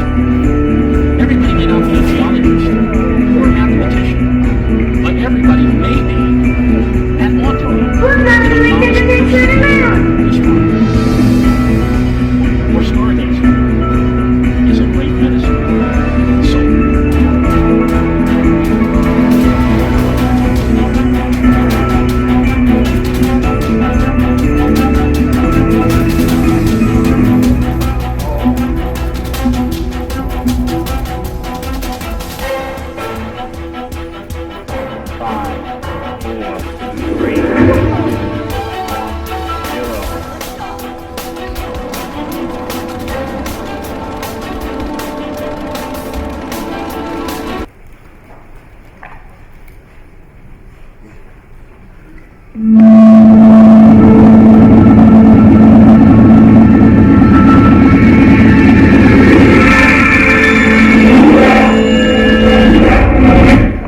And now, ladies and gentlemen, the hardest working MC in the cosmos, Vincent Coulihan. Hey, thank you very much, folks. Thank you. Welcome back, and I want to extend a big thank you to all you for being here this weekend at NEAF 2017. We hope that you have enjoyed yourself. We put on a tremendous program for you. We look forward to seeing you next year at NEAF 2018. Our next guest speaker, the feature for today, is the mission manager from the United Launch Alliance.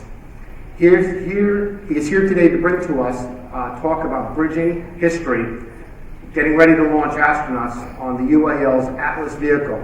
And just thinking backstage about the Atlas, and I'm a little older, but I remember 60 years ago that vehicle being used. And now we are up to date with a much more sophisticated vehicle that our guest speaker will be talking to. Please give a warm welcome and a loud and enthusiastic welcome to Caleb Weiss from United Launch Alliance.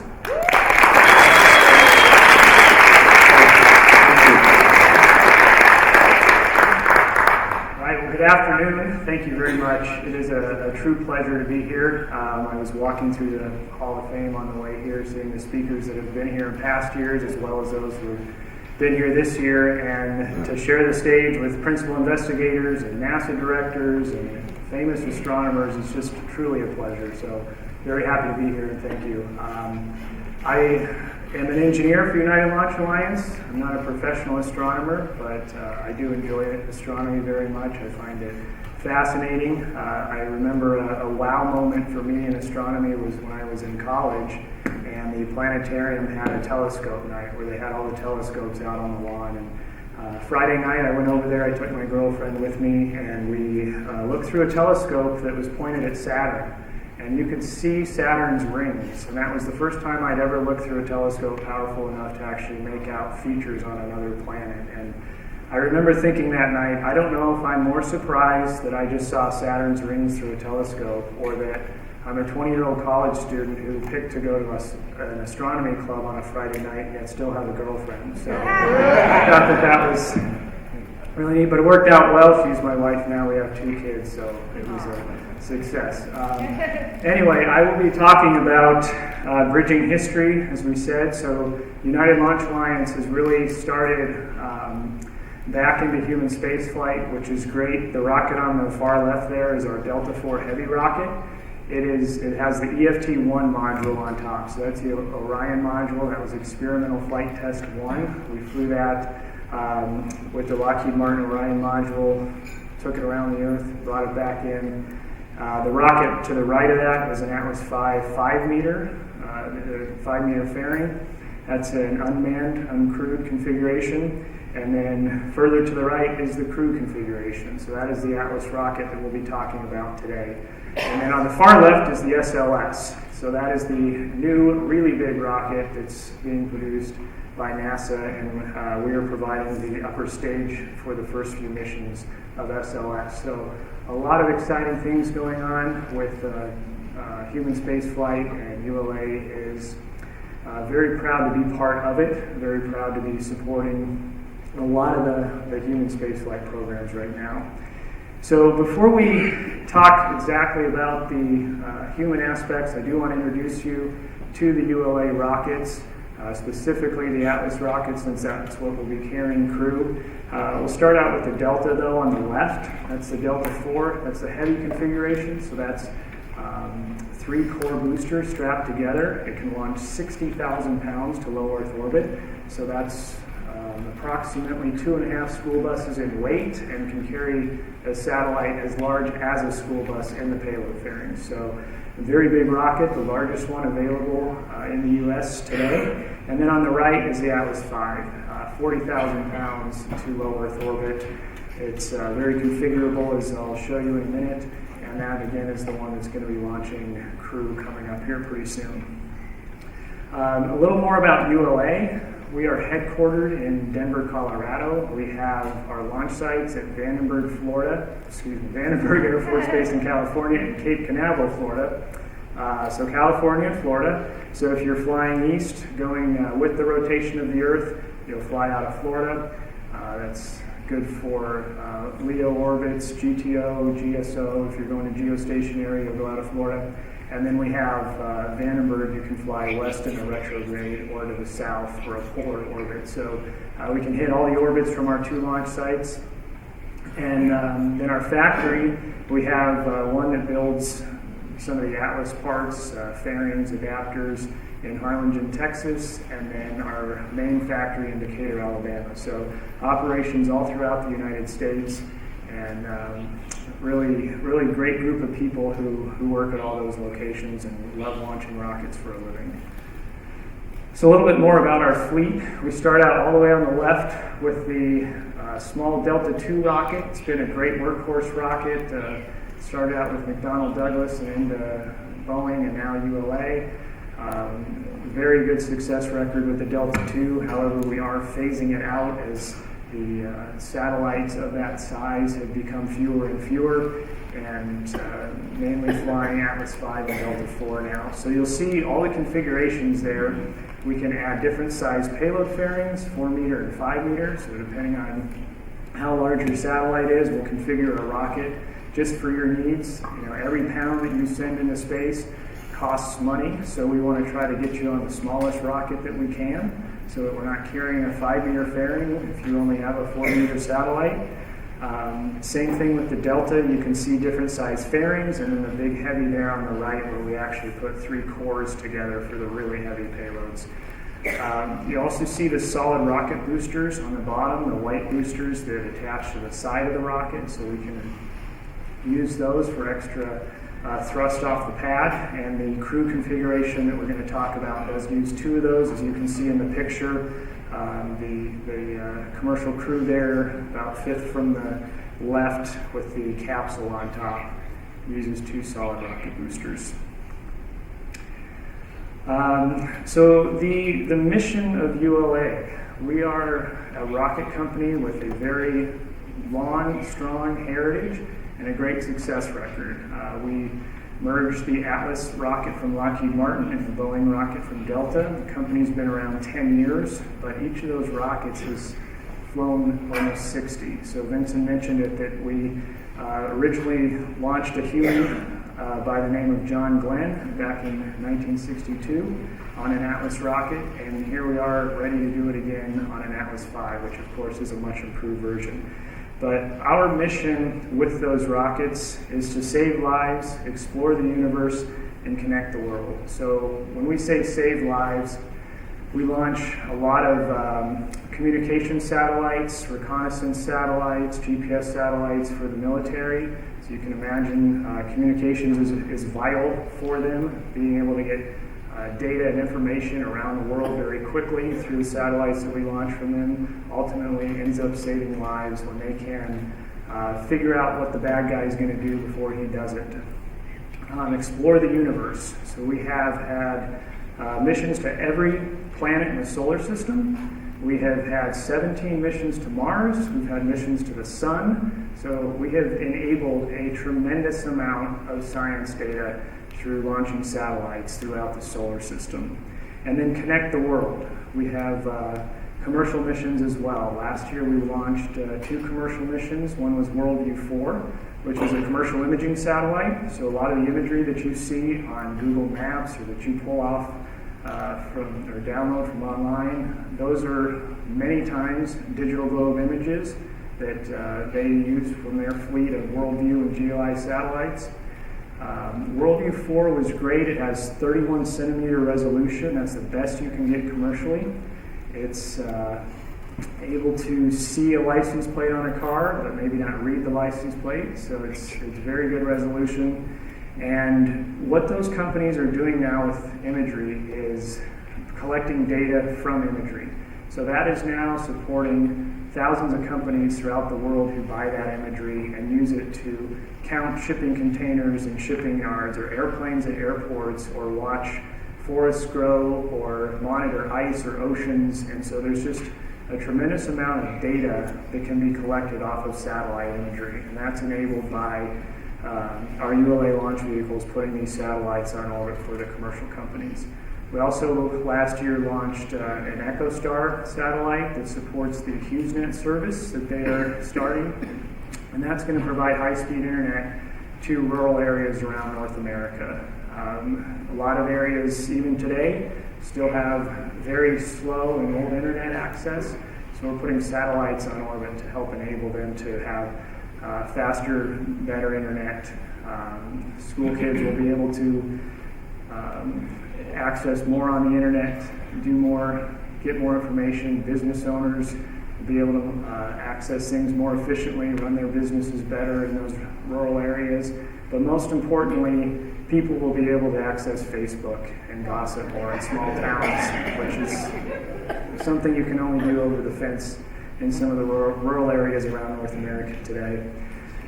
And then our vision, we will unleash mankind's potential in space. So I just talked a lot about how we do that with the various satellites that we launch, but we really want to be a player and an enabler to getting new missions launched, to getting data about Earth from space, and about putting humans back into space from U.S. soil. So very exciting for us to be able to work in this industry with so many customers, with the Air Force, the NRO, NASA, commercial companies, and really help meet the goals that they have to go do something really cool in space. We have, since our company started in 2006, we've had 118 consecutive successful launches. So if you've ever gotten on the internet or seen on TV a rocket failure, they're not pretty. There were a lot of them in the early days. We thank the people who were working on rockets back then very much for figuring so many things out, and we are now dedicated to mission success. It's our core principle. It's the reason that we've ended up with 118 and counting, and we keep on going one launch at a time, launching them successfully. So this is a collage of all 118 launches. In there, again, you'll see satellites from all sorts of customers. Probably the most famous Air Force satellite you'll see on there is GPS. I'm sure we're all familiar with GPS, but it has really changed the way that we operate every single day. And it's not just on your phone when you pull up a map, but it's tracking vehicles around the world. We actually use it now to track our rocket when we lift off. It's used in ATMs because the atomic clock on GPS satellites is so precise that it marks the exact second, down to the billionth of a second, of when you withdraw money. So your bank is actually making sure that you can't go to 2 ATMs at the same time and withdraw the same amount of money and confuse it. So if you ever tried that and it hasn't worked, you can thank GPS that you were able to fool the ATM. But it really has changed the way we do things. A lot of NASA science missions in that collage. LRL Cross, where we crashed a Centaur into the moon to kick up dust and see if we could detect water ice. GLAST, Dawn, SDO, WISE, the WISE Space Telescope, an infrared telescope launched on a Delta II that found 1,000 dust-obscured galaxies and millions of planets. So really an amazing mission there. The dust-obscured galaxies are dogs, which are very bright in the infrared, so they're called hot dogs. But when you think about that, one satellite launched finds 1,000 new galaxies. So just an amazing amount of learning and new data coming off of the missions that we launched. So again, extremely excited to be part of that. And so to recap that, I'll show it to you in another format in a video. We'll play this and give you a little bit of a feel for what we're doing at ULA right now, what we want to accomplish this year with Commercial Crew, and we'll talk a little bit about our new rocket that we're building as well called the Vulcan. So one of the things that we're working on is bringing the best of Delta and Atlas together into a new rocket. So this is about a 3.5-minute video. It'll tell you a little bit more about what we're doing at ULA, and then we'll get right into the Commercial Crew stuff when we get back and talk about all the great stuff we're starting towards a launch for Commercial Crew next year. So go ahead and roll the video. That is right. Dan engineer, proceed with no future report to bed. Roger. ULA is the world's most prolific space launch provider. We are America's right to space. From launching Mercury astronauts, to delivering every operational GPS satellite, to sending every U.S. mission to Mars, ULA's Atlas and Delta rockets have answered America's call to space for nearly 60 years. As a new era dawns, ULA continues to set the pace. The next couple of years for ULA are very exciting. There's a whole host of things that are going to happen. First, we're going to return to flying Americans to space from American soil. Scheduled for flight in 2018, ULA's Atlas V rocket will launch Boeing's Starliner on missions to the International Space Station. With the crew access tower nearly complete at Cape Canaveral Space Launch Complex 41, production and tests will begin this year. Every mission we launch at ULA is vitally important, whether it's reconnaissance or communications, weather forecasting, NASA science. All of these things enable life as we know it today. What we're doing with Commercial Crew and the Starliner program is taking that heritage and those principles and applying them to the systems that are going to keep humans safe. We are very excited about the human spaceflight mission, but also we're going to introduce our new rocket, the Vulcan rocket. Innovation is basically in our minds every single day. We're always thinking about the really great things about both our Atlas and Delta launch vehicles and kind of combining those things and our lessons learned to create this one really great launch vehicle with all of the good things that we have from our heritage vehicles. Combining a 5.4 meter diameter payload fairing with a powerful American-made engine and up to 6 solid rocket boosters, the Vulcan Centaur will reliably and cost-effectively launch the full spectrum of mission types. With the introduction of the ACES, ULA will forever change the way we think about launch, on-orbit operations, and the possibility of space. A reusable, very long duration upper stage is going to allow us to create a fleet of space trucks, a true transportation system that will unlock the tremendous economic value and human potential that exists now just beyond our reach, especially in cislunar space. Cislunar is the space between the Earth and the Moon, and ULA's vision is to have 1,000 people living and working there over the next 30 years. Cislunar 1000 creates opportunities for space resources, in-space manufacturing, space pharmaceutical, tourism, and a number of other industries. This establishes a permanent human presence in space. Innovation is really about coming up with creative and new ways of doing things that shatter prior limitations. And that is absolutely the core of ULA's future.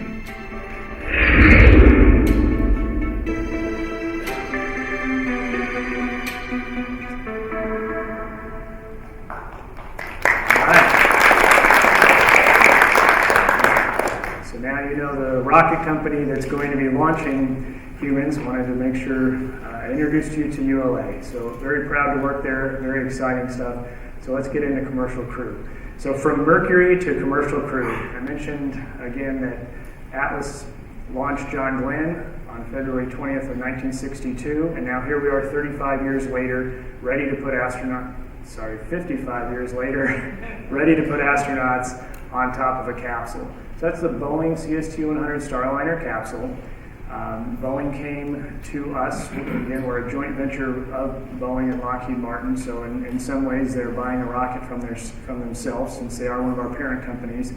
But we're providing the Atlas V, we're working with them to make sure that the CST-100 is going to fly safely. We've had to make a few modifications to the rocket, including, most importantly, an emergency detection system. So that's going to be taking thousands of measurements per second around the rocket, and if it detects anything out of the ordinary, there's an option for that system to abort the crew. So this is a much safer configuration than what was flown on shuttle, because we have an option of, if something bad happens on the rocket, we can pop the capsule off and get the crew out of there. I'll talk about that a little bit more coming up with their abort engines and how that system works.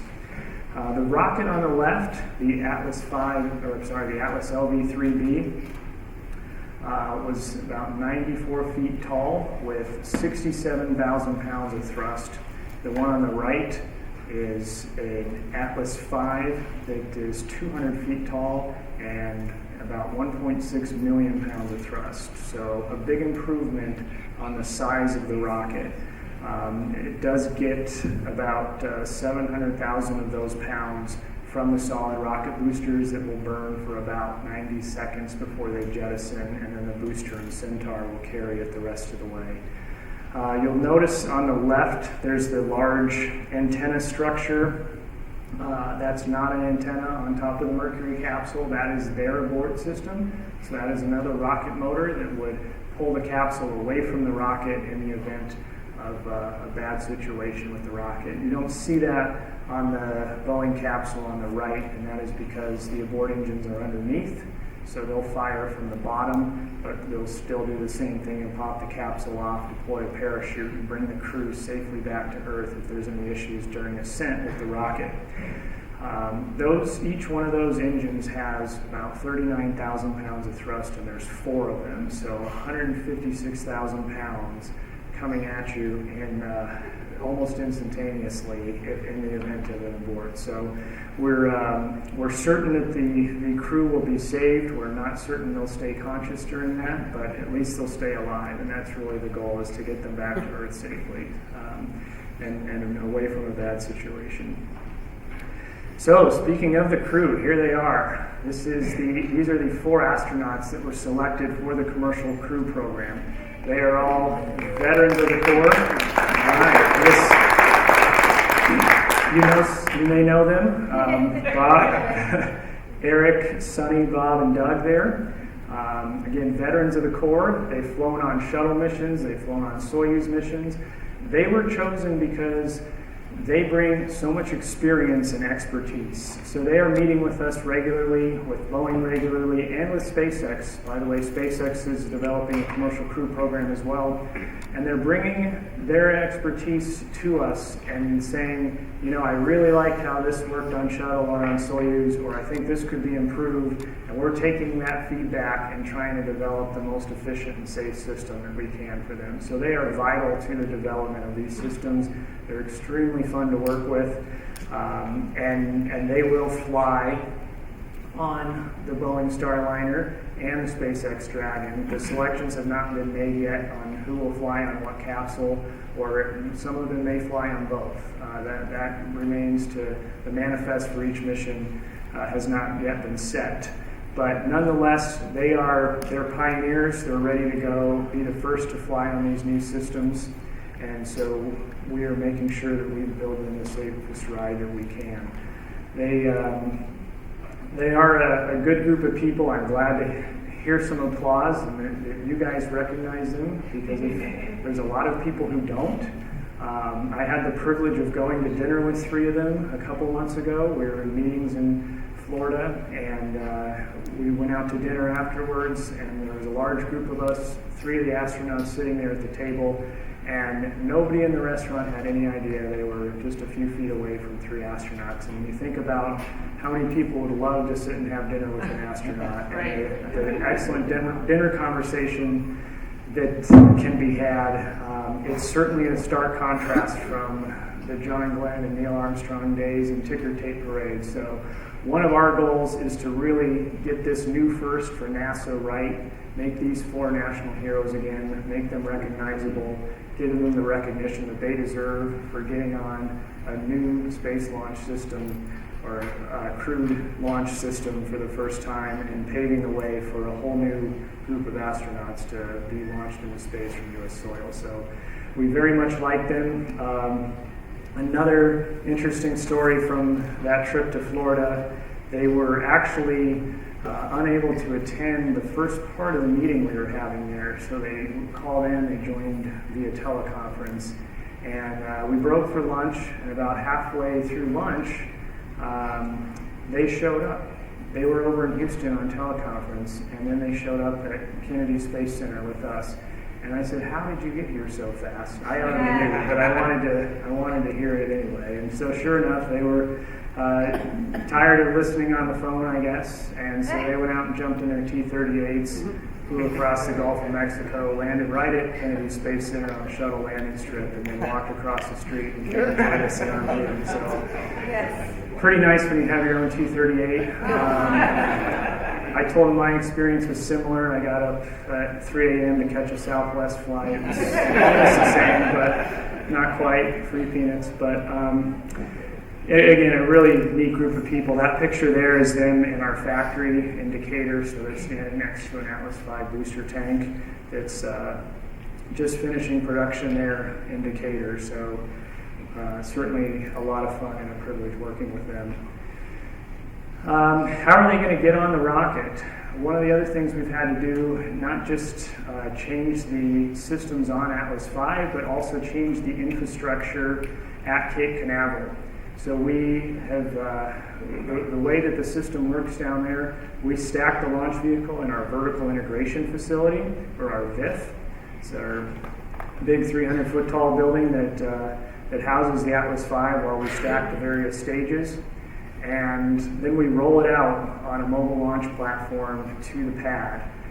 And once it's out there, there's no way to access the top of it. So we built a new tower called the Crew Access Tower, and you can see that that's going to allow them to, it'll take an elevator up, and then they'll walk across that bridge. And there's a white room at the end of that bridge that's kept clean so that we don't introduce any contaminants into their spacecraft. But they'll walk across that bridge and get onto the get into the CST-100 Starliner.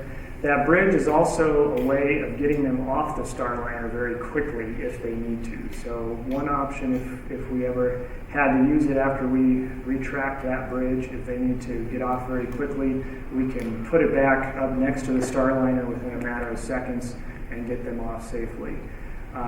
The neat thing about the Crew Access Tower is that it was constructed almost entirely off-site in large sections, a couple miles away from the pad. This is all at Launch Complex 41 at Cape Canaveral.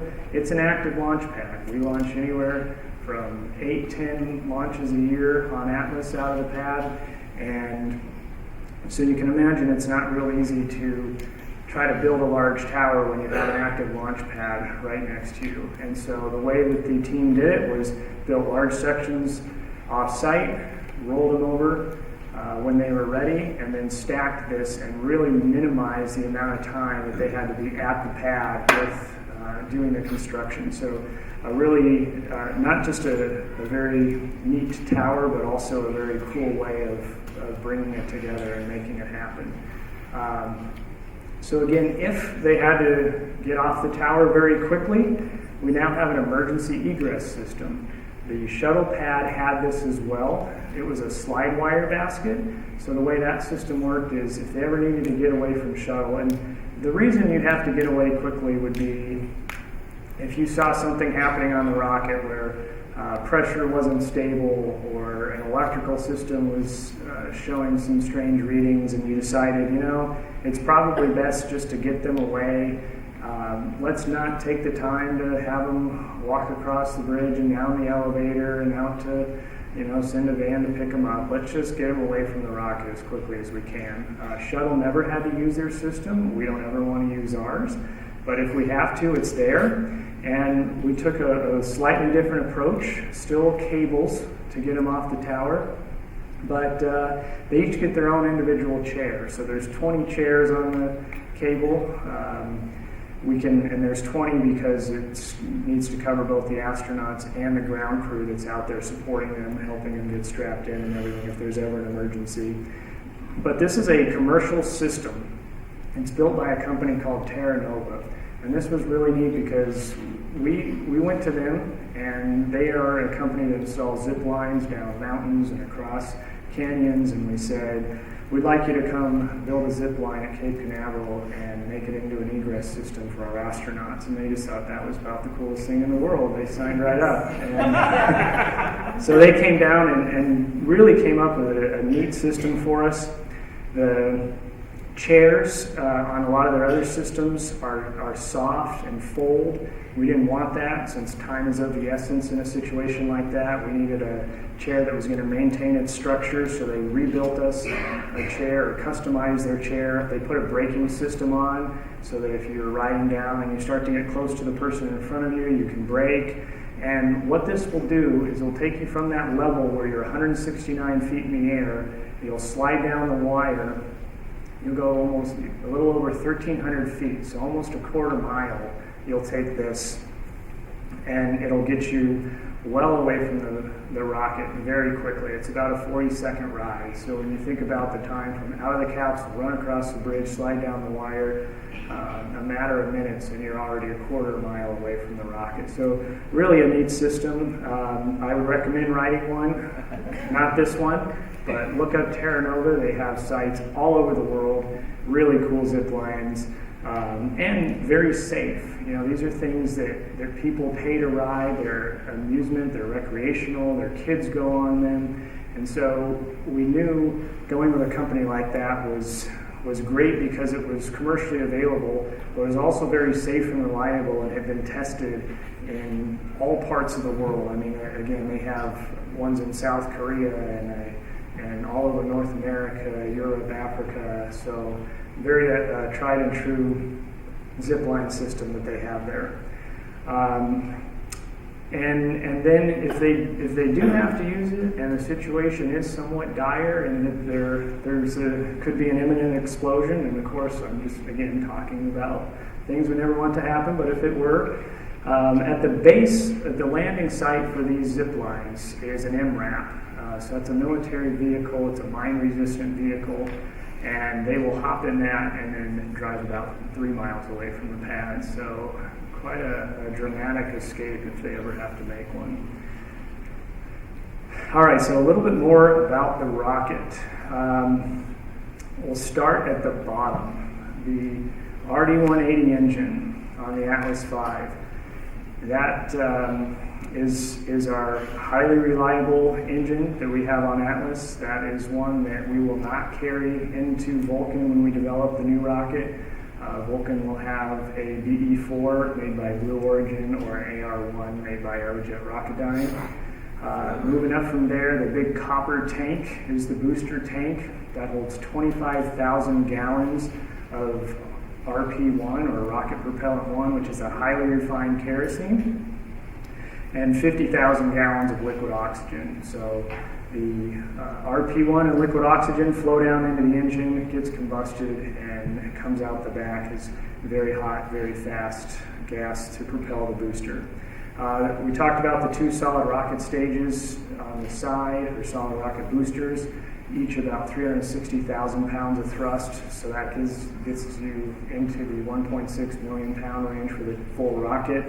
Those will jettison after about 90 seconds. So we'll lift off the pad, those will burn their solid fuel, they'll fall away, the booster will keep pushing the rocket further, and it will eventually then, the booster will run out of fuel about 4 minutes into the flight, and then the booster will fall away. So the idea with rocketry is you want to take as little mass as possible, and so as soon as we run out of fuel in one tank, we want to get rid of it and shed that mass and start burning more efficiently so that we're not hauling a lot of dead weight with us. There's an interstage adapter there in the middle, so that is what attaches the booster stage to the Centaur.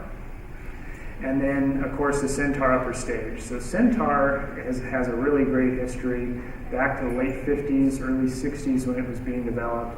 And it is, again, the same, it has the same heritage. It's been around since that time. Again, it's updated, it's improved for commercial crew. But it's also, it also has that long success design that went into it in the very early days. It had very strict requirements to be a very reliable upper stage, and it still is. We've made it more fault tolerant. We've built new systems into it, guidance systems, used modern technology with ring laser gyros and new electromechanical actuators for the engine, things that we've been able to build a lot more fault tolerance into than what was there 60 years ago when it was first developed. And then moving up from there is the aeroskirt. Oh, one other thing on the Centaur, it is a dual engine Centaur. So it's been 15 years since we've flown a dual engine Centaur. So it's going to have 2 RL-10As on it. That's partially to provide the thrust needed to lift CST-100 because it is such a heavy spacecraft, but also for reliability. If we have one engine go down, we have a second one there. So 2 advantages there to have the dual engine Centaur. And really the reason it's been so long since we've flown a dual engine Centaur is that the RL-10 engine was so much improved, we really didn't need the second engine.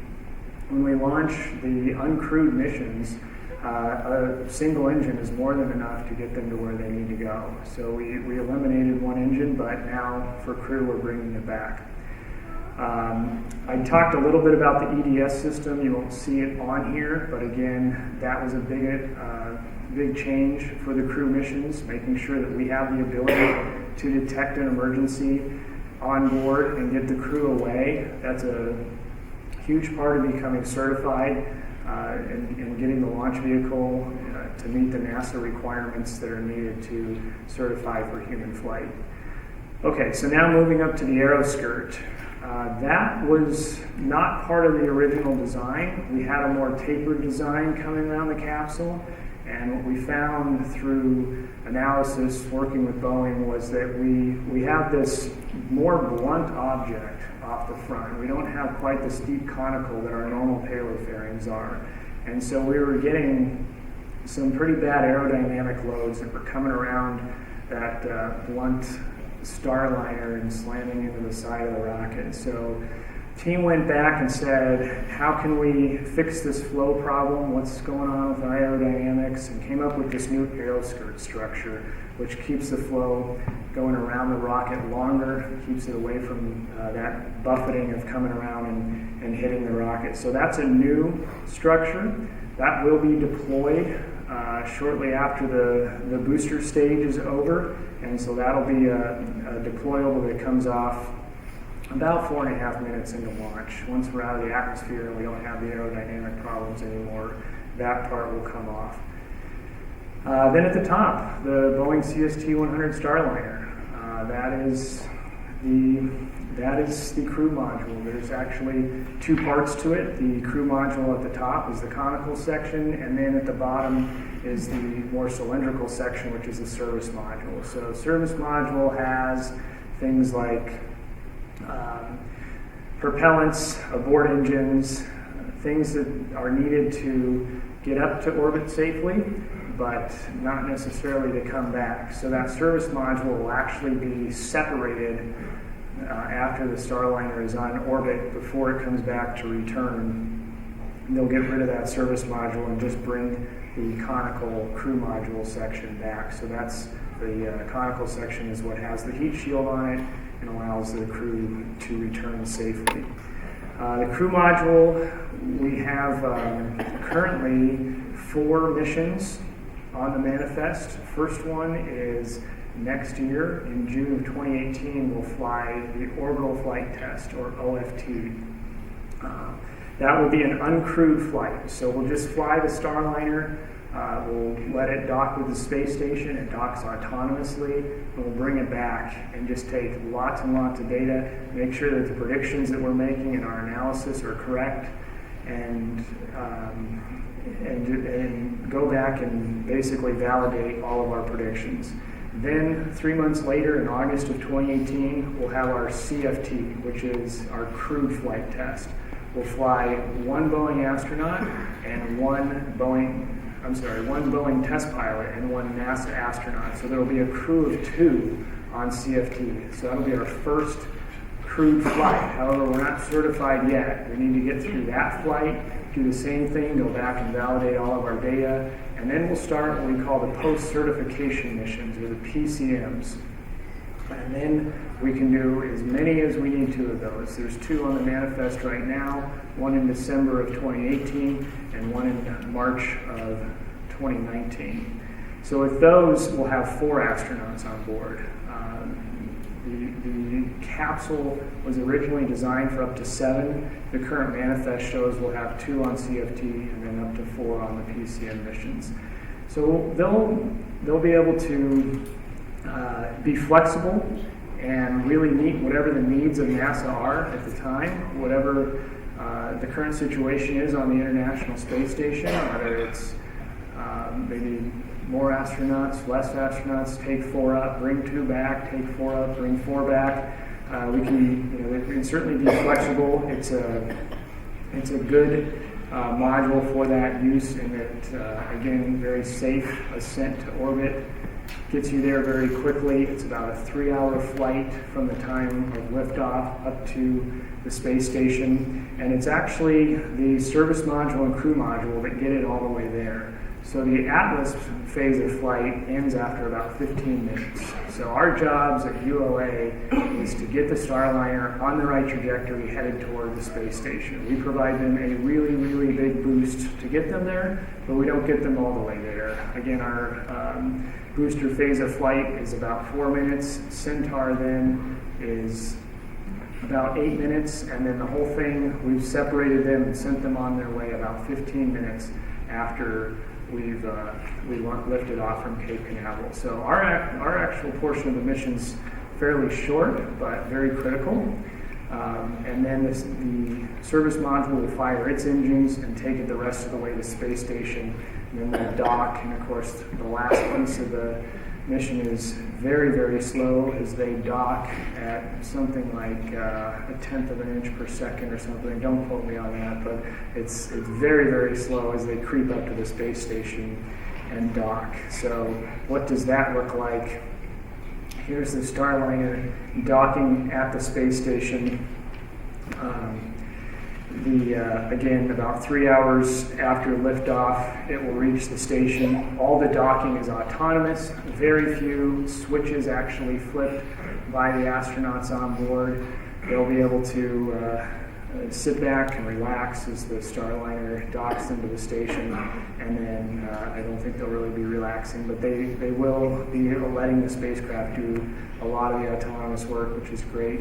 And then they'll fly missions that are a lot like the shuttle was. So it'll be 7 to 10 days, be meeting the needs of the ISS, with the scientific objectives, experiments, other things, changing out crew, taking cargo. The nice thing with the Starliner is that it can take both crew and cargo. So depending on what the mission is, they'll say, all right, we're sending one up.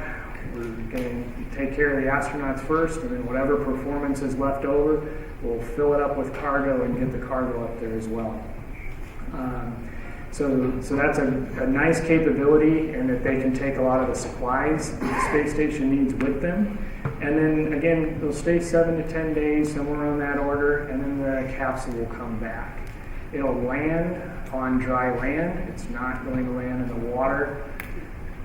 It uses a series of parachutes, airbags, retro rockets to come back on land. There's several primary landing sites throughout the U.S., Yuma, Arizona, Wilcox, Arizona, Dudley, Utah, White Sands Missile Range in New Mexico. And what's great about landing on land is that, one, there's several sites that they've chosen, so they can check the weather, the operations, what's the best site to bring the astronauts back, land them on dry land. You don't have all the extra operational challenges that come with being in the ocean and getting boats and helicopters out there. They're right there. You can drive up to them in a four-wheel drive. You're in the middle of the desert or a dry lake bed, and go up and retrieve them. If you've ever seen a Soyuz capsule come back, you see that it lands on the land and all vehicles swarm around it. So we're looking at something similar to that. And then they can ship the spacecraft back to Boeing for refurbishment. It can be used up to 10 times. And it's also, in its early design, has been already designed, I'll say, to do longer duration missions. So even though the original or the initial intention of commercial crew is to do a week to 10 days up to the space station and back, Boeing's already thinking about what to do to make longer duration missions possible. So deeper space, further human exploration. And with the landing as well, the other good thing about the airbag combination with the retro rockets is it should be fairly soft. People talk about the Soyuz and how sometimes violent that is, but with the airbags, it will be a much smoother ride for the astronauts. So it should be very good for them.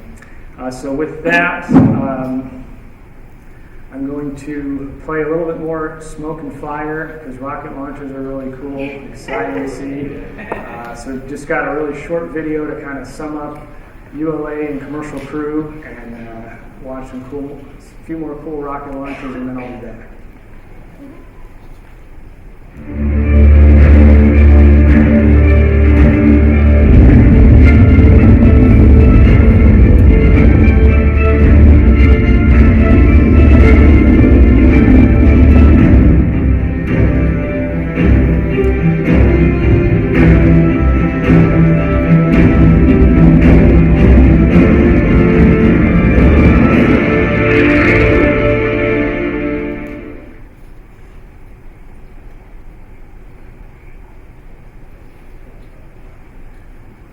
So again, it highlights the 118 successful missions, the 100% mission success, the core principles that we're carrying in to commercial crew.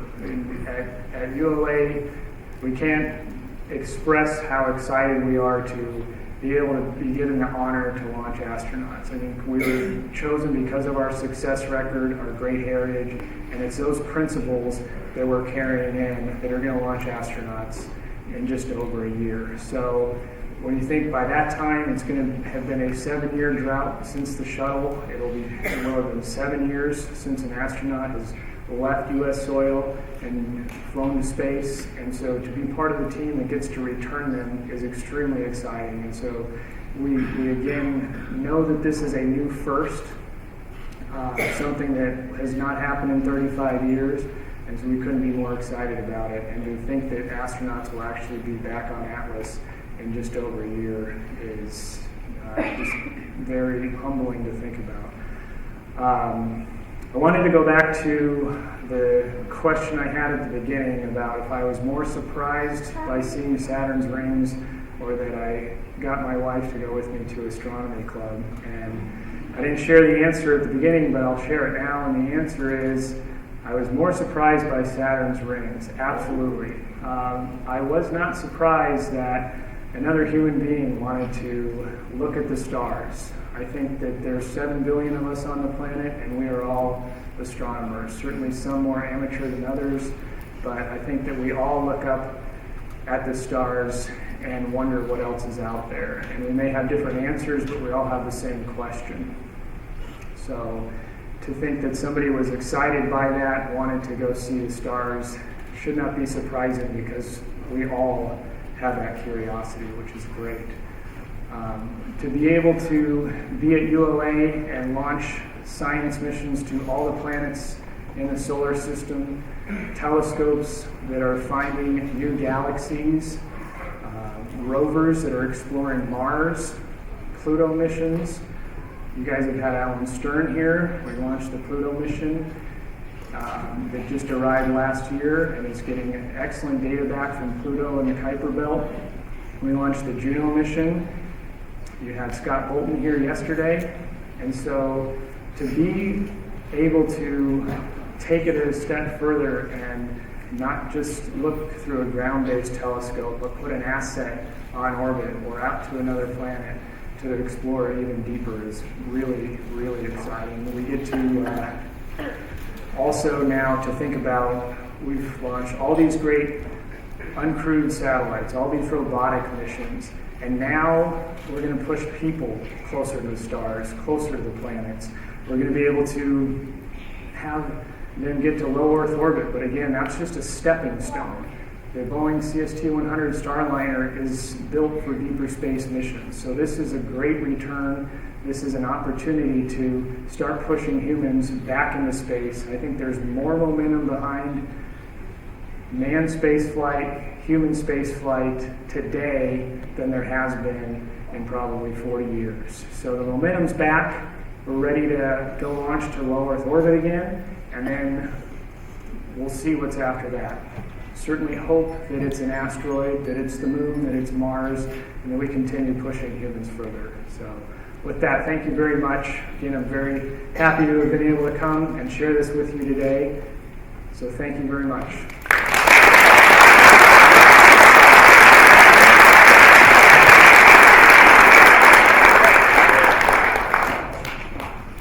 And I'm going to stick around for questions if you have them.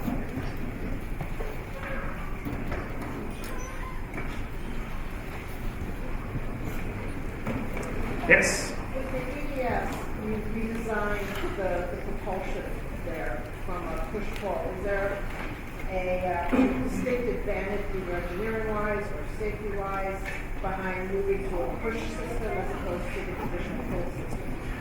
I don't think that there's necessarily a large technical advantage other than it's less structure on the rocket. You don't have the large structure sticking off the top. The other thing is there's a cap on the top of the capsule where the parachutes deploy.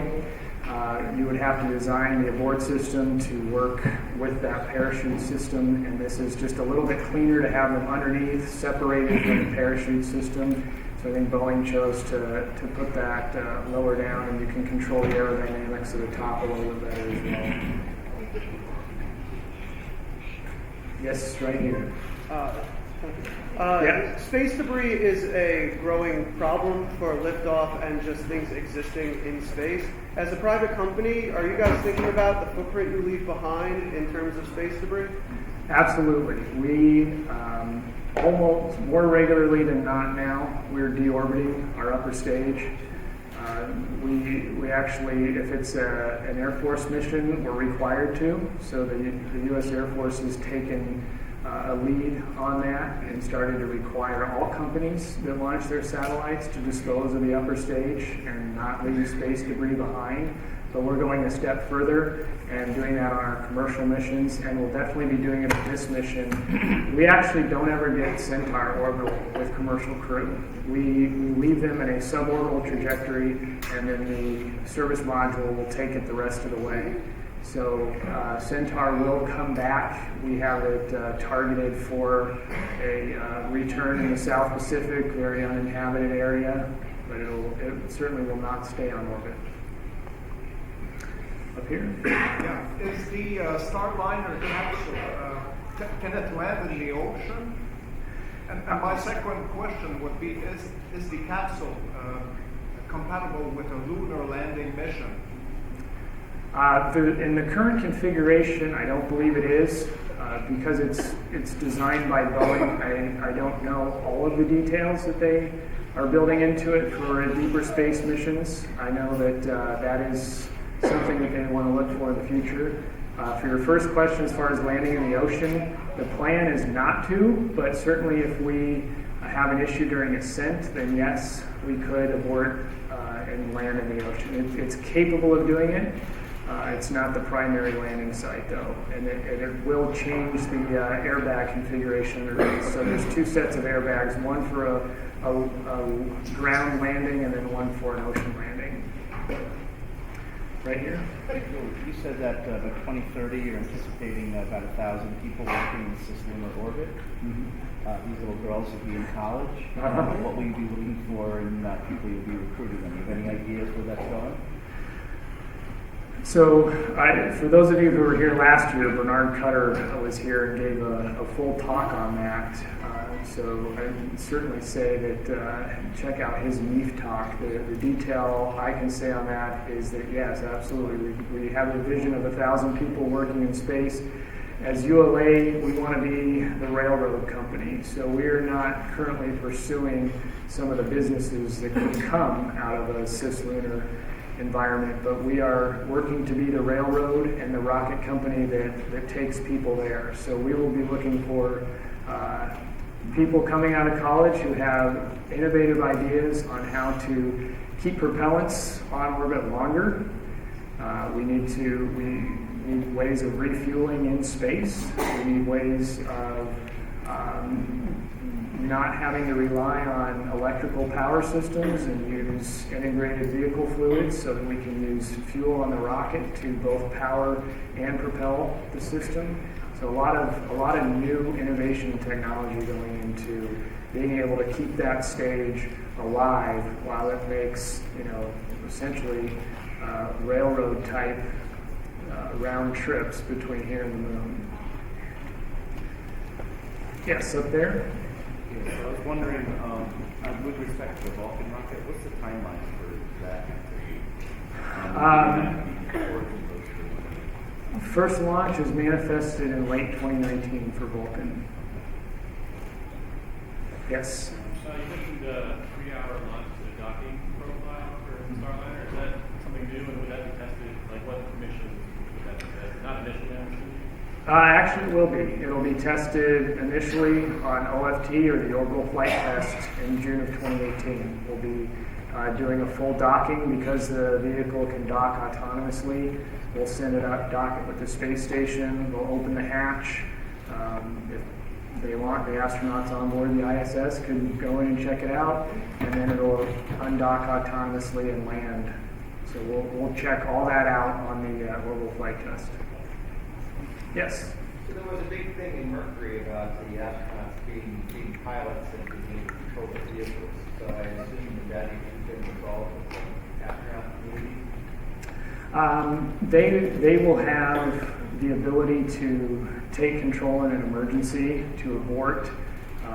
They'll have, there's various scenarios where if in certain failure modes, if it were to not separate initially or on time, there's contingencies that they can go into. If it's during ascent and there's something going on with the rocket, then they could take control, but really where they step in is in an emergency situation. There's 3 people who can call an abort. One's the flight director in Houston, one is our ULA launch conductor at Cape Canaveral, and then the third is the crew.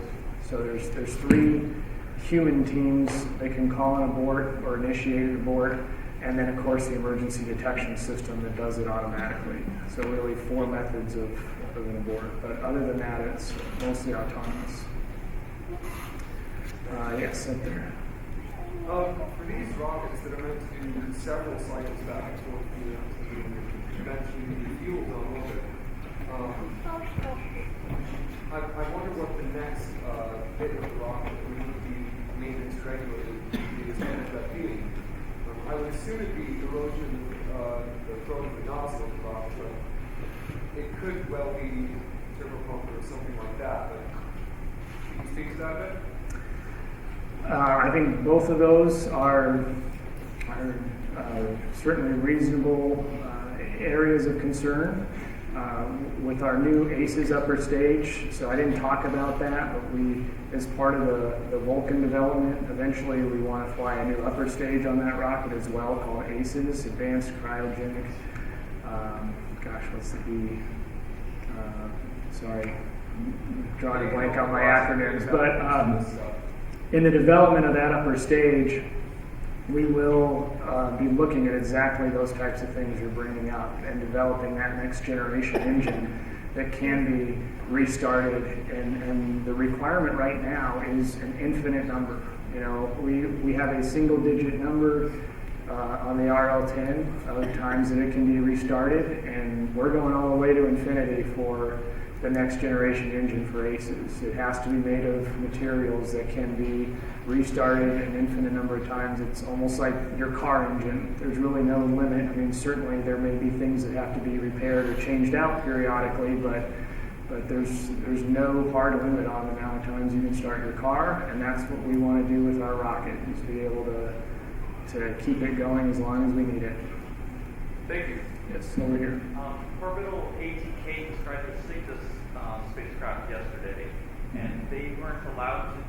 Their docking wasn't automatic. Is that because, and yours is? So is that because you have the technology and they don't, or?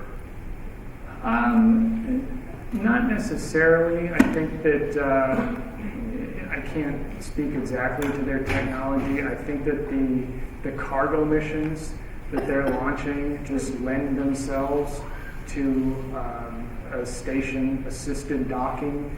It's when you have cargo, you can grab it with the ISS arm and bring it in, and that's something that I don't think Boeing really wanted to rely on. When you have crew on board, you want to be able to get the capsule attached to the station and get the crew off and be able to have the capsule do that itself, not rely on astronauts on the station or mechanical parts on the station. You know, if the arm were to have a failure, that's just one more potential failure mechanism, and so being able to do it yourself is just safer for the crew. And I think that the Cygnus also rides in a payload fairing, so you have a little bit more of an ability to be flexible with attach points and various ways of grabbing it, whereas the CST-100, you know, we have to keep a nice clean outer mold line for aerodynamics, and it just made more sense for it to dock autonomously. Yes, over here. You talked about a detection system, a sort of pre-launch detection system, to see if there was something wrong in and around the rocket. Would that system work to prevent what happened to the Challenger space shuttle in terms of the O-ring machine? Would that detect something like that prior to launch? Yeah, you know, that's you can't draw an exact parallel, but certainly if you detected a higher temperature than you should be on the rocket, like what was happening on Challenger, where the SRM was bleeding hot gas onto the external tank. If you detected a higher temperature than you expected, you could hit an abort limit and abort. There's also accelerometers, shock recorders on the rocket, so at the very last instant, as a last-ditch effort, if you didn't detect anything prior to an explosive event like that, you may detect the beginnings of the explosion itself, and the EDS can react in milliseconds. So if it were to detect a high shock event, it could fire the crew capsule away, and hopefully, to not put it lightly, beat the explosion, get away from it, and that again is where they're going to fly away so quickly that there's certainly the possibility of them being able to get out of there before the full explosion happens. Up at the top there. Yeah, so we started with the capsules, and then we moved up to the space shuttle model, reusable glider. thought that maybe after we moved to this, that some of this technology could be used in like a second generation, third generation, even wider, or something more like a space shuttle? Sorry. Are we staying with the capsule, or do we think we're going to eventually move on to something else? So similar to what I was just mentioning with the ability to abort, it's really a much safer system than the shuttle. Keeping the capsule on board really allows for a much easier abort. You know, the shuttle really only the main way that it would abort would be to shed the external tank and the solid rocket boosters and then glide back. And you know, that may work if you're 20 or 30,000 feet in the air, but if you're 100 feet in the air, it doesn't do much for you. You don't have the space to glide back. So this is really a much safer system than what the shuttle was when it comes to crew abort. The other thing about it is it's really built to carry crew and a small amount of cargo. What shuttle did was it was really the rocket itself. You know, it was carrying large payloads. So, you know, whether it was satellites in the early days or ISS modules later on as it was building ISS, every time you wanted to launch a big piece of cargo, you had to send astronauts with it. The concept we're going to today is keep the cargo launches separate from the crew launches. I mean, a lot of the reason that the Titan vehicle stayed around so long was after Challenger. NASA said, all right, we were going to get rid of all these uncrewed launch vehicles like Titan and put everything on the shuttle. Well, then Challenger happened, and they said, maybe it's better to keep the stuff we really don't need a human there for on uncrewed launch vehicles. And then if it fails, at least, even though it's a lot of time and money and it's terrible, at least it's not a loss of life. So to get back to your question, I don't know that we'll ever really go back to a shuttle concept. I think what NASA really wants to do is keep the crew modules smaller, more of a capsule style, not fly big satellites with them, keep those on uncrewed vehicles, and really make this a vehicle that's going to take people back and forth to the space station and then eventually explore deep space from there. Yes? Will the Starliner have multiple vehicles, or will you use it the full 10 times and process it each time, use the same vehicle, or will it be? There will be multiple. They have at least 2 in production now. There's a 6-month turnaround, so you could, when it returns back, 6 months to refurbish it. And in the meantime, though, if you have more than one vehicle, you could fly another one while you're refurbishing the one that just came back. I think there was somebody over here. Was there? No? All right. And yet, yes? The fuel tank. What is the materials made out of in the warfare? So Centaur is a stainless steel balloon and has been since the beginning. When it was first developed, again, weight reduction being a primary objective. We still build the tank similar to how it was built 60 years ago. So the wall thickness of Centaur is less than the thickness of a dime. It's pressure stabilized, which means that we have to keep it under constant pressure. It's just like a soda can. If you were to stand on a full soda can that's not open, it would hold your weight. But if you open it, empty it, stand on it, you crush it. Centaur is the same way. If we keep it pressurized, it can hold a tremendous amount of weight on top. If it were to depressurize, though, then it's no longer structurally stable. The booster is structurally stable. It uses an isogrid aluminum milled pattern, and so that does not have to be kept under pressure. Why did they make the main booster rocket, bigger instead of having the 2 booster rockets? What was the reason behind that? It's really for adaptability. You certainly could make the core booster larger. One of the things that that we like with our fleet, I showed that fleet chart where there's various configurations of Atlas. If we only had one configuration, we'd have to fly that for all customers. So you end up having to fly a really big rocket, even if you don't have a really big satellite. This makes it a lot more configurable. So we can say, all right, this satellite's really big. It needs 4 solid rocket boosters. Those are $5 million a piece, and that's what you're going to have to. So this company needs 4. You're going to pay an extra $20 million for your ride. Whereas this person over here has a smaller satellite. We're not going to have to sell you those. You get to save $20 million. You don't have to fly those because you weigh less. So it's really about having that flexibility and being able to configure a rocket for the mission need, but being able to easily configure it. You know, we don't want to have to redesign the whole thing. And these things can go on and off. All the boosters are scarred for them. You know, the mounting hardware is there, so we can just put one on, take one off, whatever we need to do. So it's really about keeping the rocket flexible.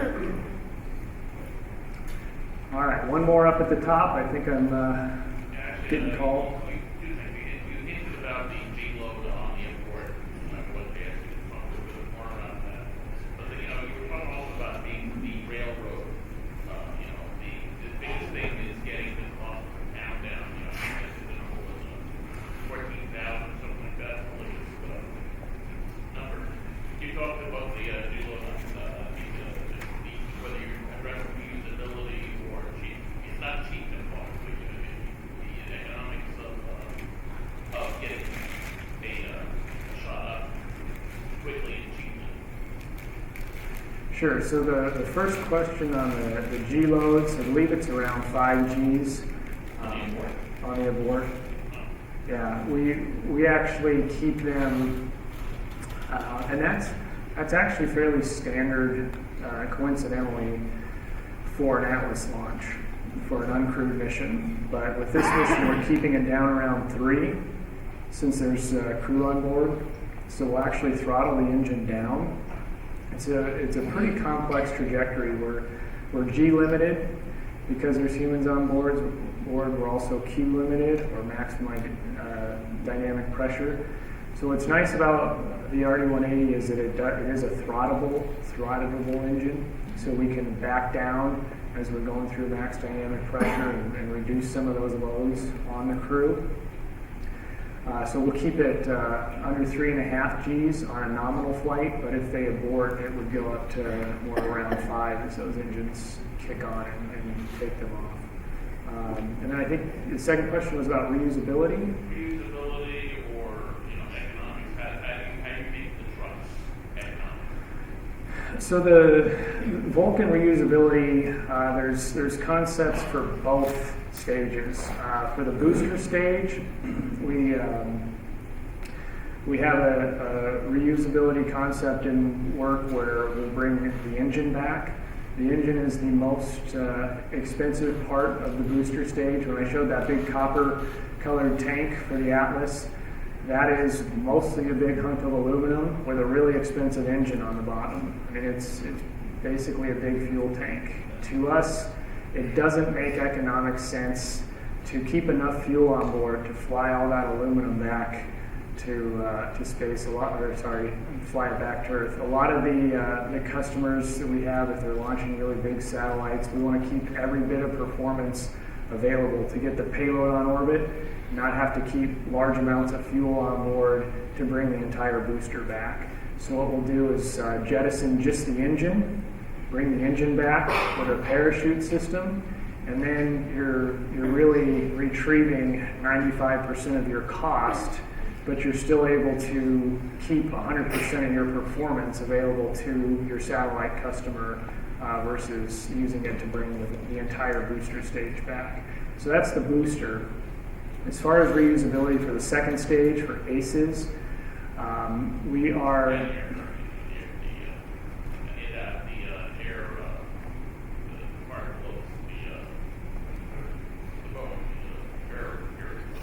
Oh, the Starliner?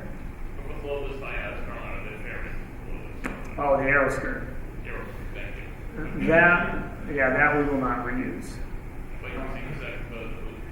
stage? The second stage on this configuration for commercial crew, we will not reuse. What we're working toward in the future with ACES is having everything be able to operate using just the hydrogen and oxygen fuel on board. And then we don't have to carry batteries and use solar panels that degrade. And so as long as we can get fuel, we can keep that thing going. And so once we're able to refuel on orbit, then that, and again, using an engine that can be restarted an infinite number of times, we'll be able to keep that upper stage just going and going, and not have batteries that run out or solar panels that degrade. And so that's ultimately where we want to get. Yeah. Well, and in cislunar, being able to go back and forth between here and the moon. Yeah. So, all right. I think I'm getting the wave off. Thank you. Thank you very much, Caleb. Thank you. Really great talk. Thank you.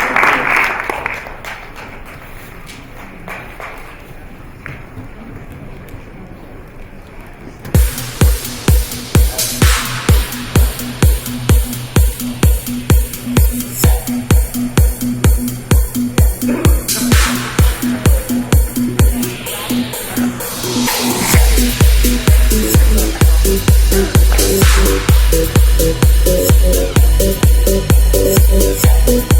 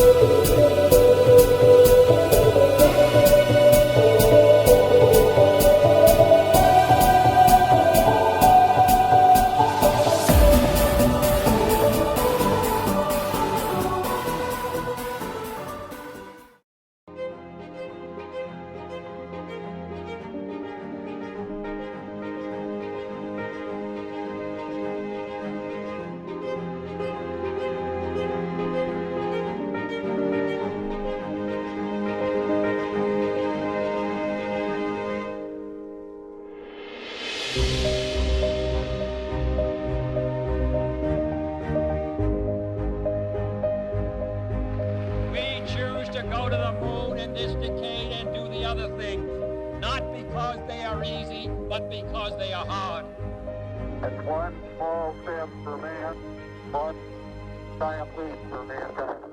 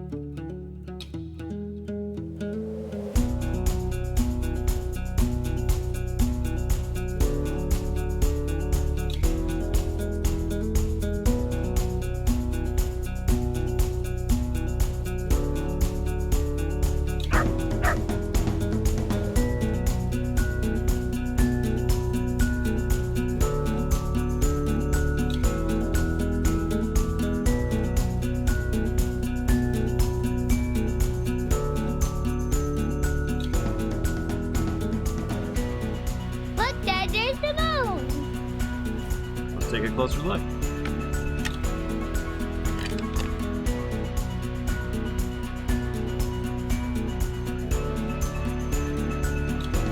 Awesome! We can take a picture of it too.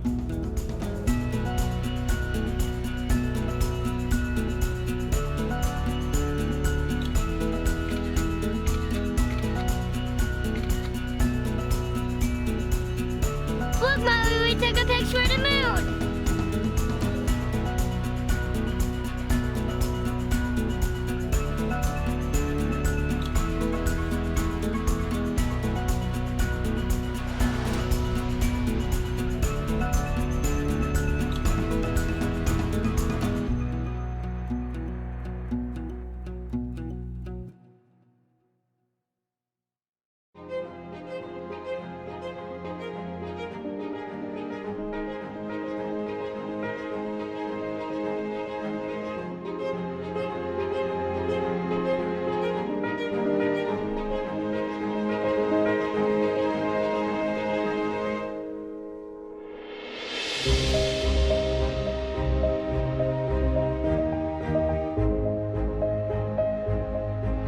We choose to go to the moon in this decade and do the other things, not because they are easy, but because they are hard. It's one small step for man, one giant leap for mankind.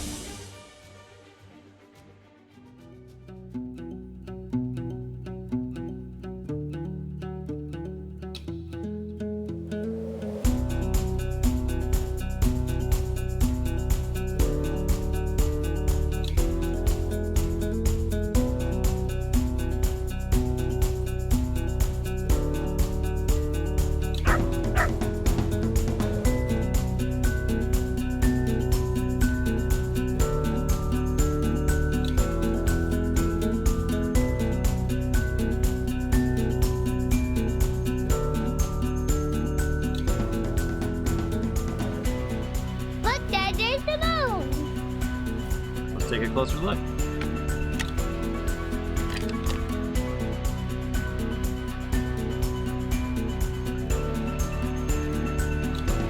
Awesome! We can take a picture of it too.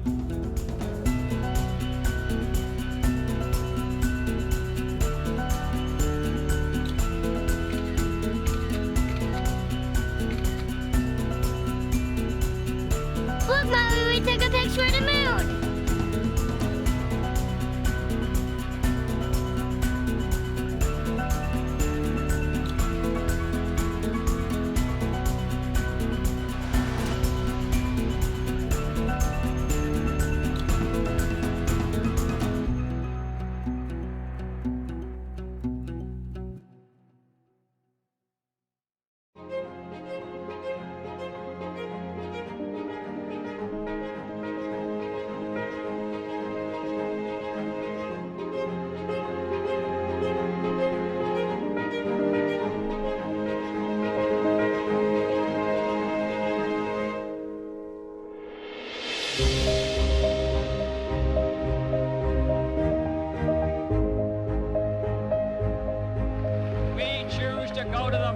in this decade and do the other things, not because they are easy, but because they are hard.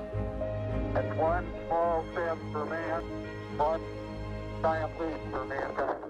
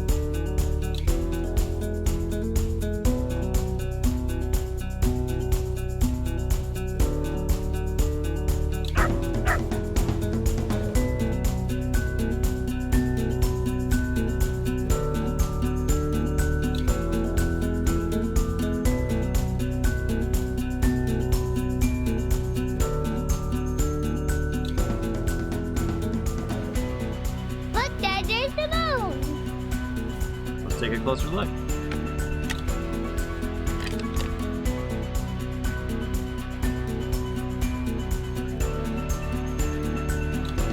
Awesome! We can take a picture of it too.